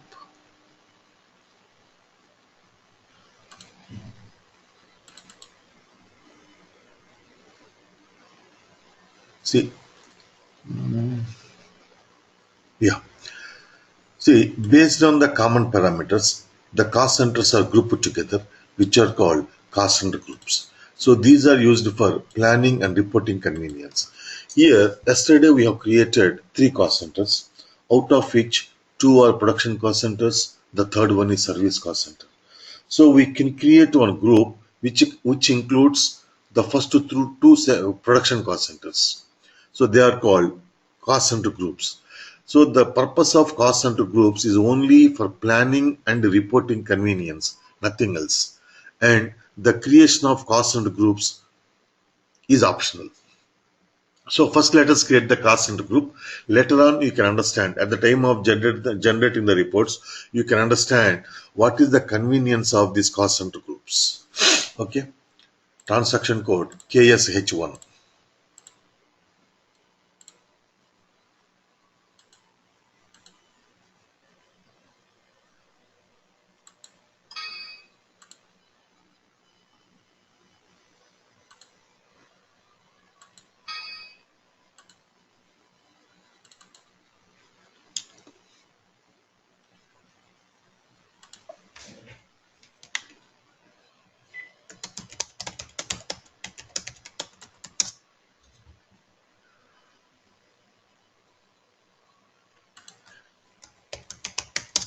KSH1. Controlling area is equal to 3366. Controlling area is equal to 3366. If that step is not there, please add it. Click on enter. Cost center group is equal to 3366 underscore PROD. So you can use any name, just like that I'm using 3366 underscore PROD. Generally in controlling for the hierarchies and groups, we use underscores, nothing else. Otherwise, you can use any name. Just like that I'm using 3366 underscore PROD. PROD for production. Click on enter. Description is equal to production cost centers for 3366. Production cost centers for 3366. Click on insert cost center. This is called insert cost center. Attach your cost centers. Means 3301001, 3301002. So two production cost centers we have attached. And please remember, while attaching the cost centers, you have to attach only production cost centers. And by mistake, if you attach service cost center, system will accept. So while assigning the cost centers, production cost centers, service cost centers, we have to be a little bit careful. It cannot differentiate. Please remember, system cannot differentiate between service cost centers and production cost centers. Even if you assign the service cost center to the production cost center group, system will accept. So as a user or a consultant, you have to take care of this. Click on save. This is 3301002. See, both the cost centers have been taken over here. See, in our class, we created only two production cost centers. So we have created only,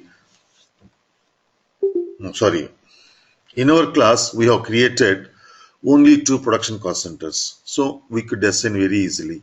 Suppose, for example, in your real time, there are 25 production cost centers. In that case, all the 25 production cost centers are to be assigned here. But here, you have only 5 lines. How you can assign? Here, if you click on this insert cost center, system will add 5 lines. So you can click on 5 times, then there will be 25 lines, 25 cost centers can be assigned here. Otherwise, from number to number, if you followed any logic in naming the cost centers, you can assign from number here to number here. Then the system will take all the cost centers here. So this is called production cost center group. So how the group is convenient. This you can clearly understand at the time of generating the reports and at the time of planning. Now see the next step. Posting of transactions in FI. So first let us post the transactions in FI now. Then we will see how they are posted to controlling. I told you, the controlling component is always updated through postings from other modules only automatically. We cannot post manually into controlling, right? Let us see now. Transaction code F-02. So we have created salaries, wages and rent as primary cost element. So let us post salaries, wages and rent. Okay. 1 second.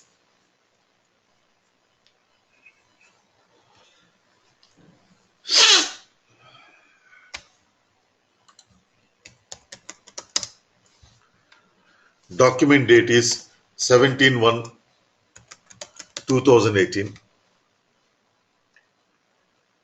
Type is SA.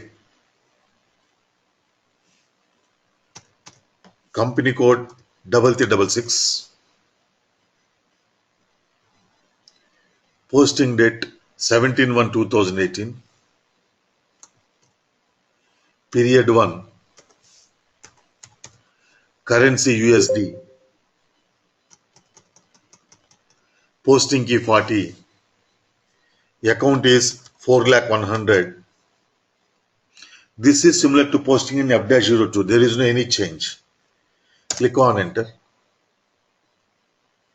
Amount is equal to 10,000. Look at the screen, everybody, please. Here, business area 3366. Business area, write down please. Business area 3366. Now, look at the screen. Here, cost center is also mandatory. Why? Because here we have created salaries account as primary cost element. Then later on, in this GL account master record, we have changed the field status group to G004, which stands for cost accounts. In the field status group G004, we have selected business area, text and cost center as required entries. That's why while debiting the salaries account, These three fields are becoming mandatory fields. Business area and text are required entry fields according to finance accounting requirements, and cost center is the required entry according to cost center accounting requirements.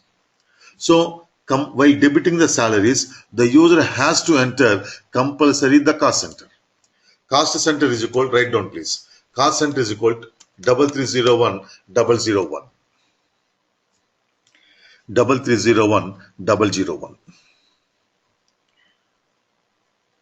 Now, why we are entering cost center 3301 Because these salaries were paid to the people who are actually working in this cost center. These are the salaries which are paid to the people who are working in this cost center. That's why these salaries are to be posted to this cost center. This is called direct cost. This is called direct cost. I told you, no, direct expenses means the expenses which are direct, which can be directly identified or posted to any department or cost center or production process, anything, right? So this is called direct cost, and also this is also called primary cost, because the cost is identified to the cost centers through primary cost element, right? So this is called primary cost. So primary cost and direct cost both are same. Clear, no? Text being salaries paid.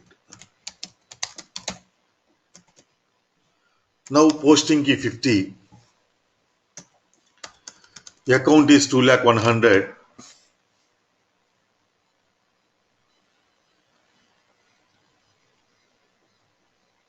Click on enter. Amount is asterisk. See, while creating the cash account, cost center is not there because cash account is not cost element. We did not create the cash account as cost element. So there is no necessity to assign the cost center there. Business area 3366. Text place. Click on save. See, document 4 was posted in the company code 3366. So in the current year, right, in the current accounting year, we have posted only 3 documents, and this is the 4th document we have posted. Now, do one thing. Here, you write one sentence here.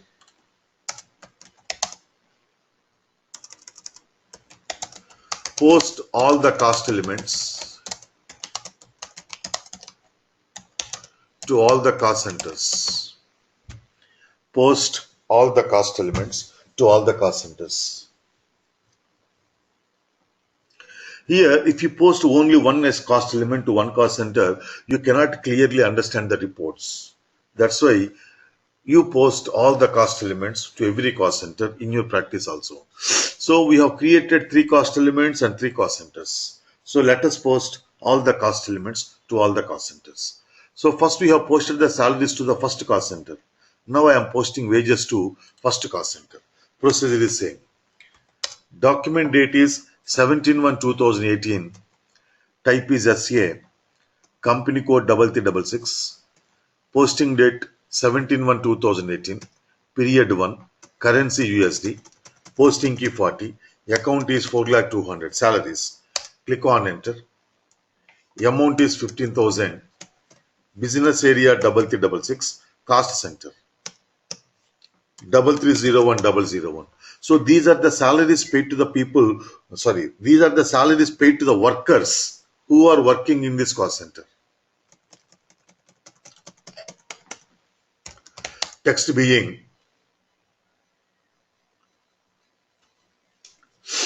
wages paid. Posting key 50. Account is 2,100,000. Click on enter. Amount is asterisk. Business area 3366. Text plus. Click on save. Let us post the payment of rent for the first cost center. Document date is 17/1/2018. Type is SA. Company code 3366. Posting date 17/1/2018. Period 1. Currency USD. Posting key 40. Account is 4,300,000. Click on enter. Amount is 20,000. Business area 3366. Cost center 3301001. First cost center. These are the rent. This is the rent paid to the premises of department A or this cost center. Text being rent paid. Posting key 50. Account is 2,100,000. Click on enter. Amount is asterisk. Business area 3366. Text plus. Click on save. Let us post the salaries, wages and rent for the second cost center. Document date is 17/1/2018. Type is SA. Company code 3366.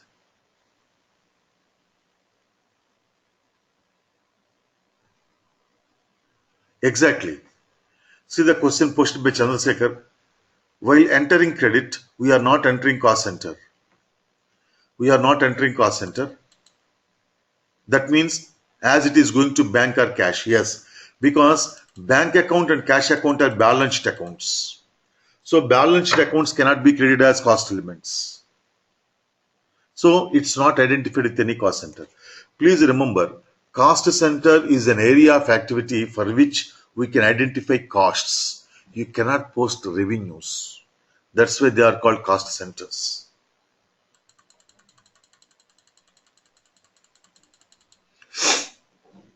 Posting date 17/1/2018. Period 1. Currency USD. Posting key 40. Account is 4,100,000. Click on enter. Amount is 12,000. Business area 3366. Cost center 3301002. Second cost center. So now we have paid the salaries to the people working in this cost center. Text being salaries paid. I am posting clubbing entry now. Posting key 40. Account is 4,200,000. Click on enter. Amount is 13,000. Business area 3366. Cost center 3301002. Text being wages paid. Posting key 40 again. Account is 4,300,000. Click on enter. Amount is 14,000. Business area 3366. Cost center 3301002. Text being rent paid. Posting key 50. Account is 2,100,000. Click on enter. Amount is asterisk. Business area 3366. Text plus. Click on save. WBS element is work breakdown structure element. So this is the concept, or this is the this is the concept used in project systems. So through the WBS element, the project systems module is integrated with the CO. Work breakdown structure element. WBS means work breakdown structure element. Now let us post the three cost elements for the third cost center. Document date is 17/1/2018. Type is SA. Company code 3366. Posting date 17/1/2018. Period 1. Currency USD. Posting key 40. Account is 4,100,000. Click on enter. Amount is 15,000. Business area 3366.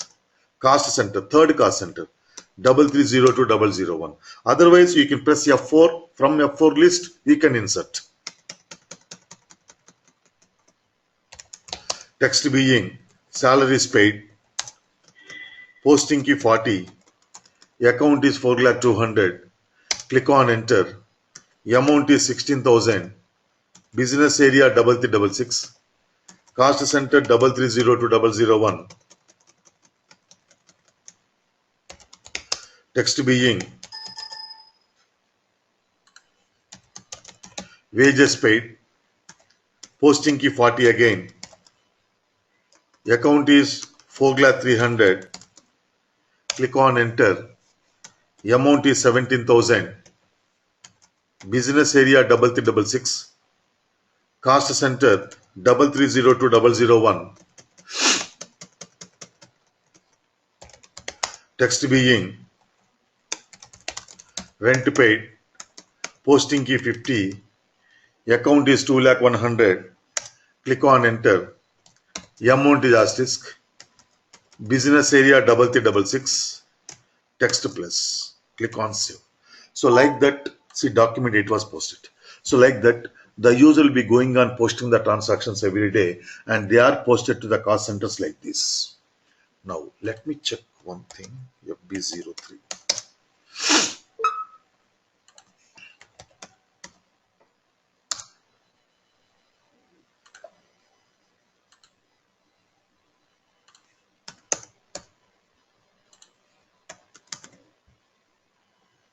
I'm checking the documents from 1 to 3.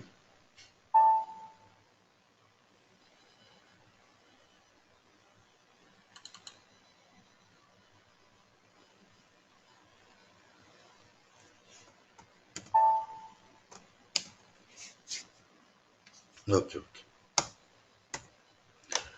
Now, see the next step. To view the documents in controlling. So till now, after starting controlling, we have posted 5 documents in F5.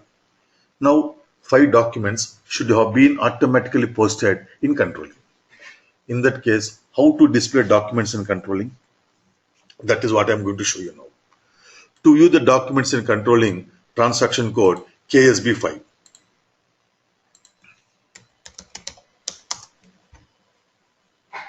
Document is equal to 1 to all 9s. Document number is equal to 1 to all 9s. Click on execute. See, these are the 5 documents that have been posted in controlling now. After starting controlling, today only you have posted 5 documents in F5. So 5 documents are correspondingly posted automatically in controlling. So 1, 2, 3, 4, 5. You can expand every document. This is called expand button.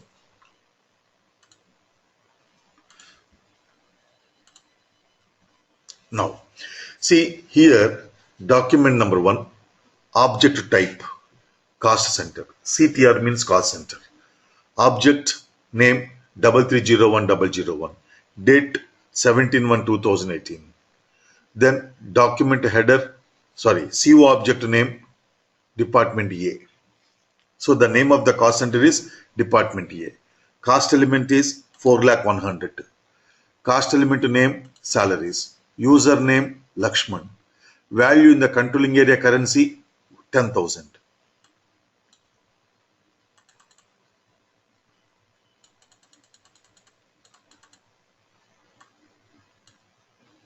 See, offsetting account type, yes. Offsetting account is 2,100,000. Similarly, you can interpret the document number 2 like this. Here, the purpose of controlling is to provide the information and every report in the form of statement. So there is no concept of posting keys in controlling. There is no concept of debit and credit in controlling. Every report is in the form of a statement. So this is the document number 2. This is the document number 3. See, for the document number 1, there is R4 is there. For document number 2, R5 is there. For document number 3, R6 is there. What is this R4, R5, R6? These are the corresponding document numbers in F5. For the controlling document number 1, corresponding document in F5 is 4. If you double click on this R4, you can see the F5 document. See, salaries accounted to cash. Clear? So salaries is a cost element, that is expense. So that is posted to cost center 3301001. Cash account is not a cost element. So it is not posted to any cost center. R means reference. R means reference document number. R means reference document. Clear, Chandrasekhar? See, for the CO document number 2, FI corresponding document is R5. See, if you double click on R5, system will take you to FI document. Wages accounted to cash. Clear, no? See the next step. Now, why the system has posted CO document also when you have posted the document in FI? You go back to the first page in the material. I mean, second page in the material. See, coin, transaction name coin, and CO postings from FI. So if you go to the first page now, we have defined the number ranges 1 to 1 lakh, and for that number ranges we have assigned coin process. At that time, I did not explain you what is coin, RKIU, RKP1, RKU1, RKU3. Now you can understand what are these processes. Here, coin means transfer postings from FI to controlling.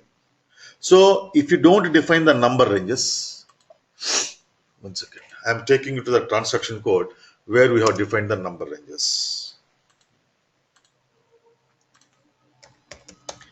In the KANK transaction code, we defined the number ranges, right?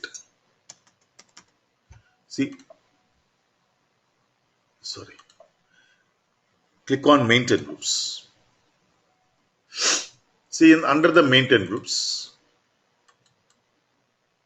see, number ranges for controlling area 3366, coin.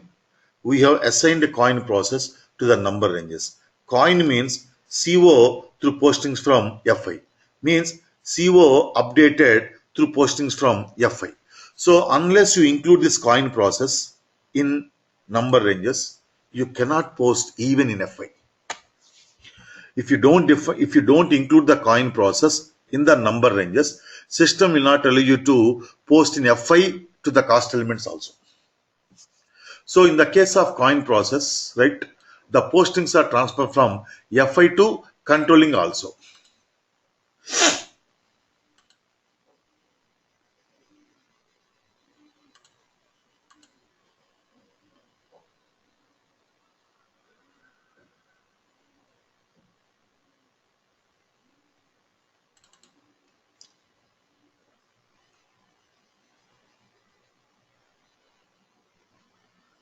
See, coin process. Here we have posted the document wages accounted to cash. So in this business transaction or in this document, wages account is a cost element. So at the time of debiting the wages account, the user enters either department A or department B or department C. Notice that R is important here. You can enter, see, while debiting wages account, you can enter either department A or department B or department C. Will you be able to enter all the 3 cost centers? No, because there is only one field cost center. You cannot enter more than one cost center. That's why here I have used the word R. Means you can identify these wages only with one cost center only. That is called exclusive cost. Exclusive cost. So the cost is posted to a particular department only, particular cost center only. So that is exactly what happens in coin process. In the coin process, one FI document and one CO document is generated. This is what I have shown you. I have shown you both the FI document and CO document. CO document number 1, FI document number 4. So in the case of coin process, 2 documents are posted in 2 modules. One document in FI, one document in CO. Clear? That is the impact of coin process. Please remember, if you don't include the coin process in the number ranges screen, system will not allow you to post to the expenses even in FI. Clear? That is the impact of assigning the coin process to the number ranges. Regarding RKIU, RKP2, we will discuss later on, one by one in the cost center accounting only. Now, come to the next step.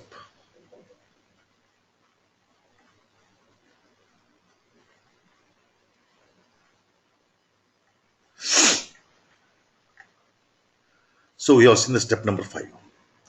To view the cost center wise reports, transaction code KSB1.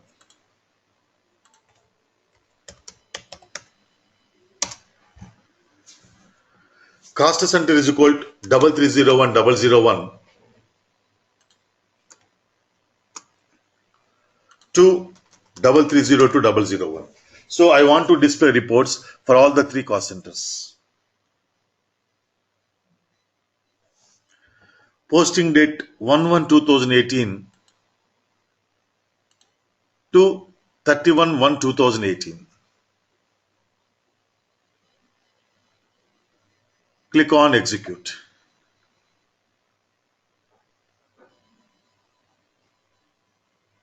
Look at the screen. See, the total cost of your organization as on today is 1,32,000. Out of which Department A total cost is 45,000.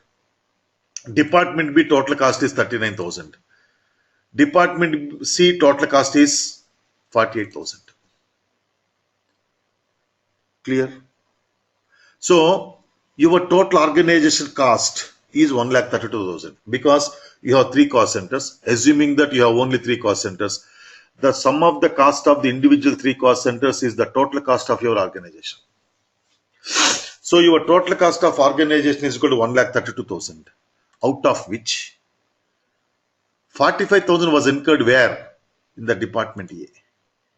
So out of 1,32,000 total cost, Department A is responsible for incurring a cost of 45,000.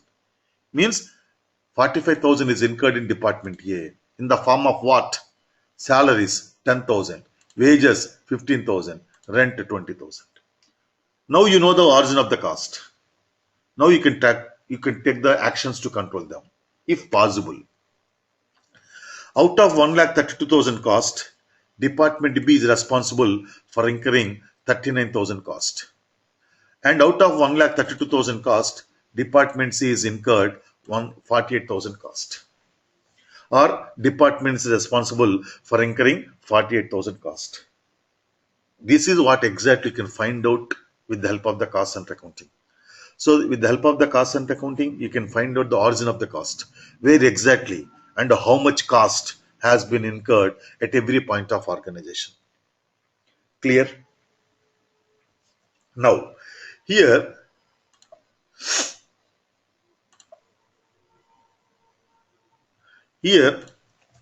we have created only 3 cost centers, right? So I want to display the reports for all the 3 cost centers. But suppose if I want to display reports only for production cost centers, in that case, cost center 33010012, 3301 002. So click on execute. So total production cost is 84,000. Department A 45,000, Department B 39,000. Here we have followed some logic, right? And we have only 2 cost centers. That's why you can directly enter the production cost center range. But in your organization, in your client company, you have 162 production cost centers. You have total 162 production cost centers. And we did not follow any logic in naming the cost centers. In that case, how can you give the from number and to number? That's why we create one production cost center group. For that group, we assign all the 162 production cost centers as we have assigned in our example, right? Then, in that case, instead of entering the individual range, you can enter in the group 3366_PROD. Click on execute. Then the system will display the report for the cost centers assigned to that group. See, it is giving the It is showing the reports only for 2 production cost centers. Clear? That is the convenience of the group. Here you can enter either individual value range or group. Please remember, or group. That is the convenience of the cost center groups. Clear? No? Now, to make you understand more clearly, let us take one example. Let us display the balance in the GL account, salaries.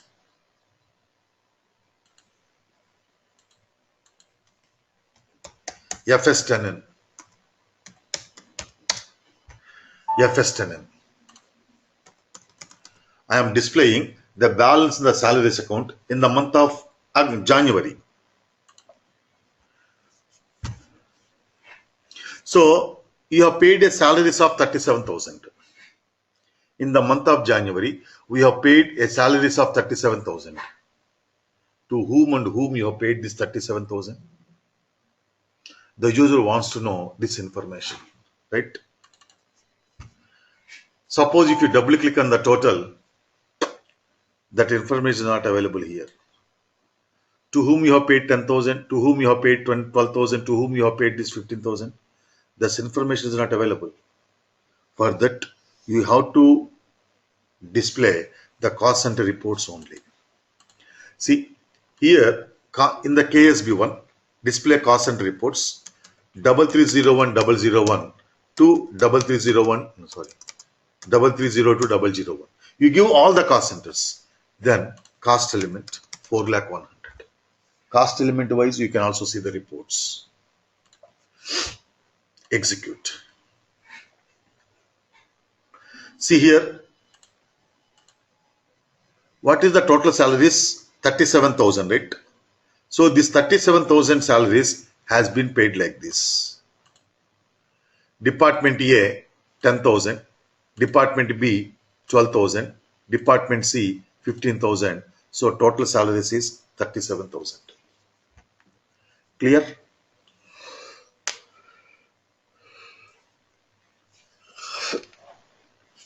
Yes. So this is the use of the cost center reports. We can find out which department is responsible for how much cost. Clear, no? What is the use of the cost center accounting? Now, repost line items. So what is this repost line items? Repost of line items is called RKU3 process. See, sometimes there are some common expenses. For example, we have 3 sweepers. We have recruited 3 sweepers. Basically, these 3 sweepers were recruited for the purpose of Department A. You can maintain the salaries employee wise in the real time, but not in the cost center, in the HR.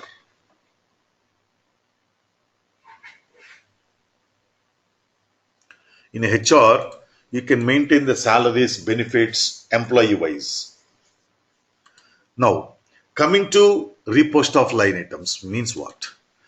This process is called RKU3, and this process is used to process the common cost. What is the common cost?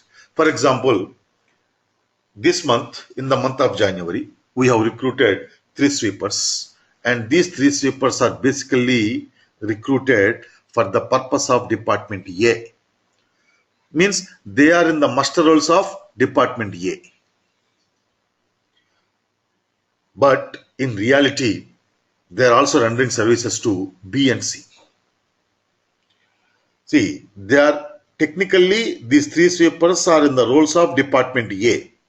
But in reality, they are rendering their services to B and C also. So, 31st January, we have paid wages to these 3 sweepers.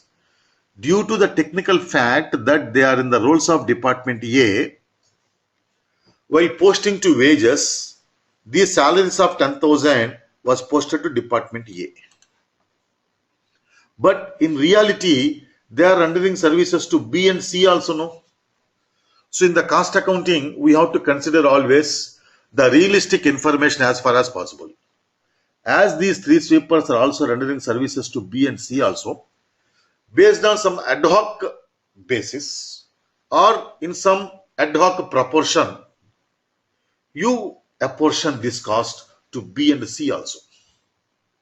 This is called RQ3 process. So here,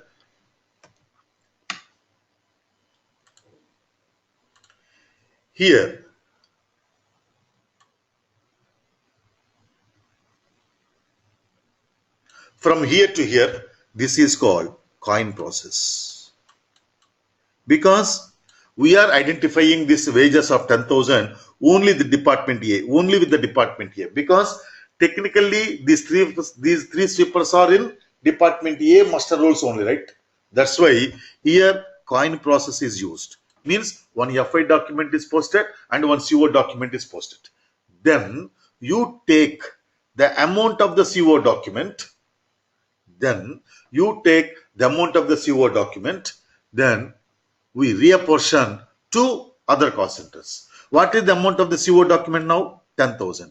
Out of this 10,000, I want to keep 3,000 to department A and I want to keep 5,000 to department B and 2,000 to department C. And is important here. Means for all the three cost centers, we are apportion the cost. This is called common cost. Clear, no? So here, this activity is called RKU3.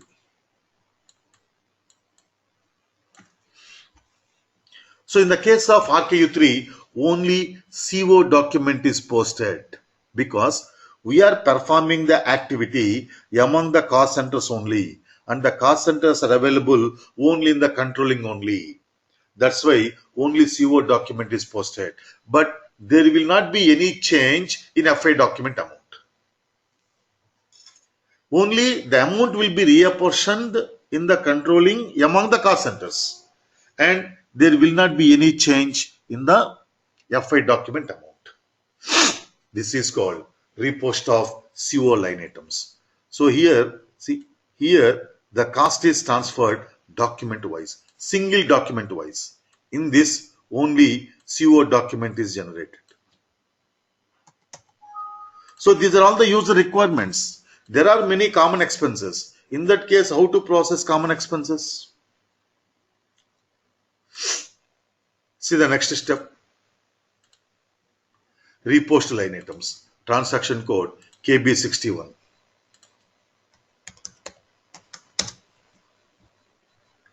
Document number is equal to 5. Here we have to enter the FI document number. Document number is equal to 5.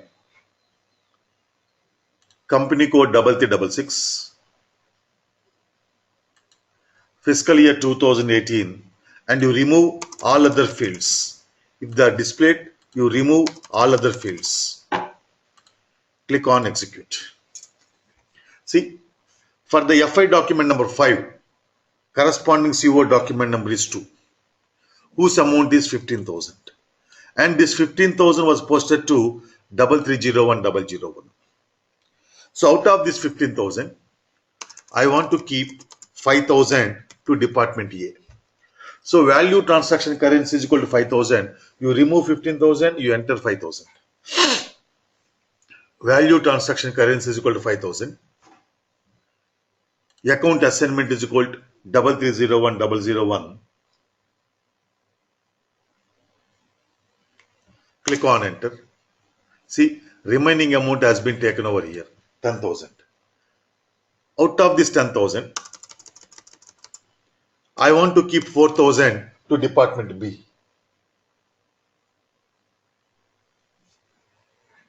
Value transaction currency is equal to 4,000. Account assignment is equal to 3301002. Second cost center.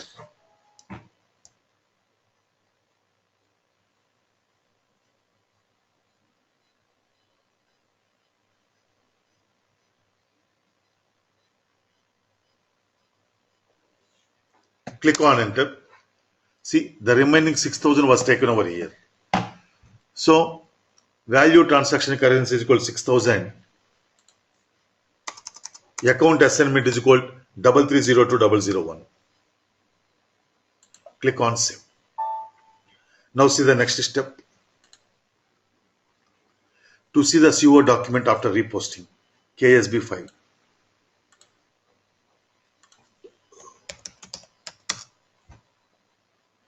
Document number is equal to 6. Otherwise, you can enter 1 to all 9s. Document number is equal to 6. Click on execute. So this is the 6th document and details can be expanded. So this is how we have to interpret the document.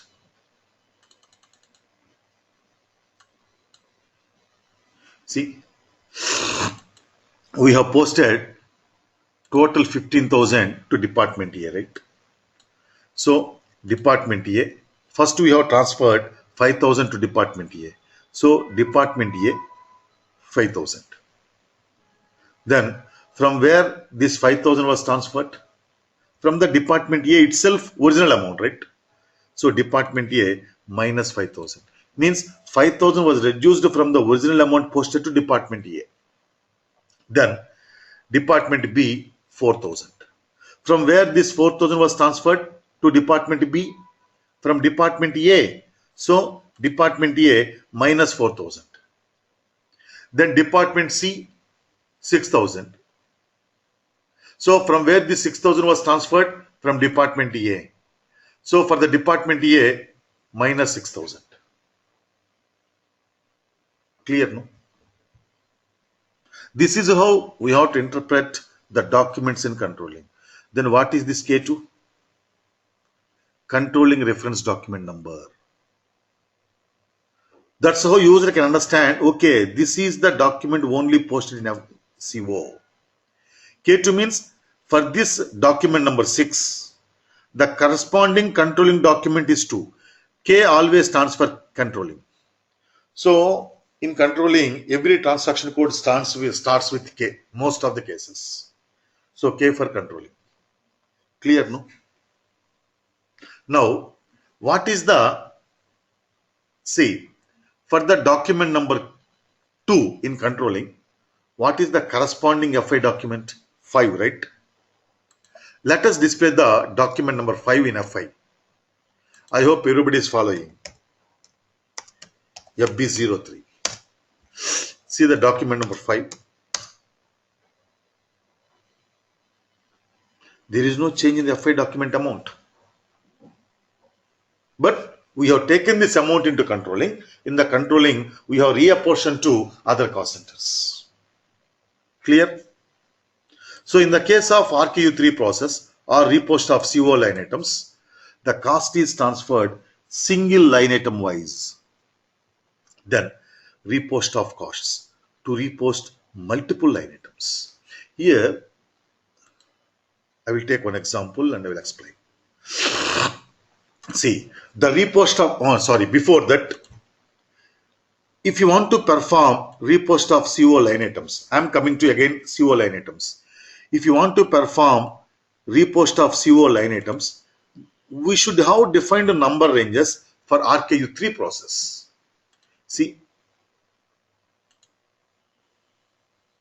number ranges. We have already defined number ranges for the RKU3 process. See here.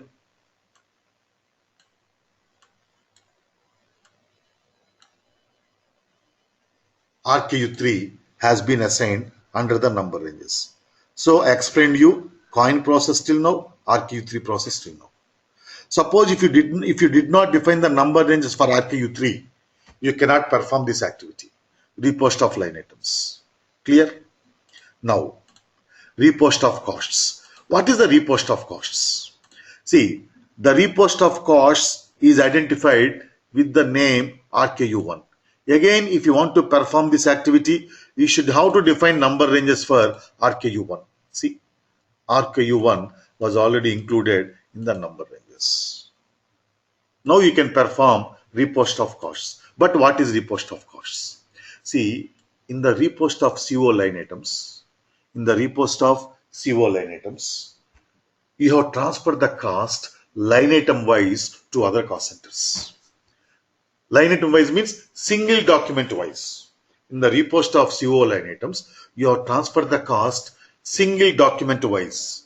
But in the case of repost of costs, you transfer the cost from one cost center to another cost center, cost element wise at the end of every month. Means, for example, we have some production cost centers and we have some service cost centers.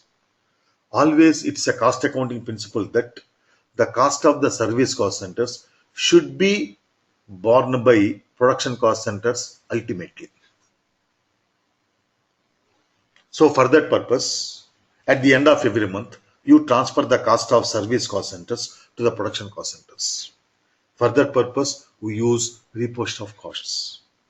And sometimes, let us take one more example. Just 1 second.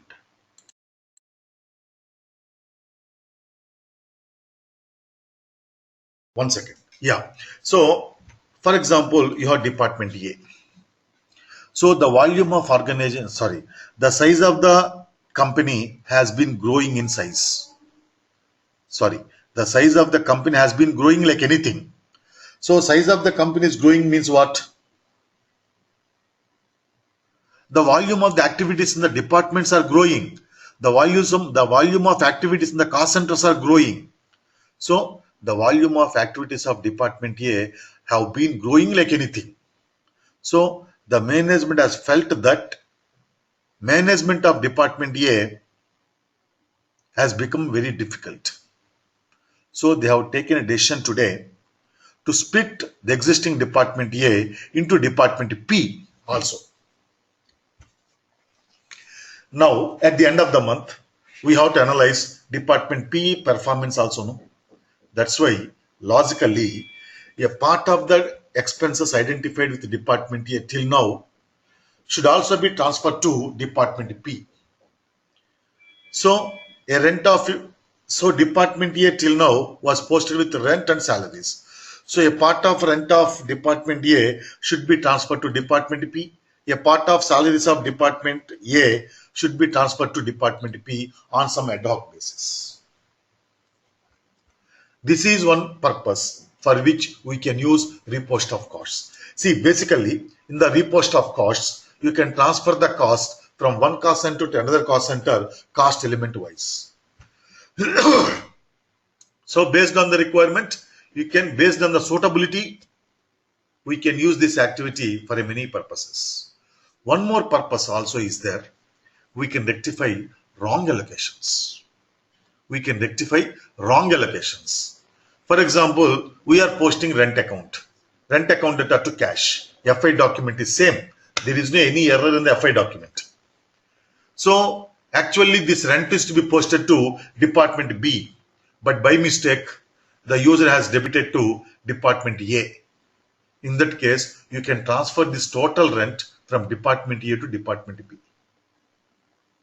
Like that, for different purposes, we can use this repost of costs. So in the repost of costs, what happens is the cost is transferred from one cost center to another cost center, cost element wise. Here also only CO document is posted. Because we are performing this activity only among the cost centers and the cost centers are available only in the controlling. That's why only CO document is posted. Clear? KB11N, transaction code KB11.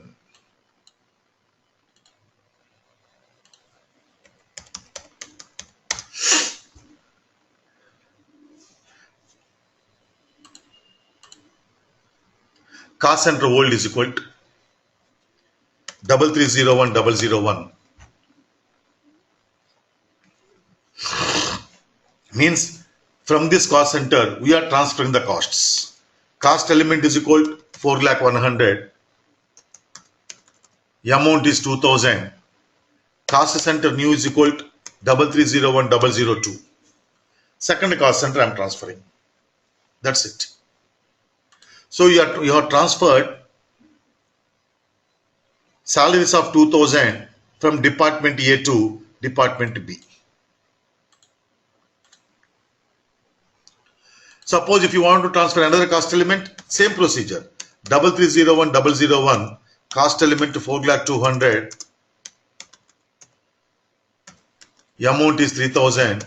Cost center new 3301002. Cost center new means the cost center to which the cost is transferred.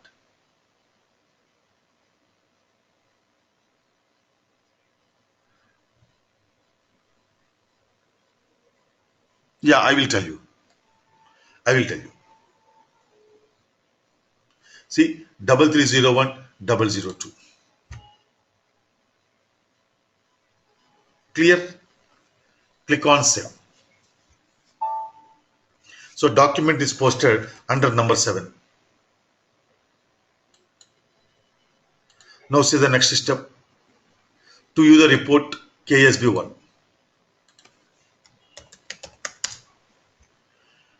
Cost center is equal to 3301001. No, I did not post two documents. In the same document, I posted two cost elements. Within the same document, I transferred two cost elements. Document is only one. Gadi. Yeah. So I am displaying the cost center report. Cost center 3301001. Exactly. Yes, we have transferred the cost from one cost center to another cost center. So cost center is equal to 3301001 to 3301002. Execute. One second. See here, in the department A, salaries minus 2000, wages minus 3000. In the department B, salaries 2000, wages 3000. Now, no. See, here in the repost of costs, we don't transfer the costs document wise. You transfer the cost element wise. That is the difference between repost of CO line items and repost of costs. In the case of repost of costs, the cost is transferred from one cost center to another cost center cost element wise. Means cost element total wise.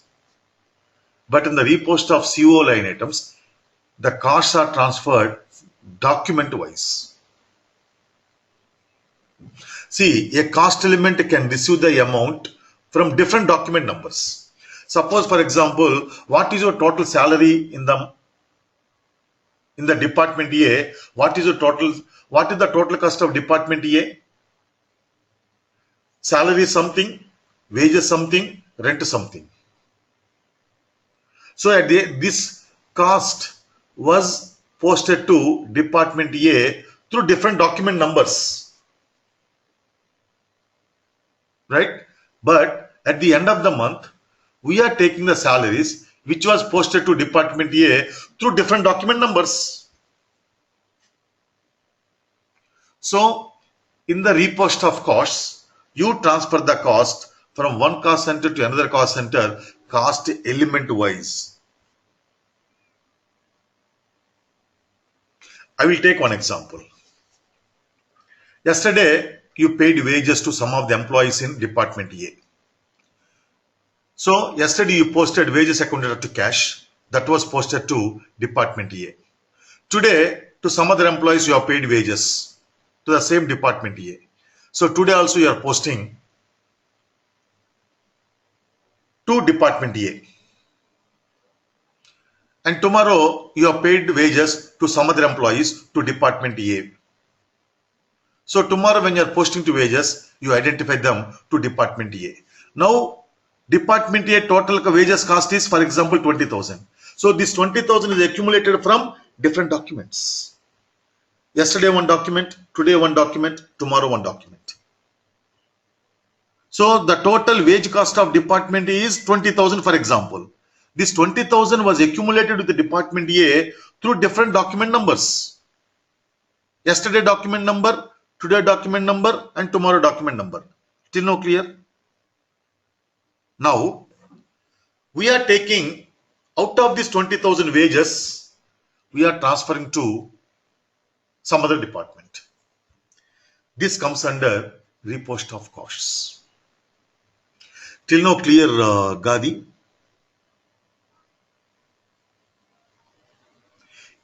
Now, coming to repost of line items. Yesterday, we have paid wages to some 10 employees of department A. Okay. In this 10 employees, 3 sweepers are there. These 3 sweepers are rendering services to B and C also. So yesterday when you have posted the wages to these 3 sweepers, a single document, no? So the wages to these 3 employees will be reapportioned to B and C, which is called repost of CO line items. Yesterday you have posted one document, right, wherein you have paid wages to these 3 sweepers. So these 3 sweepers are also rendering services to B and C. That's why yesterday when you have posted the wages to these 3 sweepers, a single document is posted. Then in that document, you have taken the first line item, that is wages, you have reapportioned to other cost centers. That is the difference between repost of CO line items and repost of costs. Now it should be clear.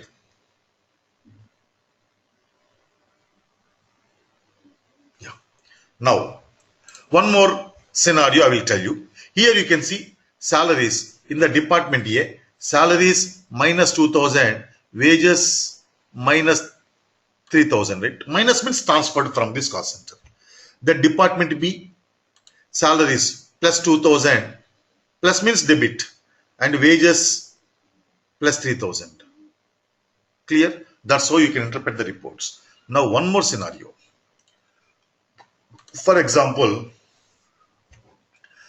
I am the user who is having the access to the display of reports of department A. So I am displaying the report for department A, 3301001. So I can see that in my cost center, please remember, in my cost center, I can see that salary is minus 2,000, then wages minus 3,000. So I can understand salaries of 2,000 and wages of 3,000 was transferred to which cost center? Just now we have done. That's why you can easily understand to department B we have transferred. But this report I am displaying at the end of the January. But you have transferred the cost today on 17th. On 31st January, how can you remember this? So the user wants to see to which cost center this 2,000 was transferred and to which cost center this 3,000 was transferred. For that, we can add the columns. See here, this is called actual cost to line items. Means it is similar to line item report. So in every line item report, right, there is the change layout icon will be there. So click on the change layout. Now you can add the columns here.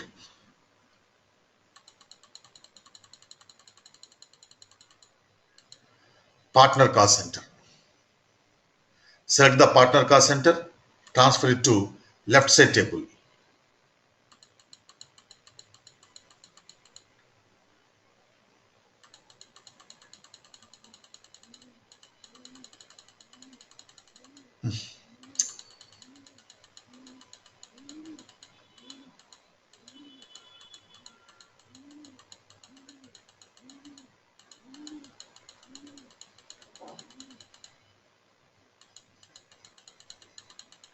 CO partner name also should be there.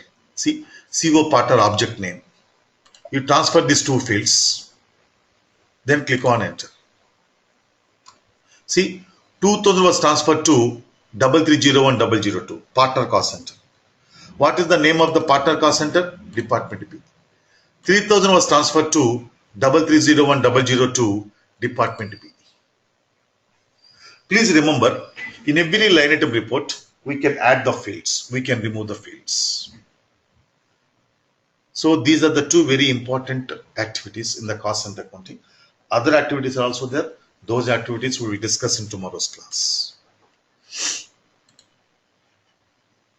Akanksha, you have any questions? Okay. Alok, I'm sorry. Alok, any questions? So, just one question. In the earlier classes, we have selected optional entry for partner business area. Yes. So, what is partner business area? See, actually, that is used for the purpose of consolidation business areas. See, consolidation business area means they are used to prepare P&L account and balance sheet. For example, region wise. For example, you take India, you have the Tata Group, Tata Steels Limited, for example. So the Tata Steels Limited is doing business throughout India, and for the purpose of administration convenience, they have segregated the total operations in India into 4 regions: Eastern region, Northern region, Southern region, Western region. Okay. So each region, they want to find the profits from each of the regions also. In that case, each region is created as one consolidation business area. But suppose, for example, if you take Northern region, you are doing business in Delhi, you are doing business in Panipat, you are doing business in Chandigarh. Okay. So Delhi, Panipat, Chandigarh, they are the business areas. They are related to Northern region. So when you create Delhi, Chandigarh, Panipat as business areas, you can find the profit from the Chandigarh, Panipat and Delhi, right? Now, these 3 business areas are related to Northern region. Now, when the management wants to know what is the profit from the total Northern region, we assign these 3 business areas to the consolidation business area. So, the partner business area means to which consolidation business area that has to be posted. That is the meaning of partner business area. So where we can define the consolidation business areas in the enterprise structure. Always the organization units are defined in the enterprise structure. SPRO, enterprise structure, definition, financial accounting, maintain consolidation business area. Click on new entries. You can define any number of consolidation business area. For example, A, Northern region, B, Southern region, C, Western region, D, Eastern region. So you have already created the individual business areas, no? Right? Then these individual business areas are to be assigned to consolidation business areas. They are done in the enterprise structure assignment. See, assign business areas to consolidation business area. Multiple business areas can be assigned to one consolidation business area. So, business area is assigned to consolidation business area only. So, partner business area means it's nothing but your consolidation business area. Clear, Alok? Okay, sir. Thanks. Gadi, you have any questions? Hello. Yes, sir. Sir, yesterday we have created the cost centers on function basis. Okay. Could you give me 1 or 2 examples for other basis? Why? Because I wanted to see we have assigned cost categories, production and service centers, Okay. services Okay. basis. Okay. For other cost centers, how we can, what are the other categories we can assign? Suppose, for example, you have the sales function, right? So, in the sales function, you have many departments. Like, for example, you are selling chemicals. So, you have the chemical sales department. You are selling medicines, right? So, medicine sales department is there. Then you are selling generic drugs. So, generic drug sales department is there. So all these sales department will be coming under sales function. So generic sales department, one sales cost center. Medicine sales department, one sales cost center. Then what do you say? What is the other thing I have told you? Chemicals. Chemical sales department, another cost center. So at the time of creating those cost centers, you have to give the cost center category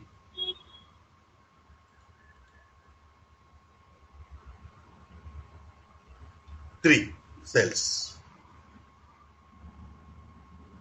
Now, in the Hyderabad business area, you have the Hyderabad business area, Bengaluru business area, Mumbai business area. So in every business area, the administration department, right? So every administration department of every business area is created over one cost center.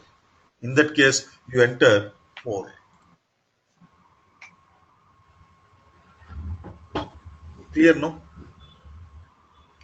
Yes, sir. It looks like all are function basis only. Exactly. What are the other basis, sir? No, I have taken the business area also, no. Now I have taken the business area as criteria.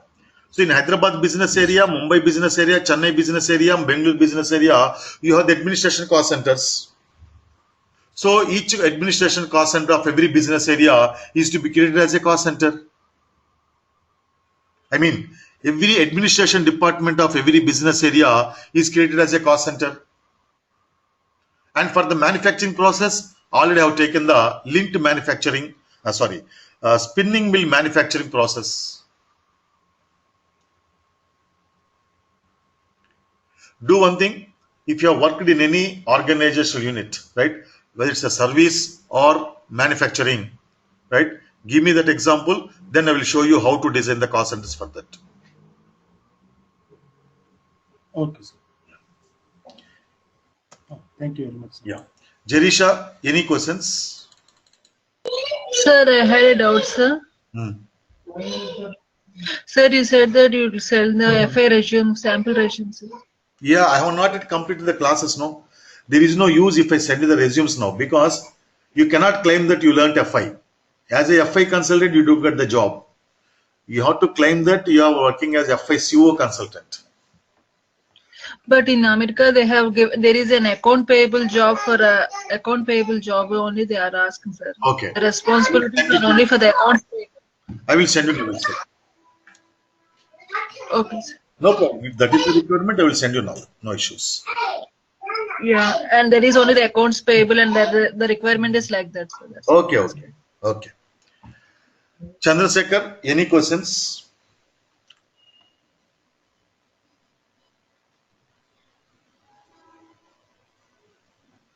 No problem. See, Chandrasekhar, there is no concept of material question or silly question.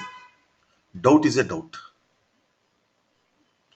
For me, it's silly.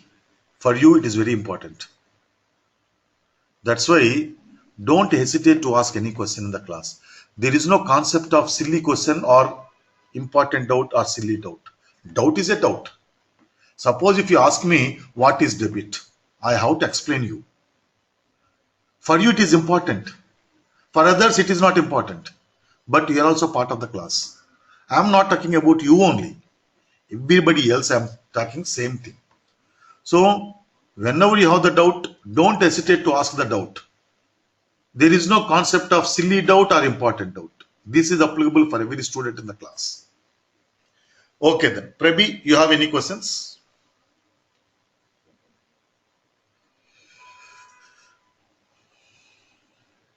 Prabhi, any questions? Okay. Okay, then see you tomorrow same time.